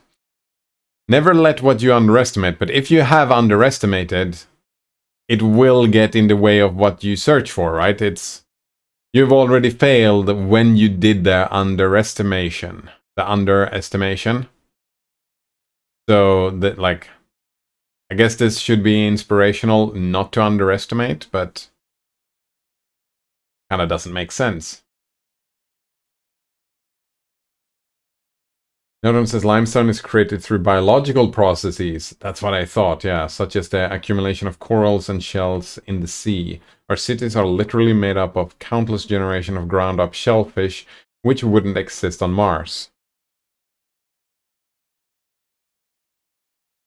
Man, that's a solution that needs to be fixed, eh, Nodrunner? We need some glue. We need glue. Also organic, though. Kind of why I thought it was a problem. Limestone is organic, coal is organic. Like, stuff that has been ground down and organic materials, certain types of organic materials, are built through the process of life and a lot of time. And the disappearance of those are more problematic than... Like, if you have a long enough time scale... Like Coleman was saying, we can start mining asteroid mining is probably gonna start being a thing in the future, right? Probably. Maybe you can even dig down deep to the core of the Earth and pick up iron. I don't even know. But stuff that are created from organic processes, those are not so easy. Coleman says, so basically the InspireBot called you flawed? Yeah, that's what InspireBot usually do, isn't it? Northern says it's too heavy to launch into space. Oh, right. Even if we wanted to bring limestone to Mars, that's just... You need way too much of it. Northern says we might be able to find new ways to make building material out of Martian rocks. Indeed. Colin says easy, just farm shellfish on Mars. And make cement there. Martian shellfish cement. Exactly. Again with the scaling issue, Coleman. The scaling issue. Polkitino Tab says make multiple trips. Again with the scaling issues. So many problems. Coleman says maybe people could figure out how to do something similar to the lab meat, but with shells. Lab meat? Has that become a thing yet? Do people eat that, like, every day? The lab meat? I mean, it is an organic process, right? I mean, it works, sure. How much for a burger? That's the follow-up question. Right. How do we eat? Why do we eat? Where should we have lunch?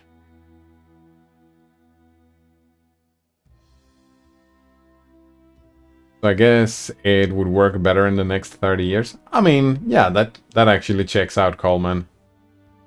Checks out. Maybe the multiple trips is gonna work as well in 30 years. Who knows?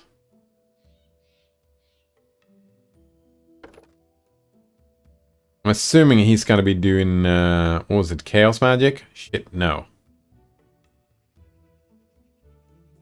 Right, let's check spells. Dude, can we... Oh, let's just pick something, I guess. Pick alertness. Oh, hopefully I won't... Actually, let's do...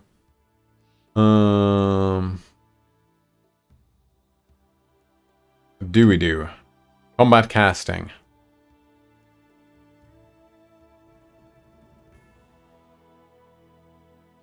Fuck, I don't know what to choose here. It's problematic because I want to say... Oh, could just press the skills. What do we have? Protection from law, abjuration, true strike, divination.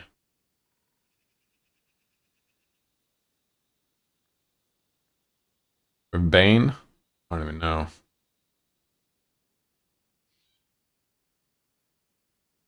Notor says Veritism did a video recently on cement, so this information is fresh in my brain. Yeah. And it is a problem, right? And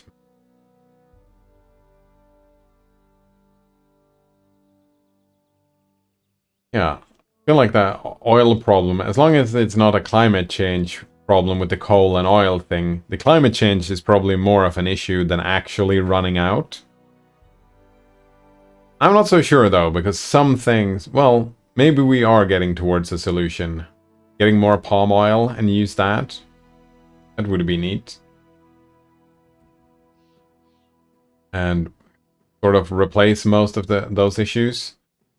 But like if Veritism did a video, I didn't see it, but is there like a clear path forwards to maybe how to solve this issue? I don't even know. Colin says they made a mammoth meatball recently. They did the lab meat approach, but with mammoth DNA. Oh, that's fucking cool, Coleman. Would you eat the mammoth meatball cider? I mean, I'm a vegetarian at the moment, so if I eat meat, my stomach would be upset with me, right? I got a stomach ache and whatnot, but I would fucking eat the mammoth meatball anyways. Fuck that stomach pain. I've been considering starting eating meat again just because to get rid of, like, eat a little bit of meat so that I could always eat meat without having to think about that problem. But holy shit, a mammoth meatball, it sounds fantastic. I would love that. Everyone says that sounds delicious, right? Well, I don't even know. Is it gonna be delicious? It doesn't fucking matter. Exotic. Oh, I've eaten few exotic things in my day, right? Oh man. As a kid, I didn't know better, but I ate like shark fin soup. Oh, that was so tasty. So good. Been eating crocodile and a lot of stuff. Wait, did I eat kangaroo once? I don't remember. I feel like I have a memory of eating kangaroo, but that might not be true. That might have just been a dream.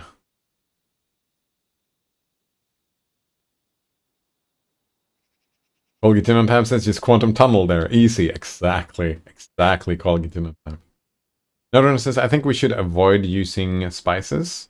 We want to retain as much as original flavor as we can. Oh, to try the mammoth meatball? I mean, that's the first step, right? When you try eating something new, if you're gonna start eating it, first you avoid spices and just eat the thing, and then you try and spice it with different things to see what works and what doesn't work. Roman says, if I remember correctly, the people behind it are thinking about actually sending it out. But they have to test it out so they don't unleash a prion disease for humans from the 4,000-year-old mammoth meatballs. Wait, prion disease? I don't even know what a prion disease is. Now Lauren says this is a rare meatball, so we should make a small plate of spaghetti to go with it. Wait, why spaghetti?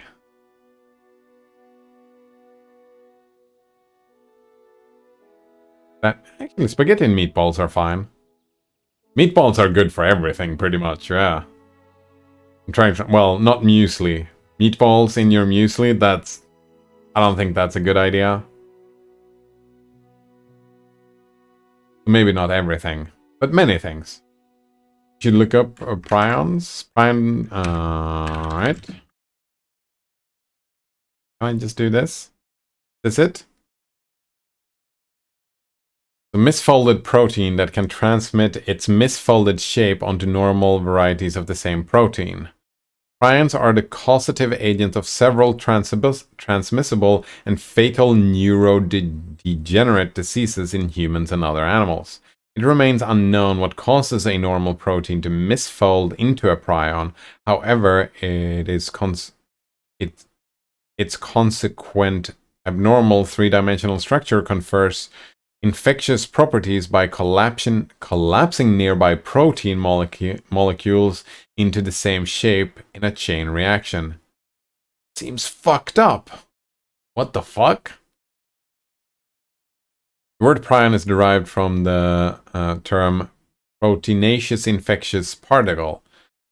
The hypothesized role of a protein as an infectious agent stands in contrast to all other known of infectious agents such as viroids, viruses, bacteria, fungi, and parasites, all of which contain nucleic acids, DNA, RNA, or both. Right? Find all isoforms of the prion protein. Oh shit. A lot of words that I don't understand here. I'm not very good at understanding protein. Micrographs showing spongiform degeneration. Yeah, this doesn't help me. That image does not help. Prions are isoforms of the prion protein whose specific function is uncertain, are hypothesized to cause transmissible spongiform encephalo something. These include scrapie in sheep, chronic wasting disease in deer, bovine spongiform in cattle, and cruciform Jacob disease, JD, in humans, or the mad cow disease. All known prion diseases in mammals affect the structure of the brain or other neural tissue. Ugh. All are progressive and have no known effect treatment and are always fatal. Until 2015, all known mammalian prion diseases were caused by the prion protein, PRP. However, in 2015, it was hypothesized that multiple system atrophy was caused by a prion form of alpha synuclein, a lot of stuff. All right, it is. Wait, where did I see that? Was it autoimmune diseases?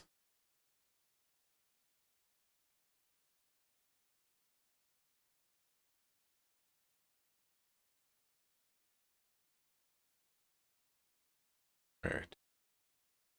Intrinsically disordered protein which change their conformation unless they are bound to a specific partner, such as another protein.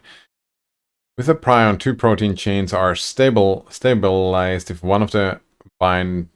one binds to another in the same conformation. Probability of this happening is low, but once it does, the combination of the two is very stable. Then more units can get added, making a sort of a fibril. Prions form abnormal aggregates of proteins called amyloids, which accumulate in infected tissue and are associated with tissue damage and cell death. Pretty fucked up. Alzheimer's and Parkinson, eh?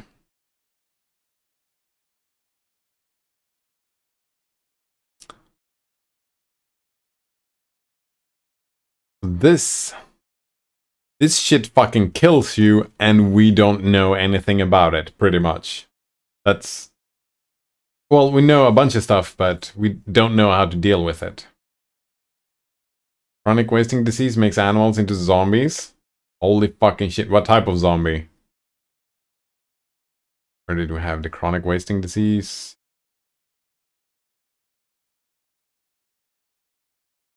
Zombie deer disease. It's a transmissible spongiform affecting deer. Mad cow disease. Are they actually, like, do we have 28 days later? That type of zombie?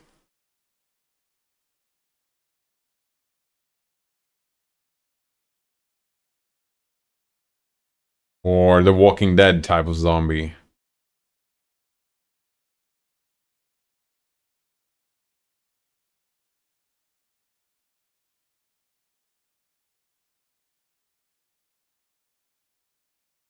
It seems that it is transmissible, but if I understand this correctly, it's not very transmissible, right? It's kinda dies out pretty quick.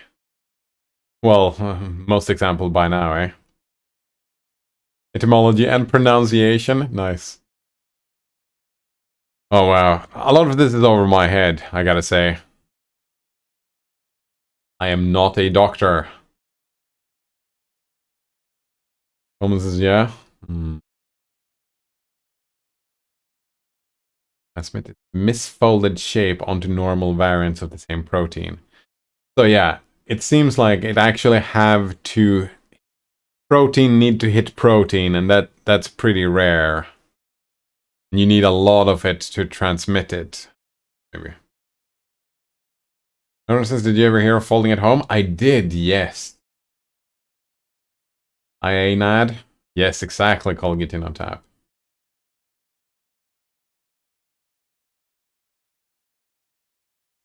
I did hear of folding at home. I think I tried it a little bit, but lost my motivation or whatever.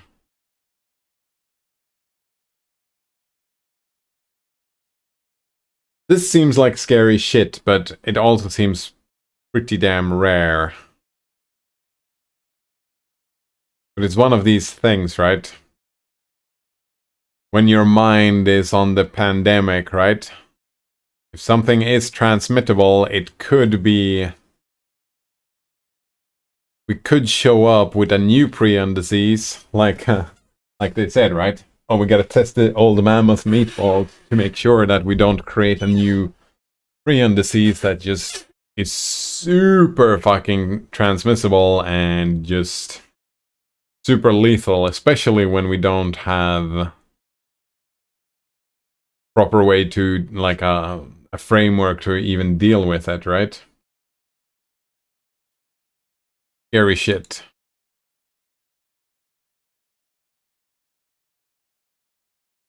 But it's fine though, right?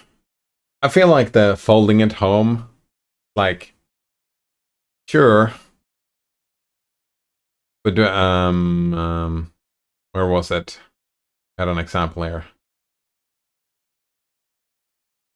Might as well just build a Matryoshka brain and figure out how to port everyone into a computer and just have everyone live in a utopia for billions of years. Yeah, let's do that instead. So we don't have to bother with the folding at home and prion disease and chronic wasting disease, all of this stuff. It doesn't matter. We'll just build a Matryoshka brain and we'll be fine. Another one says, I was thinking maybe folding at home can help with prions by studying how they interact with normal proteins and how they can be prevented and treated. Yeah, hopefully. I mean, more knowledge leads to more knowledge, right?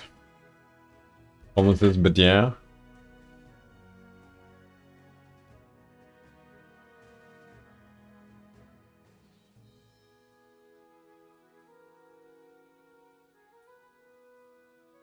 He has a bunch of choices of abjuration, right? Ray of Sickening. Subject is immediately sickened for the spell's duration. A successful fortitude save negates the effect. Something that super bothers me in this game is like, oh, the subject is immediately sickened. So, what does that mean? Are they gonna throw up? Like, what does that mean in effects of the game, right? No.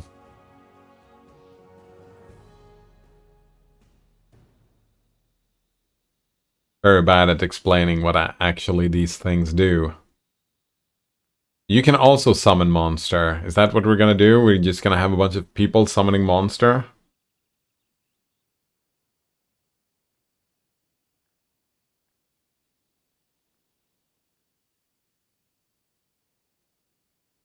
Guidance!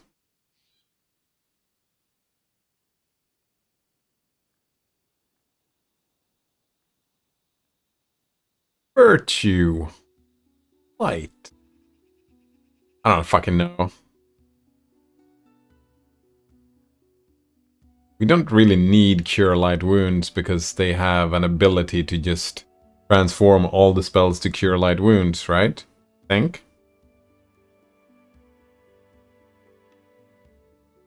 Maybe Cause Fear?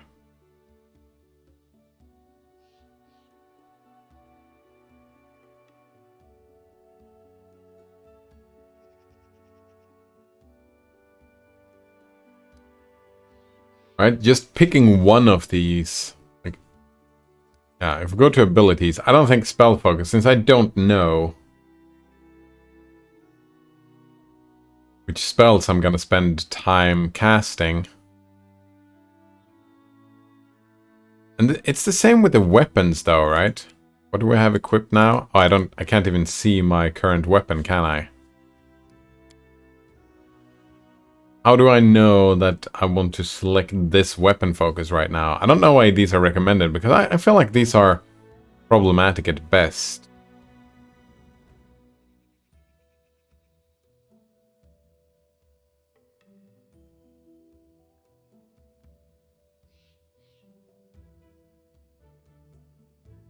Extra channel, here we go. You can channel your energy 2 additional times per day. That seems more useful, doesn't it? We can do some actual attacks here. Kind of depends though, right? What you're doing. Are you focusing on...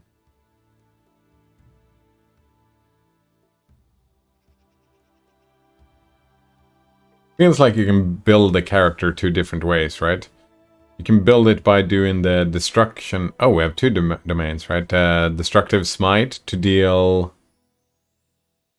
Yeah, bonus on damage roll. No. Almost this is why almost, if not all, societies that practice cannibalism all have these degenerative diseases and die when they hit like 30, 40 usually. Oh.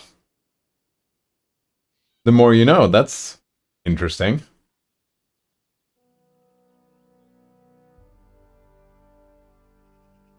Common says you just need one guy to get it from somewhere or get it at random, and then it can spread like wildfire as everyone starts munching on everyone else. Right? Yeah.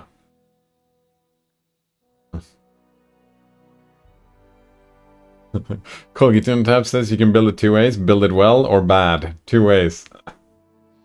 Right? 2 ways. I feel like I'm gonna build all of them bad because I don't understand the game mechanics.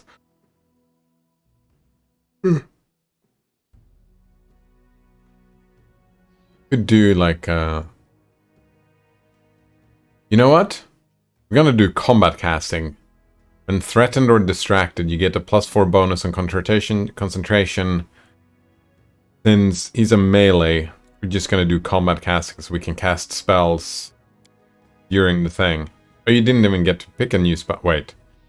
Oh, right. You select...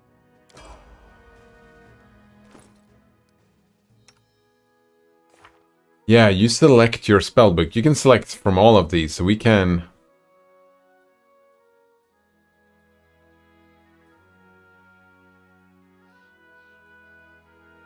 Yeah, exactly. We can do this. We can bless, gives +1 on attack rolls and saving throws against fear effects. Maybe we should have bless and summon monster like that. I don't even know what we had before.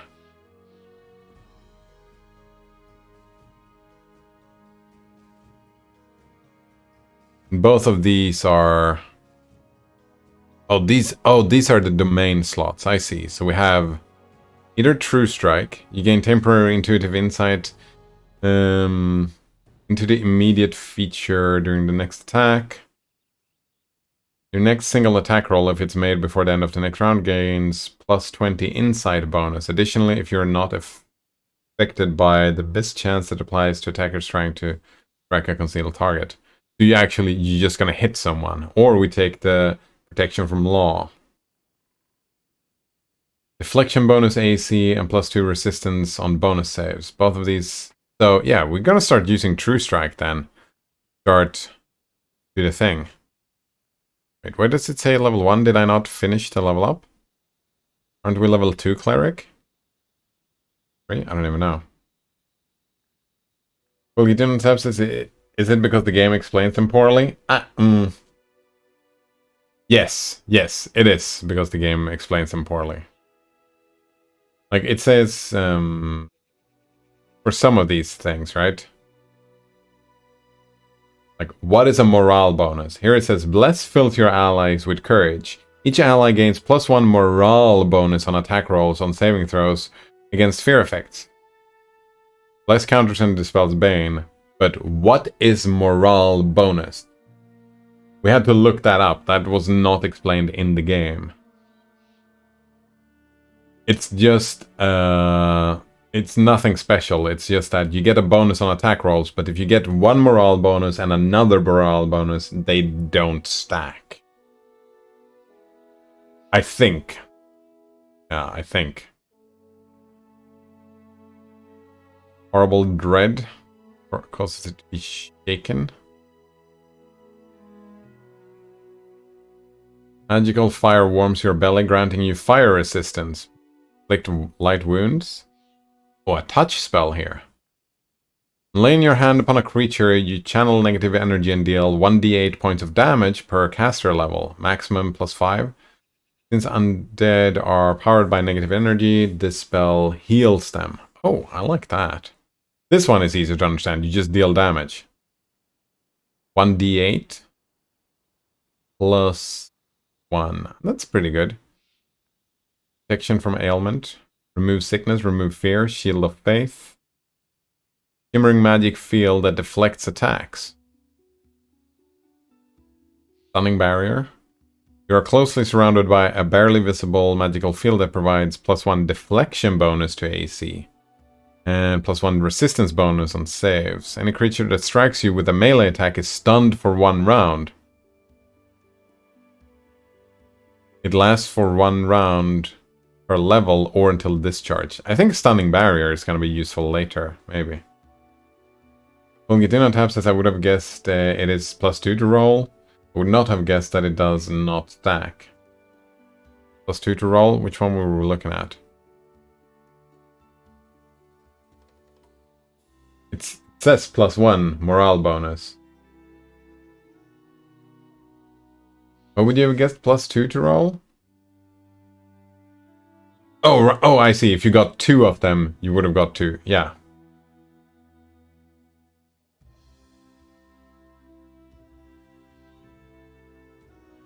You would have thought if you got blessed and then another similar morale plus that you got +2.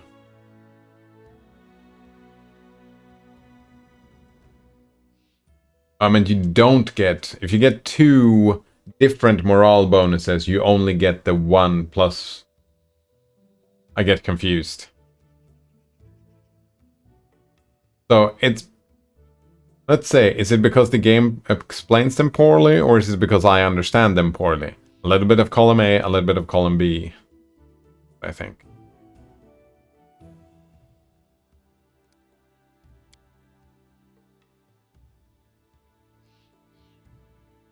Oh, I see. And we can select meta magic like that. I see, I see. Your spellbook is available spell uses per day, 3 out of 4. Wait. Oh, rest to restore. We've already used one? Why only 3? Oh, it's because we leveled up. We got another one, but we didn't get it until we rest. What do you have? You have Shield of Faith. This creates a shimmering magical field. Deflection bonus to AC. For 1 minute. Maybe we should start using the Shield of Faith here.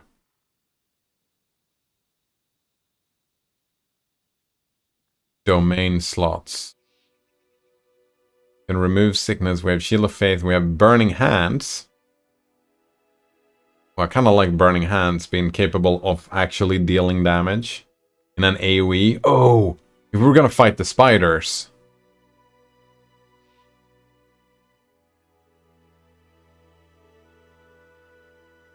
Having a little bit of Burning Hands.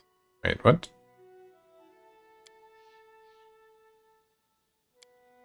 I need to do that. Forget. Oh, I see. It can't be down there. It has to be here. Oh, and then we need to rest. I see. But why was Shield of Faith was down here, but not Burning Hands? That was weird.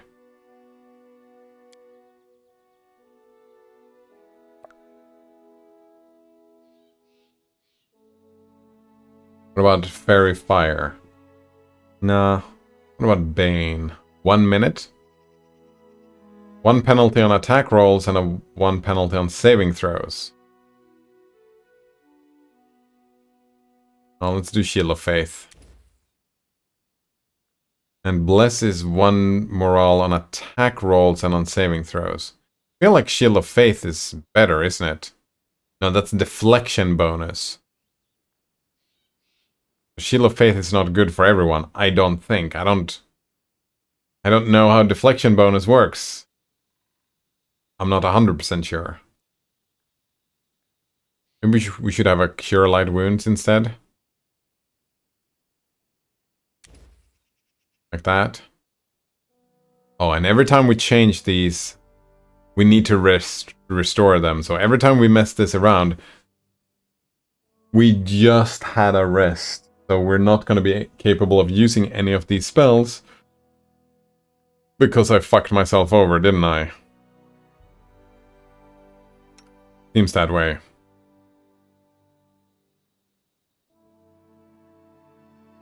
Whatever, it's gonna be fine. It's gonna be fine.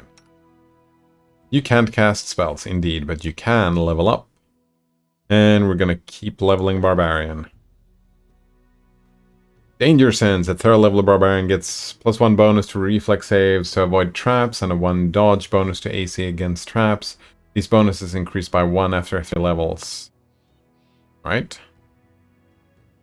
Seems fair. Seems fine indeed. We get some points here, so we're gonna do Lore for Nature. Gonna have Athletics, Mobility. Did I really choose Perception here? Sure, I guess let's do that.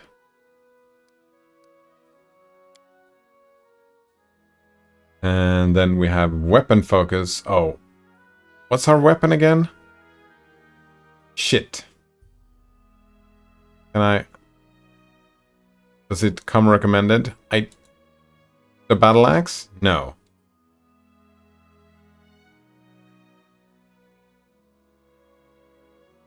I mean, she has a great fucking weapon, so... Go back. Yep.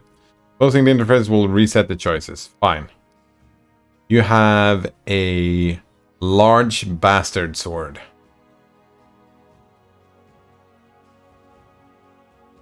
Yeah, let's go with the large bastard sword.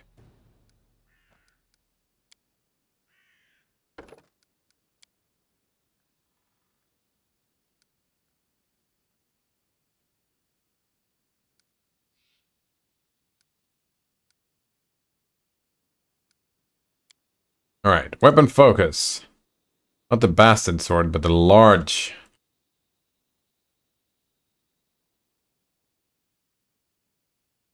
Oh.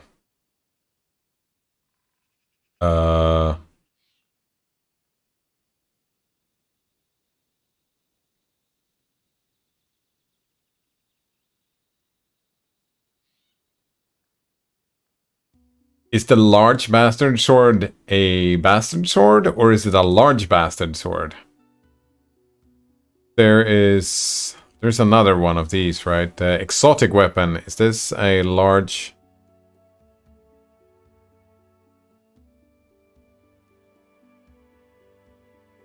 Here we go. Weapon proficiency bastard sword.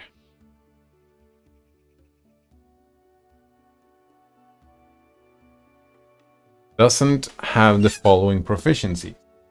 Bastard sword.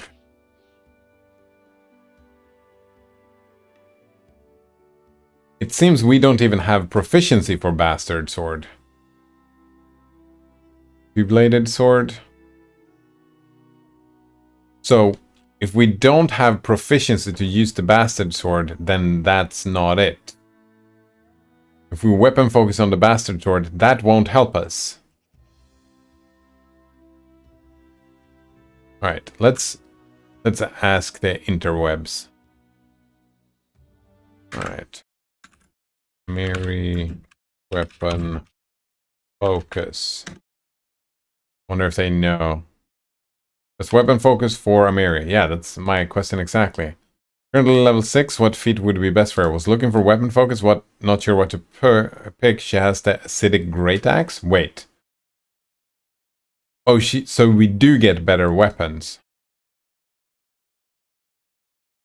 Ignored it and got her cleave skills. Recently picked up a decent polearm. So maybe the recommendation is terrible and you shouldn't pick weapon focus because you switch weapons throughout the game. Cleave is fine. Don't cleave without a weapon with reach. One with a greatsword, you can get a pretty decent one. Does the game have reach implemented?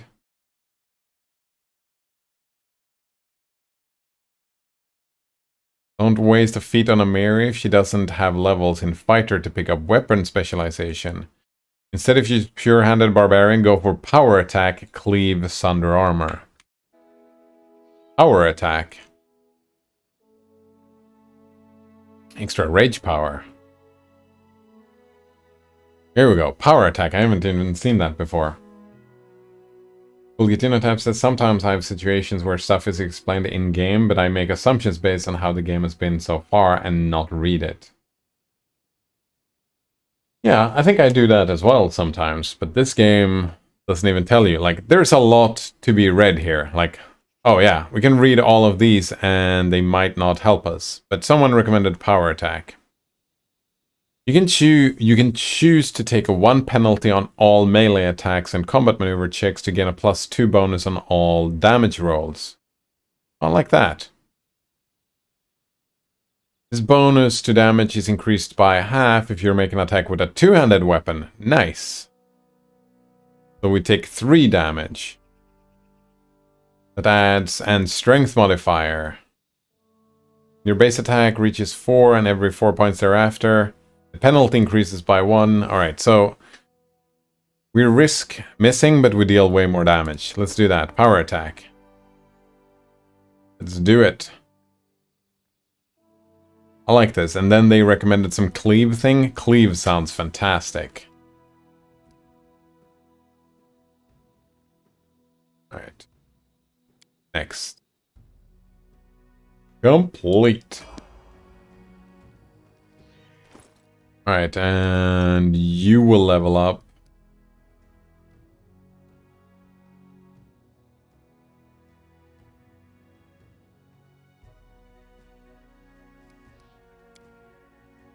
You are gonna keep being a fighter, sure.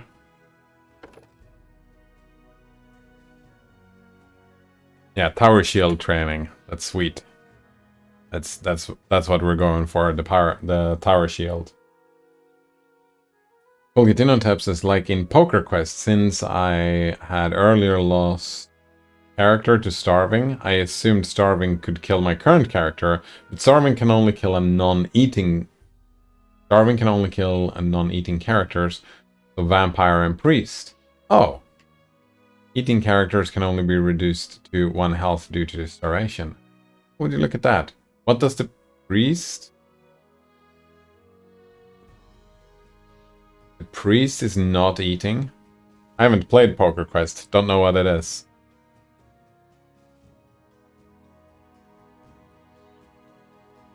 Uses shield to screen himself from burst spells and effects. Reflex saves against them. Yeah, we want all the shield. We have armor. Learns to be more maneuverable while wearing armor. Nice. Whenever she is wearing armor, he reduces the armor penalty check by 1, minimum 0, and yeah, a bunch of armor and stuff. Yeah, we're gonna be heavy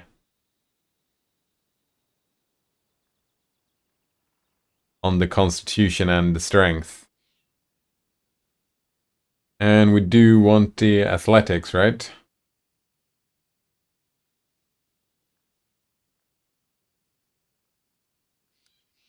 Athletics and mobility. Yeah, I think that's what you're doing.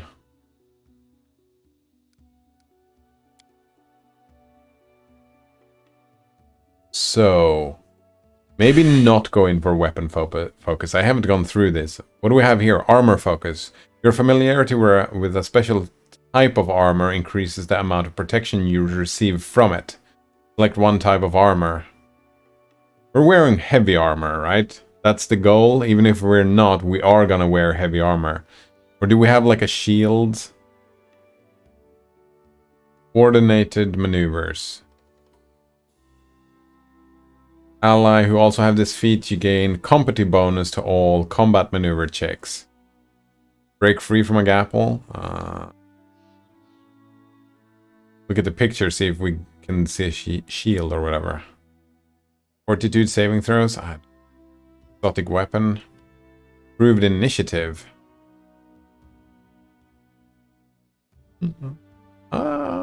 I don't think that's super important. Iron Will saving throws. Here we go, Missile Shield. You must be using a shield to use this feat. Once per round when you would normally be hit with an attack from a ranged weapon, not including spell effects, natural attacks, or massive ranged weapons. You may deflect it so you take no damage, as if you had deflect arrows feat. You must be aware that the attack cannot be flat-footed. Once per round, you can just not take damage from an arrow. That seems pretty damn useful. We've seen people shooting arrows at us already.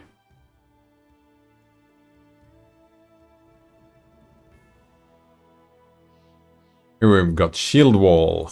None of your companion... Oh, right, if we have a bunch of people wielding shields. Throw anything? No. Kill Missile Shield is pretty great. To die hard, you're especially hard to kill when you hit... when you hit total point below 1, you're not killed. You can fight for one more round as if disabled. At the end of your next turn, unless you've been brought above 1 hit point, you immediately fall unconscious. That's pretty neat. Probably won't die hard on Amiri, because Amiri is just going down all the time. None of your companions. What about combat mobility? You can easily move through dangerous melee. You get a 4 dodge bonus to armor class against attacks of opportunity when you move out of or within a threatened area. A condition that makes you lose your dexterity bonus also makes you lose the dodge bonuses. I kinda like that. I kinda like the armor focus as well.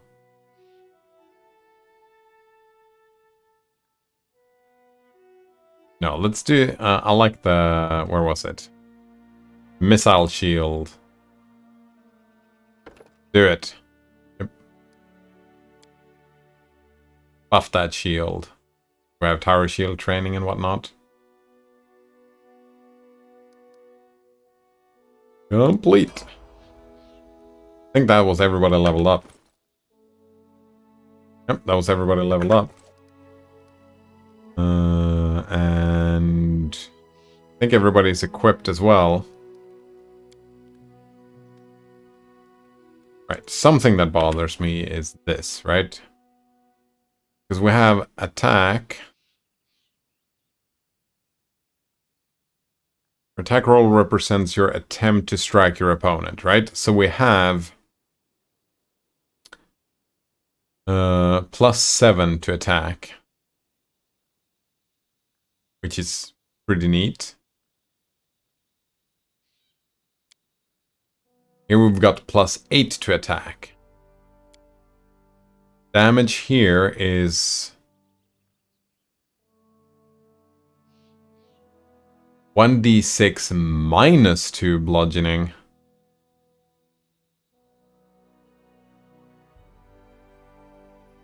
We have 1 to 4 damage. Why not just roll a 1d4 then? Why is it... Oh, because it's -2. But if we go over here, we have a 1 to 5 damage. But we had... Didn't we get like an ability to... Here we go. Key power extra attack.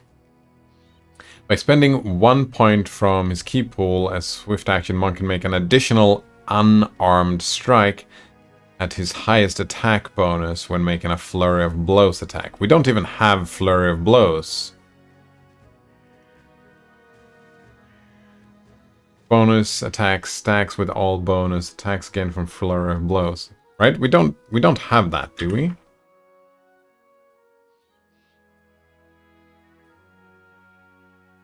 Yeah, we're not that type of monk. That just broken.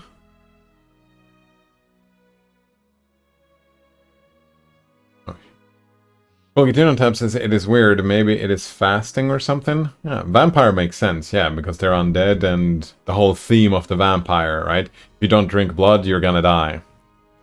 Well, Tab says you've probably already forgotten the context. The context was for my previous message. The priest is not eating. No, I remember that context. But why is the priest...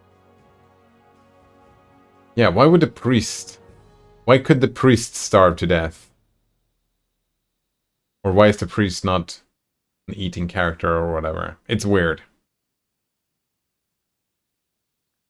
Maybe it was just an oversight.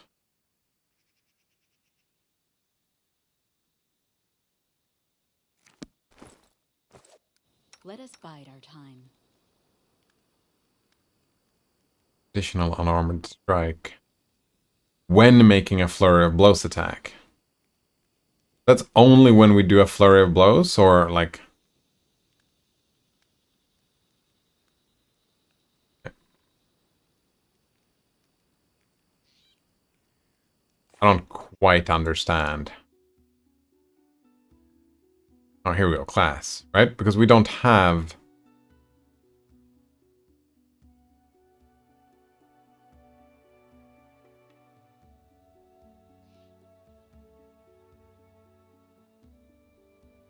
Oh, here we go.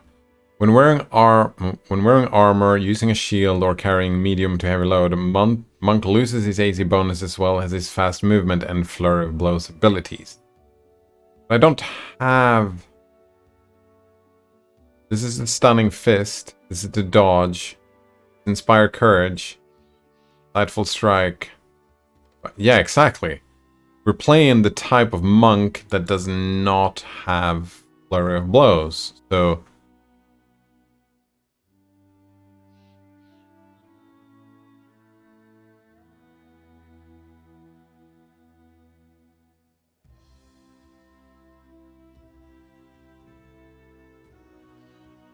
I guess we'll just have to try it and see what happens.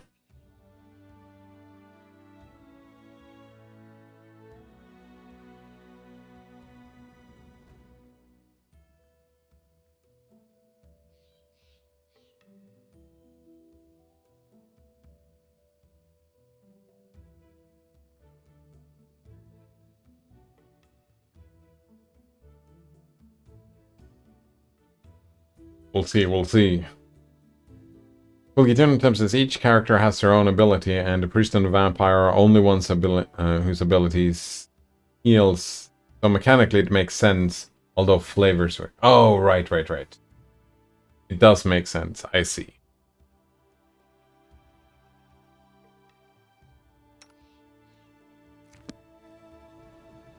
Holy shit, I haven't even left. Today, I've only had the conversations and leveled people up. I didn't even leave the area. Oh, and these can... I see. That's how we can... Oh, fuck me. The G for group manager, or do we have like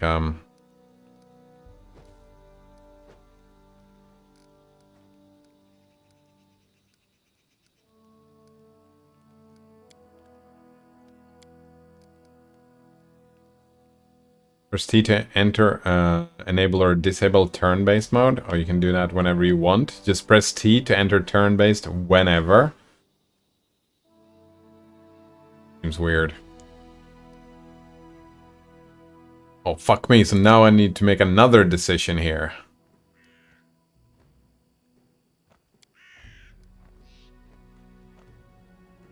Because I can't even, like, I can't even look at them, right? The characters. Ah! Yes, I can.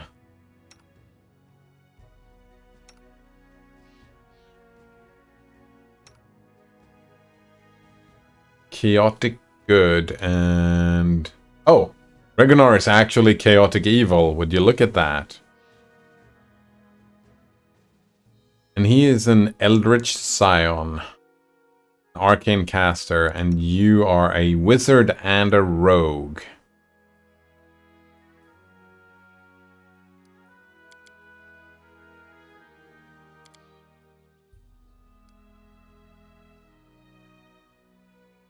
Man, more decisions. So many decisions to make, eh? Alright, so,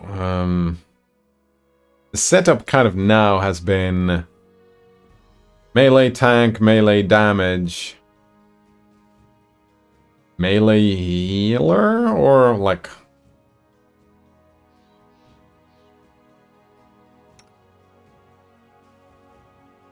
chaotic neutral, yes indeed. Also, like, melee spellcaster. And then we have the priest and the bard.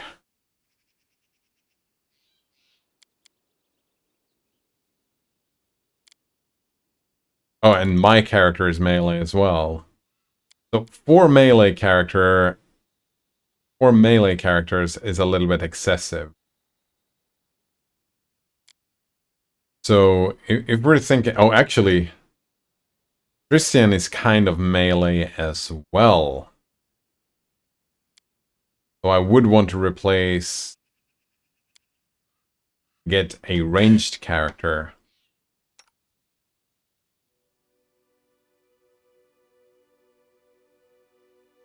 You have heal, right?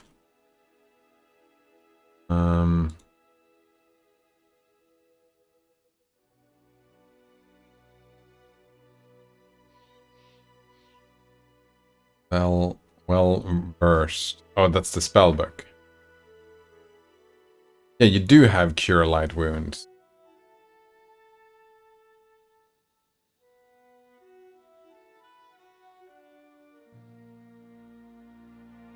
Wait, are all these mutually exclusive? So when I use Hideous Laughter, I cannot use Cure Light Wounds? I can only cast 4 spells every day?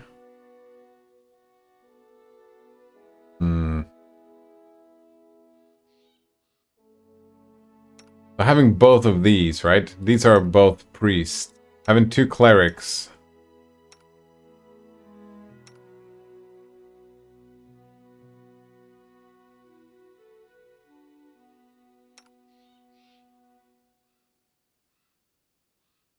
This is more of a fighting cleric, it seems.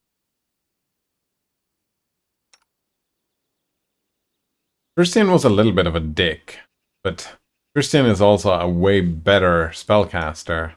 And Harim is not to be trusted. Fuck me. What do you have? Oh, you actually do have some spells. Mage Armor, Snowball. Conjure a ball of packed ice and snow that you can throw at a single target as a ranged touch attack. The snowball deals 1d6 points of cold damage per caster level. On a successful hit, and the target must succeed a fortitude saving throw or be staggered for 1 round. Pretty funny. We have Enlarge Person. Right. You can enlarge Reganor here. Regongar. Oh. You have the snowball and you have the color spray. What is that? The color spray. Vivid cone of clashing color spring forth from your hand, causing creatures to become stunned, perhaps also blinded, and possibly knocking them prone. Oh, that's fantastic. Each creature within the cone is affected according to its HD. 2 HD or less, blinded, stunned, knocked. Oh, right. Still don't know what HD is, but...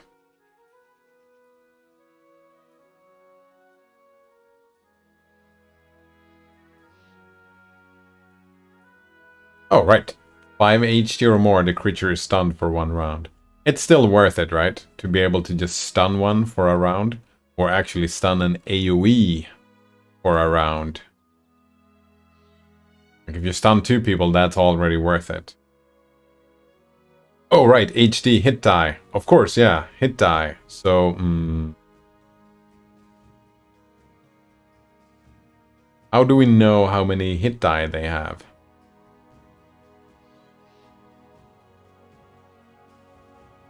Who knows? But it still stuns them, right? Yeah. If they fail the roll, it is gonna stun them, which is pretty damn fucking neat.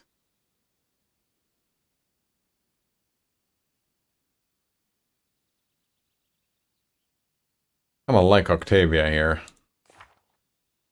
Like the idea of a wizard rogue with the short bow, yeah, ranged rogue. Abilities. Special abilities. Arcane Bond, what is this? Telekinetic Fist. Acrobatics. Yeah, it's a Dex character as well, so it's focused on Dex. Oh, Dex and Int. A lot of Dex and a lot of Int, and some Charisma as well. These stats are pretty damn good.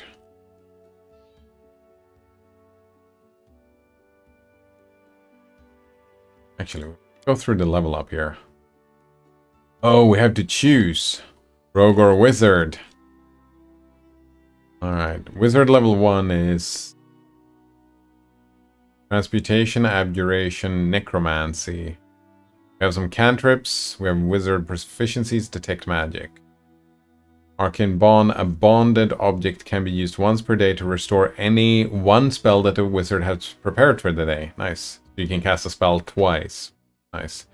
Spell Focus Transmutation. So... Wait, aren't all of these spell focus? No, these are specialist. But you have already focused on transmutation. You're good at trickery and point blank. So if we check our spells, transmutation. Yeah, exactly. That's what we got. Oh, I see. We got these 2 spells you got because you picked transmutation. I understand. So I couldn't put Expeditious Retreat down here. Probably not. Maybe, but maybe not. Kind of a good spell, I suppose, but Enlarge Person is way more fun. Alright, and then we check the rogue levels here. Rogues are proficient with simple weapons plus hand crossbow, rapier, short sword, short bow. Alright, so that's where we take short weapons. Weapons finesse. Curved blade, S-Talk rapier made for a creature of your size. Plus we can go melee as well.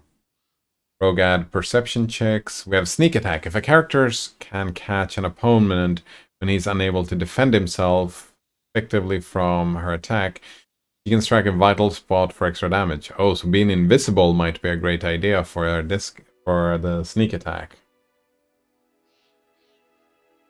Or do we just attack from behind? Is that it? Character's attack dealt extra damage anytime our target would be denied a dexterity bonus to AC, whether the target actually has a dexterity bonus or not, or when the character flanks her target. This extra 1d6 is increased by 1d6 at later levels. Wonder how you do a ranged sneak attack. Character can avoid even magical and unusual attacks with great agility if a character makes a successful reflex saving throw against an attack that normally deals half damage. Helpless characters does not gain... Oh, instead you take no damage. Then we have a rogue talent. Gains expertise as she learns a number of talents that aid her and confound her foes. Additional rogue talents for every 2 levels of rogue attained. Oh, so that's probably similar to feats, but talents instead. And then we have finesse training. Dangers. Oh, here we go. Wizard.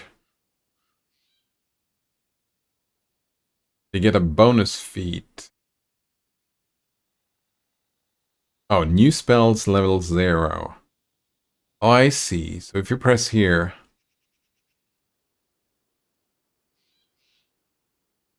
Fatigue Resistance, Ray of Frost.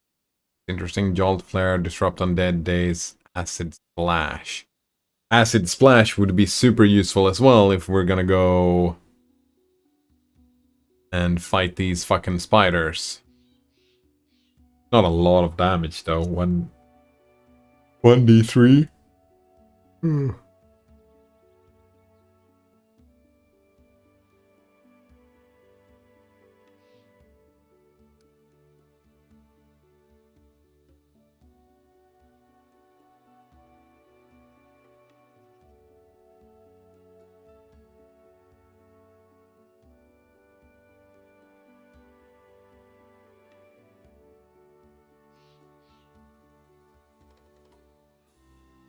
I think we're gonna take a... Yeah, we're gonna go Wizard Rogue, Wizard Rogue. We're gonna level up these a bit, and we're gonna level up these a bit. We're gonna start with Wizard, that's fine. Because we have a lacking of spellcasters. Maybe you're supposed to wait till we find more people to level everybody up. Fine.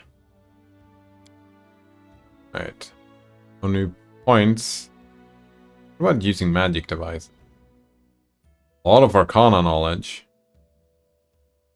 Lindsay has more though. Lindsay has more knowledge in both of these. But stealth. Yeah, we have sneak attack, so stealth.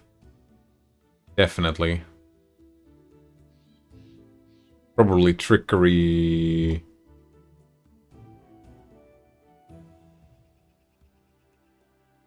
Not. Charm traps, devices, open locks, pilfer objects from creatures, and so on. What about mobility?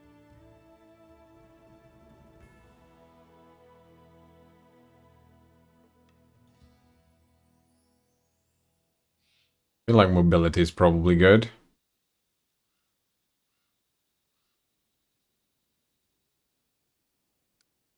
I feel like athletics, right? Physical abilities such as leaping, scaling walls, and swimming. That's useful for a rogue. We have +0. I think persuasion would be good for her as well, for the just role-playing reasons.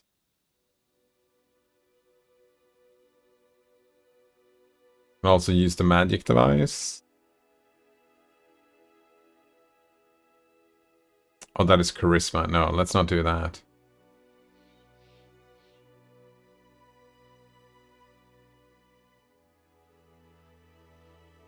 Go persuasion, that's fine.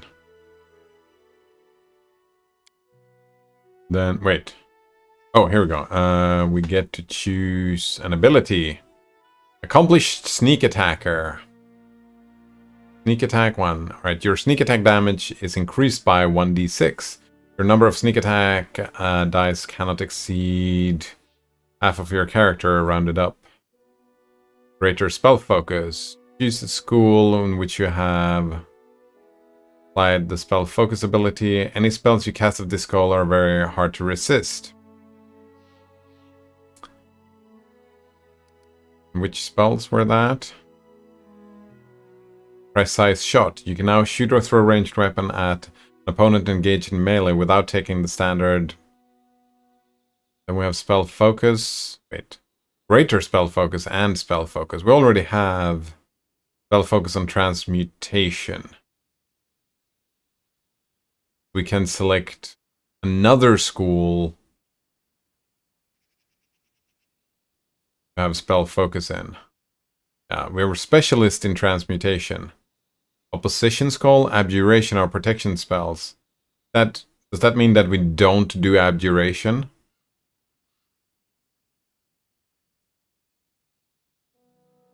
Our specialist is transmutation. Opposition is abjuration.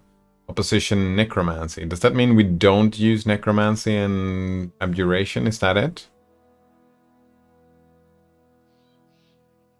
Transmutation is our spell focus, so greater spell focus. We can make transmutation even better. Yeah, exactly. So what if we check our spells here? Unfortunately, these are not transmutation. The only one we have is enlarge person. Oh, but we can look for new spells, right? Look for transmutation. Look at this. Hurricane Bow. Any arrow fired from a bow or crossbow you are carrying, when the spell is cast, it deals damage as if one size larger than it actually is. For instance, an arrow fired from a medium longbow normally deals 1d8, but would instead deal 2d6 points of damage is fired from as if fired from a hurricane bow. Oh, that seems great, yeah. We can make people smaller. Can touch of... Yeah, all the transmutation stuff ended up at the top, right? Because that's what we're going for. And then we can buff our own bow. That seems like a great thing to do.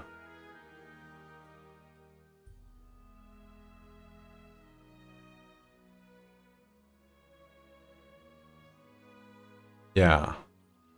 We can enlarge someone, make them bigger, dealing more damage and whatnot.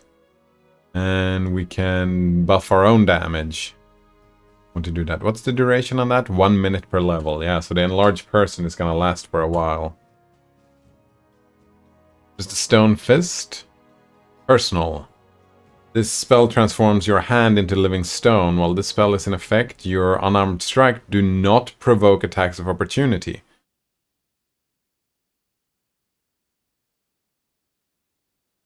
We're not going to be doing that. Touch of Gracelessness. With a single touch, you reduce any creature to a fumbling clown. Well, we try to stay at range, right? So we're going to take Hurricane Bow. What about Reduce Person? This spell causes an instant diminution of a humanoid creature, halving its height, length, and width by dividing its weight by 8. This decrease changes the creature's size category to the next smaller one. The target gains a +2 size bonus to dexterity, -2 size penalty to strength. Oh, so I can give a character... So, make them bigger, give them strength. Make them smaller, give them dex. And it gets +1 bonus attack rolls and AC due to its Wait, get +1 bonus on attack rolls? Due to reduced size, so you're better at hitting. Melee and ranged weapons used by this creature deals less damage. You deal less damage, and an enlarged person gives plus strength, negative dex. Right.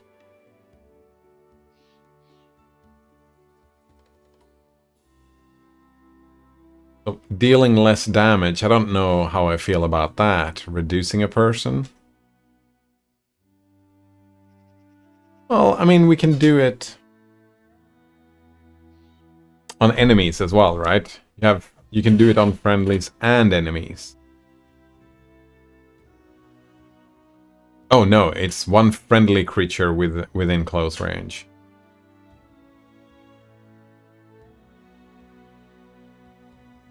I could give it to my character because I'm playing the monk, right? And we can make the monk tinier, which gives more AC and higher chance to hit when I do stunning strike and whatnot. But we deal even less damage than we did before.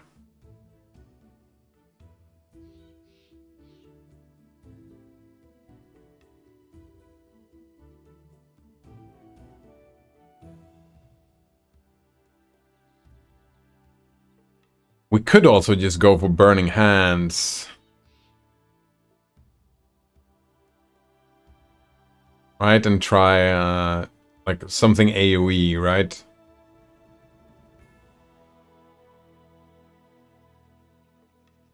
We could also summon a monster on duration.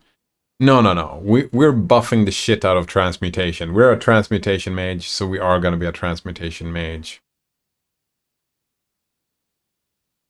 So the thing we have is touch, fumbling clown, penalty to dexterity equal to 1d6 +1 per 2 caster levels.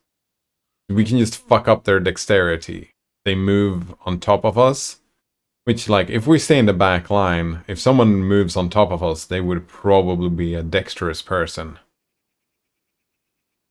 Let's take the reduce instead. It's fine. We can make them bigger, we can make them smaller.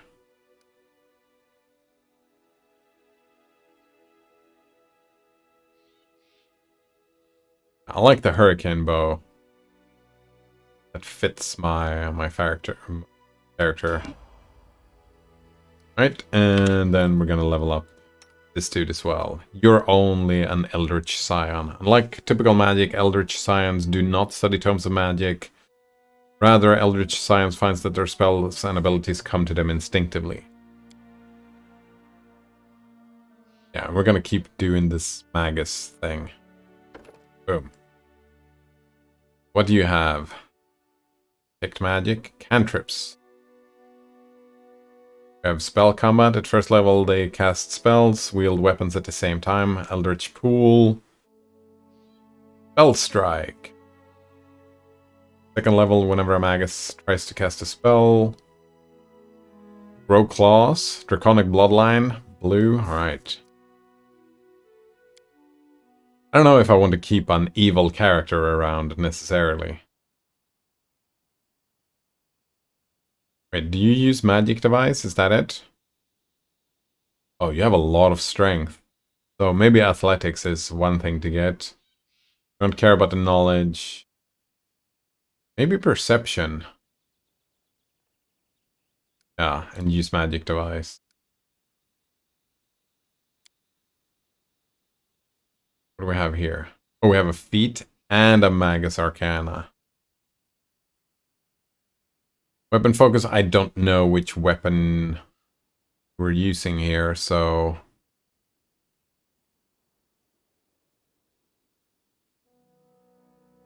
You're a melee character though, so can we just do the one we did before with the...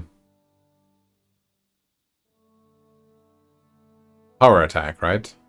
Oh, that's if you're a two-hander. I don't think this dude is a two-hander. I didn't check equipment. Damn it, I should have checked the equipment. Take it off. You know what? Whatever, it's fine. What do you have?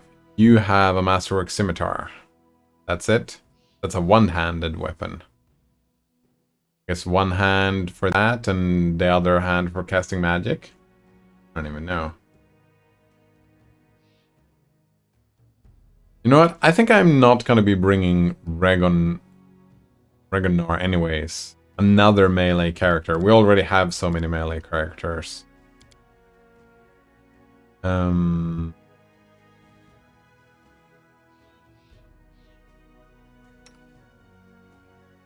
could train Tristan to be...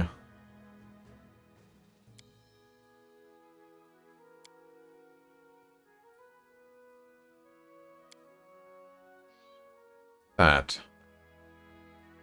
Yeah, we can just give Tristan the light crossbow here. Maybe a big crossbow later, but... And be a ranged characters, right? Because all the spells you have are... Oh, well, not Burning Hands. Cure Light Wounds. Oh, Cure Light Wounds is touch range.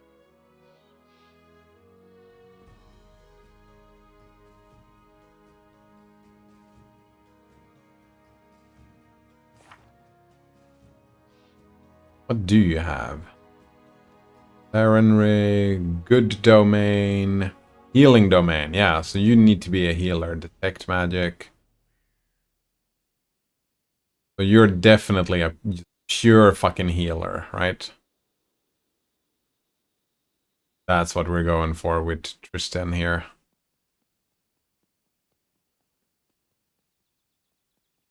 Means it is Harim that we're gonna...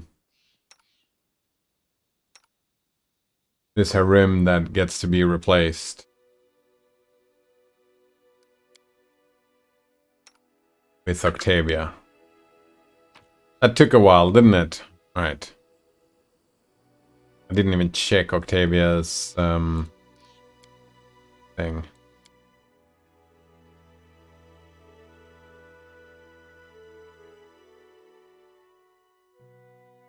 game, it has many things going on, doesn't it? Alright. Melee, melee, ranged, ranged, ranged. Get to be there. That's probably fine. Notices I just had a panic attack for the first time in a long time. Oh, I'm sorry. Sorry to hear that. Did it feel randomly, or has there been... Could you identify something that has instigated it? Also, it's been a long time. Did you manage to deal with it? Felt random.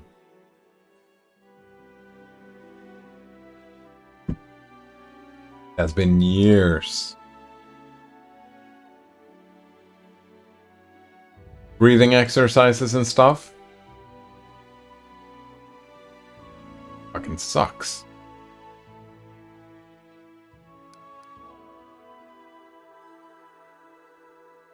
Wish you a great recovery.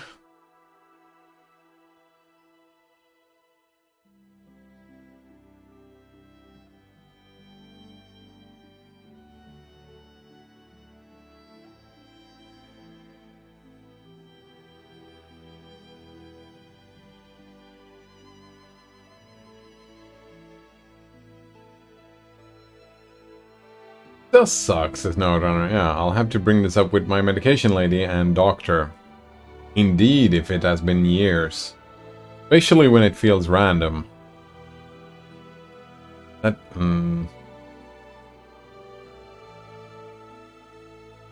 That's gonna make it worse, right? No path forwards or whatever. The ancient tomb. I think it was the ancient tomb that I could go to.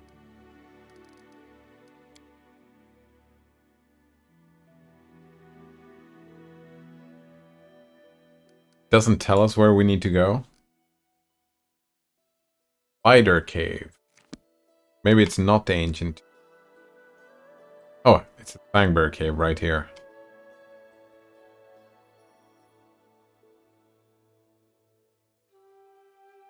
Ever since it's like I'm just chilling on the computer, then suddenly my heart starts to beat like crazy and I get lightheaded, and I think I'm about to pass out and die.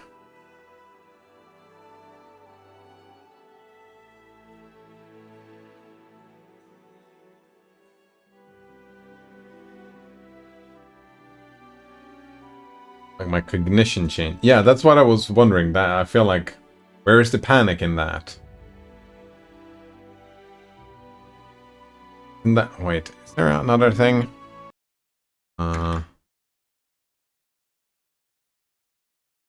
This what I'm thinking of?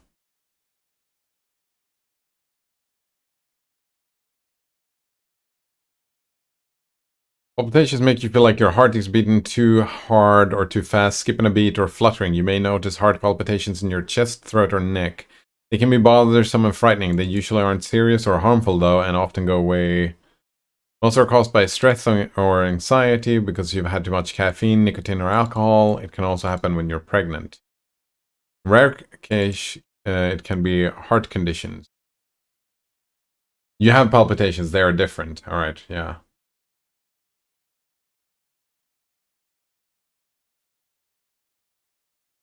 Usually when I've had attacks like that, it's usually cognition that changes first, and then the heart starts beating like crazy and I get a little lightheaded, but the mental aspect happens first.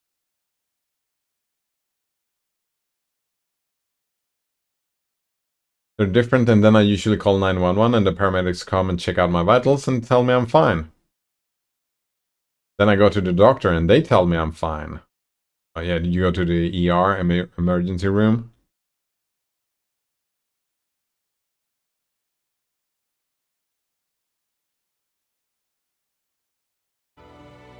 Sounds super fucking frustrating.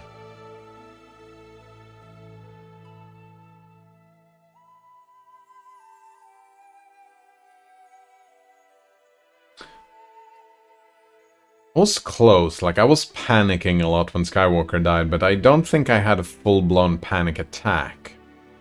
I was panicking a lot, but I feel like I dealt with it, like, before it happened. I could feel it coming on. and kind of dealt with it. Definitely not random.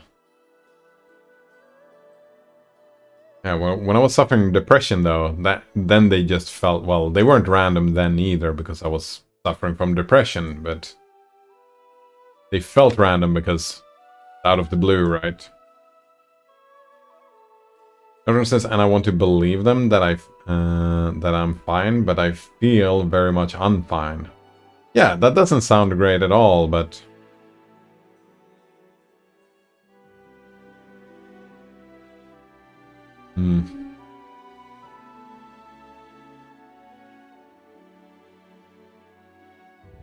yeah, medication lady and your doctor and your therapist, right? But it, like you said, it has been years. If it was something physical, right?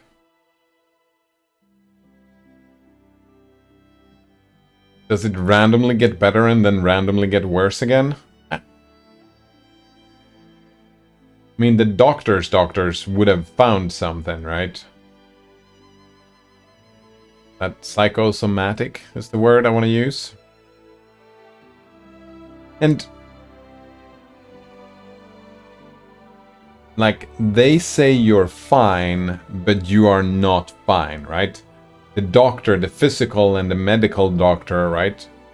They are gonna say that you're fine because your body is functioning as it's supposed to, right? It's your mind. So a therapist would not say that you're fine, right? Norton says the doctors didn't find anything. My heart is fine. I'm too young to have a heart attack. Well, yeah, a heart attack. I mean, they still look, right? Even though you're too young to have a heart attack, you're safe rather than sorry, right? They check your heart and they say your heart is fine because your heart is fine. And they add on, yeah, you're way too young to have a heart attack with the quality of your heart, I suppose. Those are put together. Journey will take 8 hours. Wait, can't I, like, pause?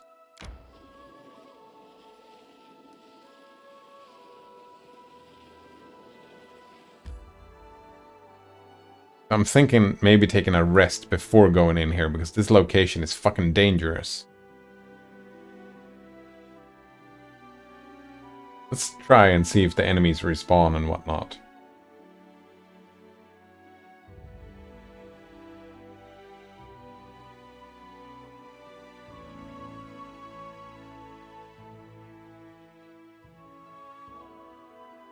Yeah, that makes it worse, because when you don't feel anything, like, in your mind as a probable cause for what is happening, right?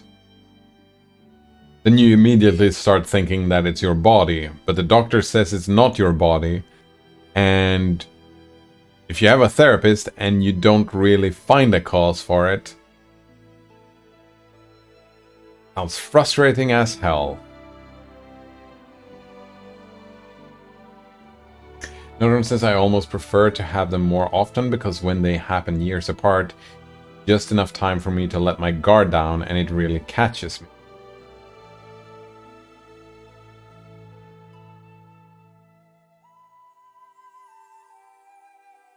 Oh man.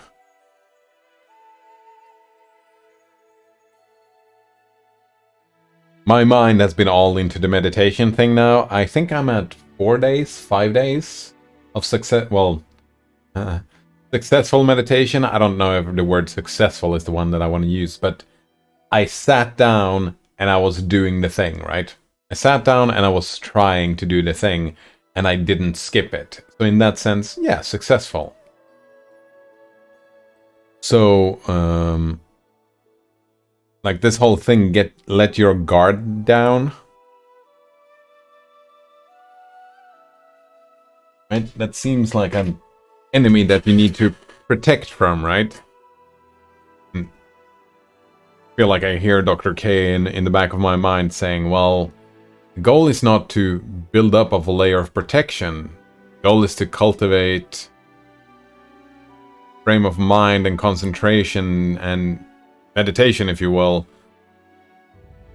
to build fortitude. Always be fortuitous. Is that a word? I just made that word up, yeah, right?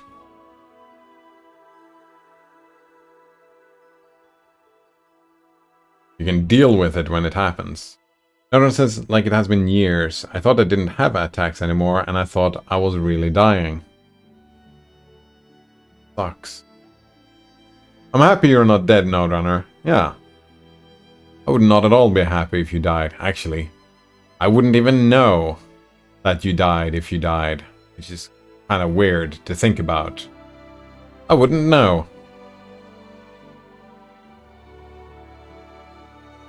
That's the second time, actually, that's the second time in just a couple of days that you thought you were really dying, right? Maybe that's an aftershock. You thought you were dying just, was it 2 days ago? 3 days ago? 4 days ago? I mean, time is a soup.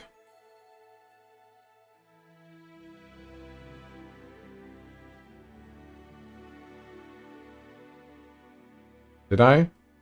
Didn't you? I feel like you said you did when you choked on your pill. Oh, maybe that was just me putting that on you. Because if I was choking, I would have had that thought, oh, I think I'm gonna die. Scary situation.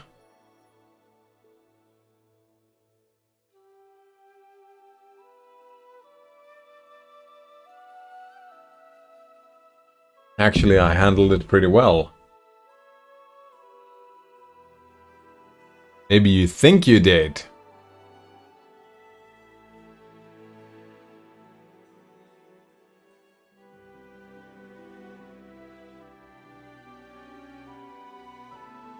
I don't fucking know. The thought did cross my mind that I could have died, of course. Of course, yeah. I mean, you just dealt it with it straightforward. I mean, it was a traumatic event, right? I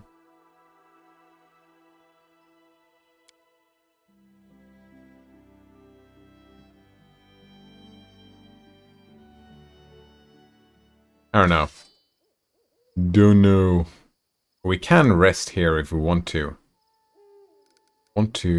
Formations. I want to change this up a little bit. Yeah, I think I want to...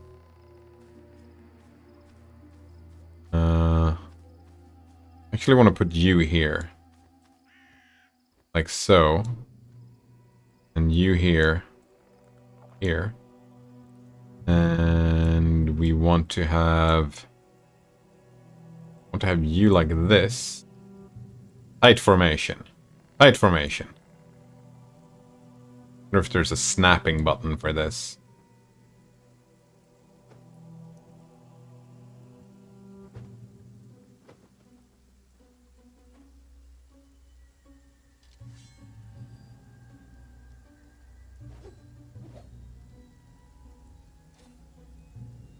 No, not tight formation. Let's go broad formation.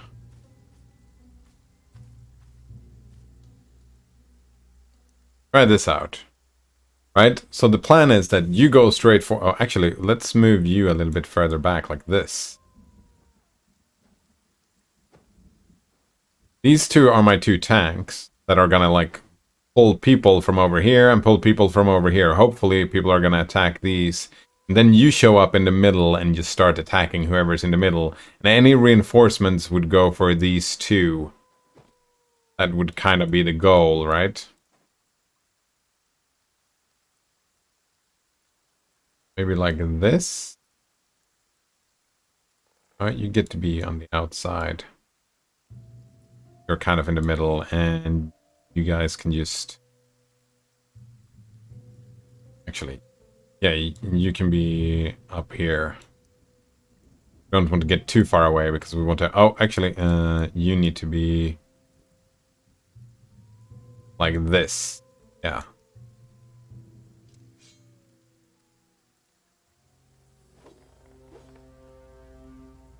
It can actually be in tighter formation like that. I like that. Hmm.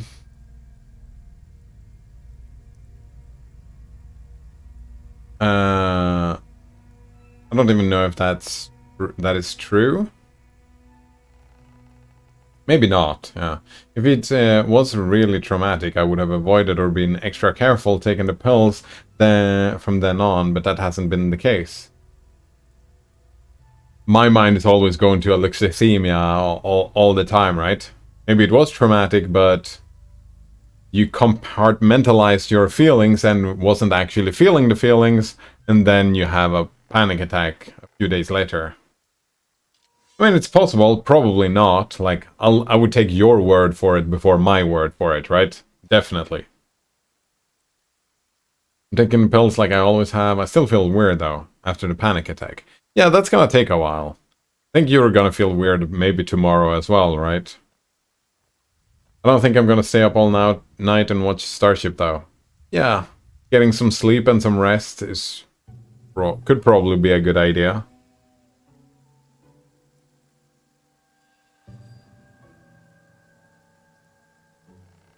Can rep so you can start. I don't know. Do you care about spoilers? I don't even know, but you can just start watching it first thing in the morning, right? The path is clear.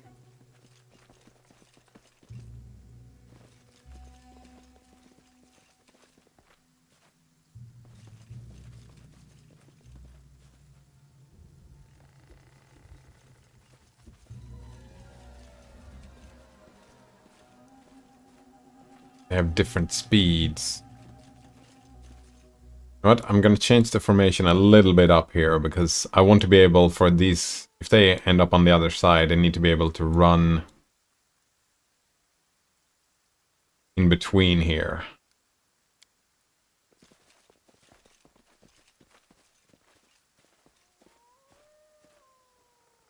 I think we're gonna even pull you back a bit.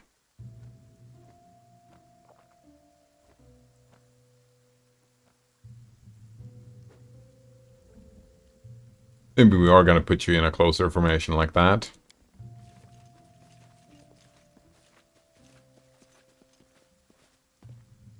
I can't tell if they're like... They are bouncing into each other a little bit, I think. Slowing down.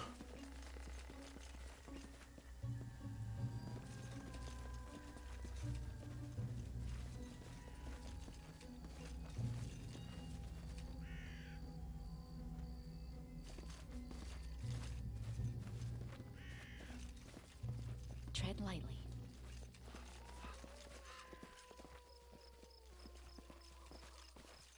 Probably fine. Our duty calls. Give the order. You don't really have anything except fight defensively, right? Yeah, you don't have any abilities. I'm listening.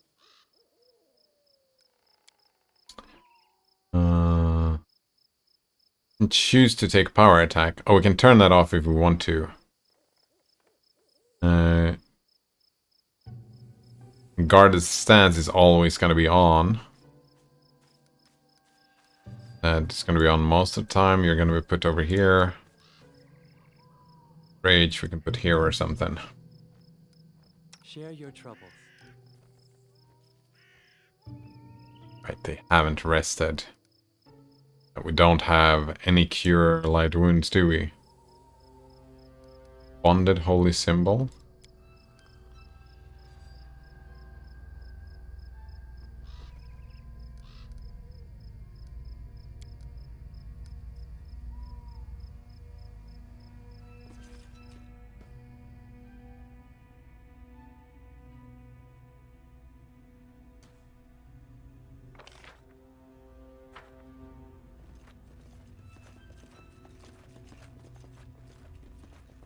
Does not look like any. Yeah, we still have corpses here, it seems.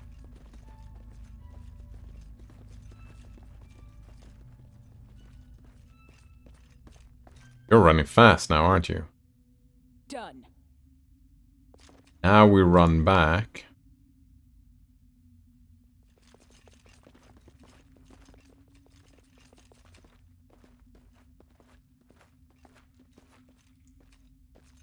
Why?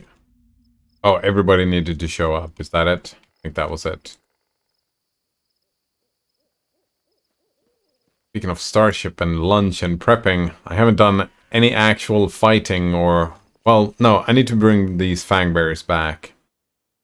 Then it's lunchtime. Norton says my medication lady prescribed me trazodone, and she described it like a pill to help me sleep. But really I learned it's an antidepressant, and one of the effects is helping depression. Depression caused insomnia.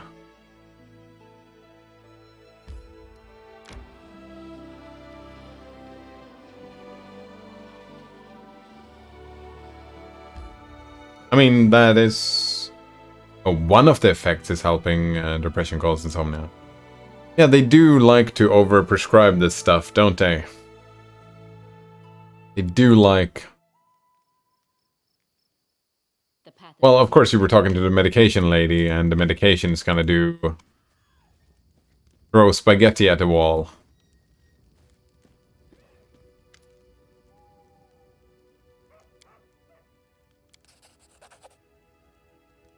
After a quick glance at the basket, Bokken grabs a fistful of berries and shoves them into his mouth. Ah, a smile of delight brightens his face. Ah, fangberry, so fresh.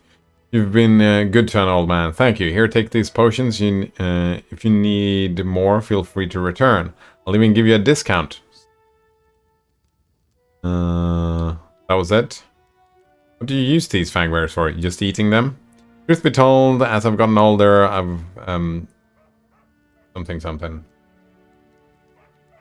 Nodron says, I mean, I did have trouble sleeping, but it was because of another medication I was taking. Yeah, so, you have a medication that causes trouble sleeping, and then you have another pill to continue sleeping. That gotta be a little bit careful. Like, I always feel that, well, when we start medicating the medications, that's when I'm like, oh, is this the plan? Really? That feels like a not great plan. Everyone says, so instead of lowering the medication, the other alternative is more medication. Actually, I feel really happy with where I'm at right now. I'm not taking any medication. Just that knowledge makes me feel very happy, but I mean, to each their own. Actually, that's not, well, medication. I do take a vitamin pill. A multivitamin pill? Yeah. Sometimes. I try to take one every day. It is recommended for vegetarians to do the vitamin D thing. Yeah, you want the D when you're a vegetarian. But I don't consider that medication necessarily.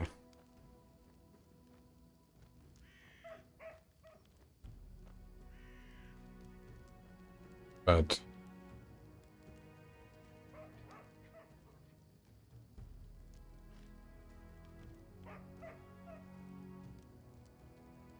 have you, like, how long was it ago, Nodrunner, that you were completely medication free? Like, just completely free? Like, waned off all of the stuff and just see how life was without medications?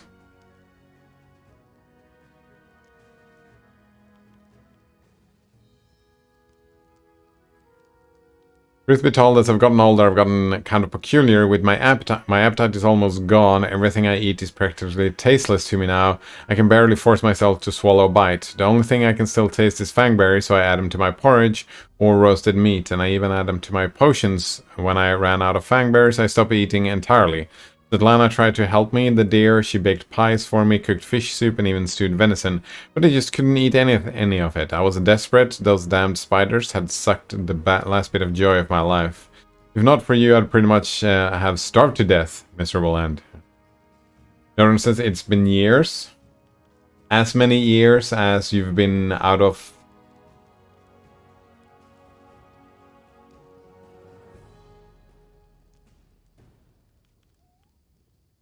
Weird. I'm not using the gamepad to disconnect it.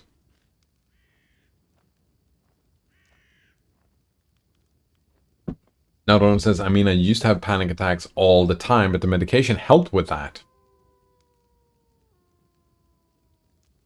2019. Been a while. Been a while, and you haven't had panic attacks in years. 2019, because the medication helped stop that.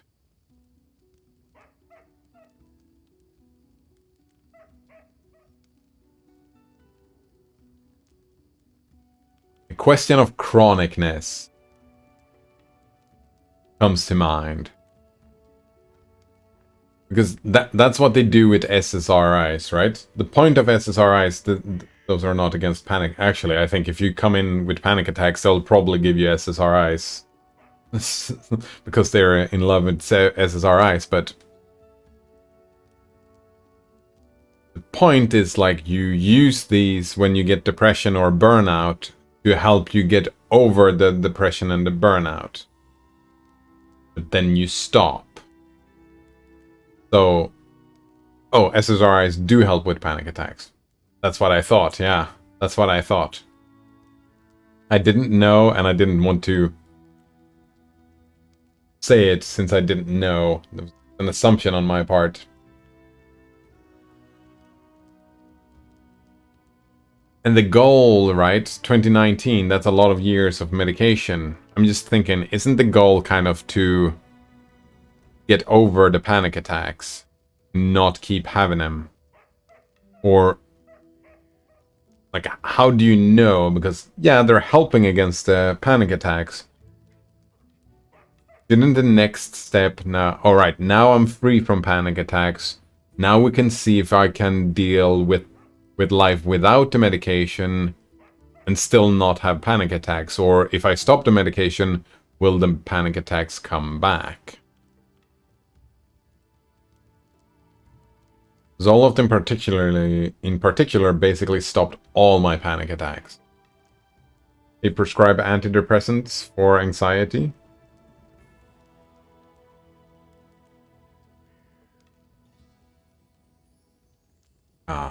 Anxiety's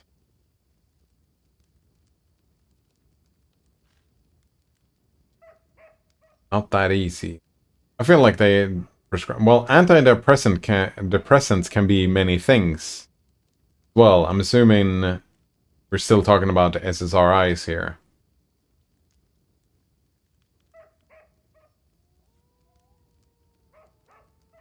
I feel like they've probably found SSRIs to correlations for them to help with a bunch of stuff. Just like how they work.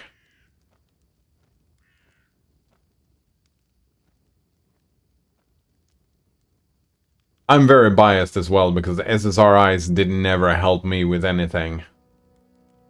No, they never helped me with, yeah, anything.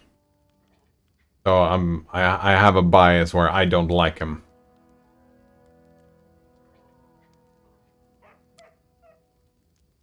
Well, there were others as well. The MAO inhibitors as well. Didn't help either.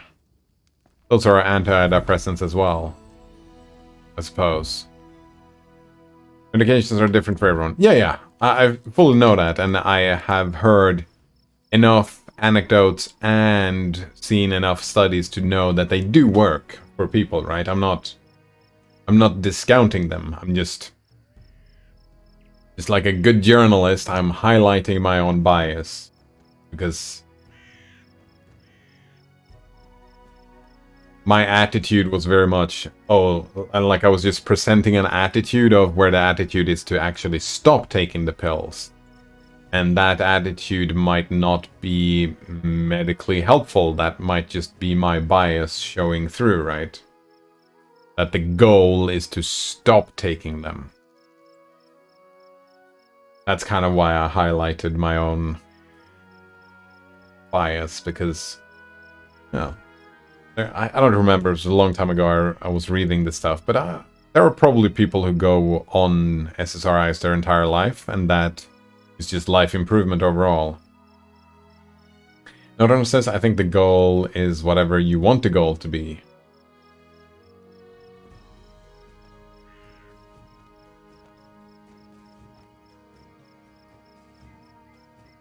Oh, that's a good point. The goal is not to take or not take meditations. The goal is to feel good and not have panic attacks, not have depression. You just have a baseline life that just feels okay, good. Whatever, right?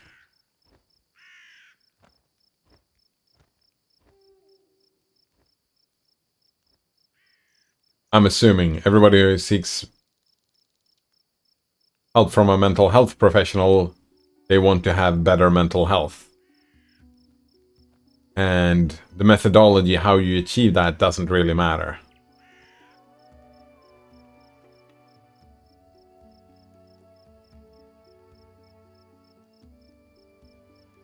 I guess my thinking is that my dislike and my bias is that these medications are pretty invasive, right?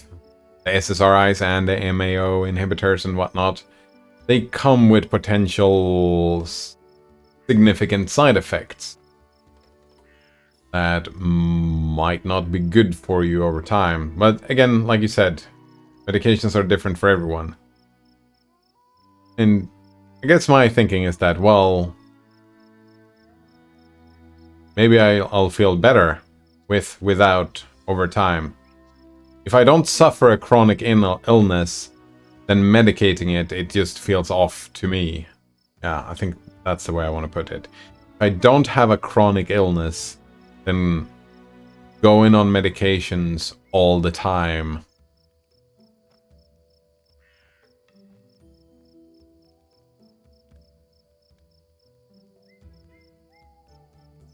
seems excessive. Another one says, that's my goal. Your goal might be to live a medication-free life, and that's okay too, yeah. And that is my goal a little bit, alright? First, primary goal is to feel good in life. Secondary goal, not get to that point through medication.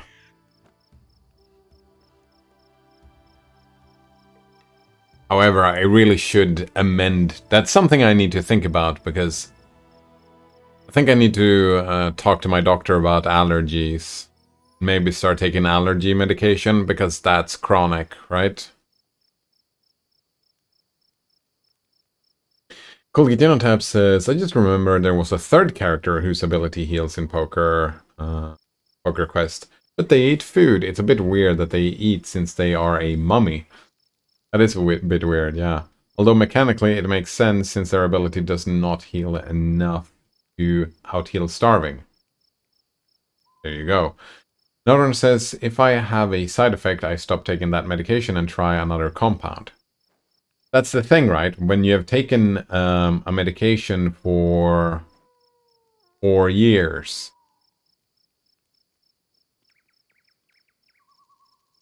if you don't go off it, how do you know what is a side effect or no?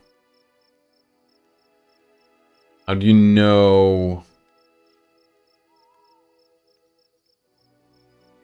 panic attack is not part of some medication? When it's random.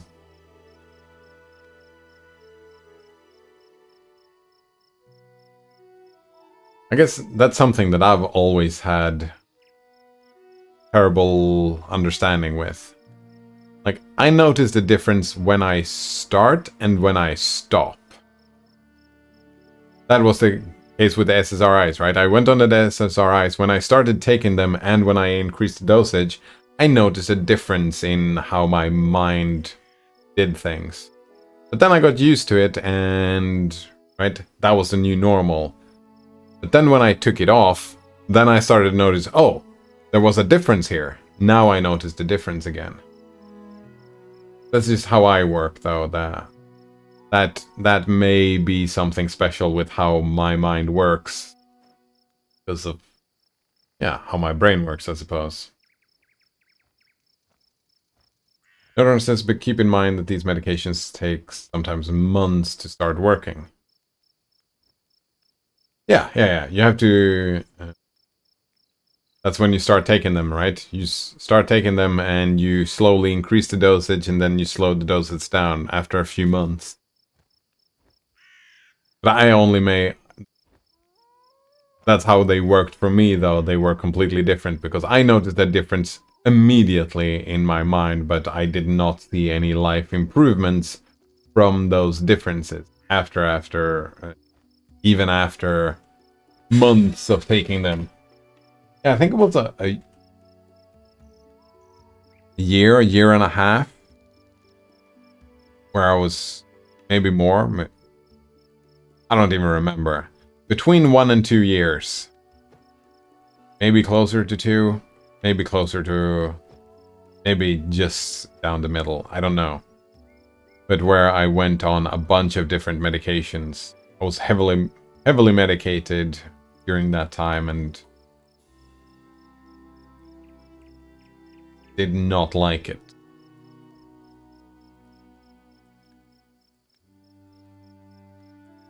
And if they do take months to start working, which is...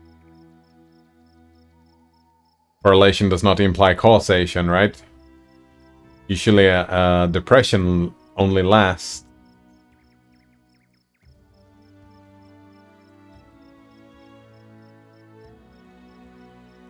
a couple of months. Depression usually only lasts months. So...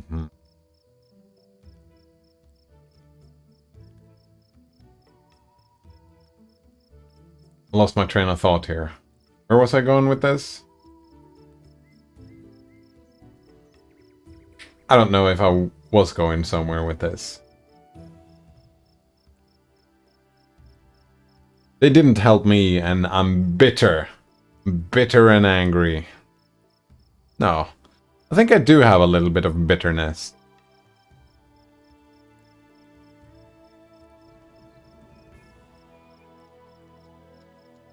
About this stuff.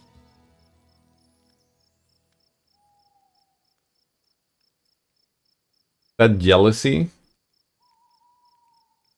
think maybe it is.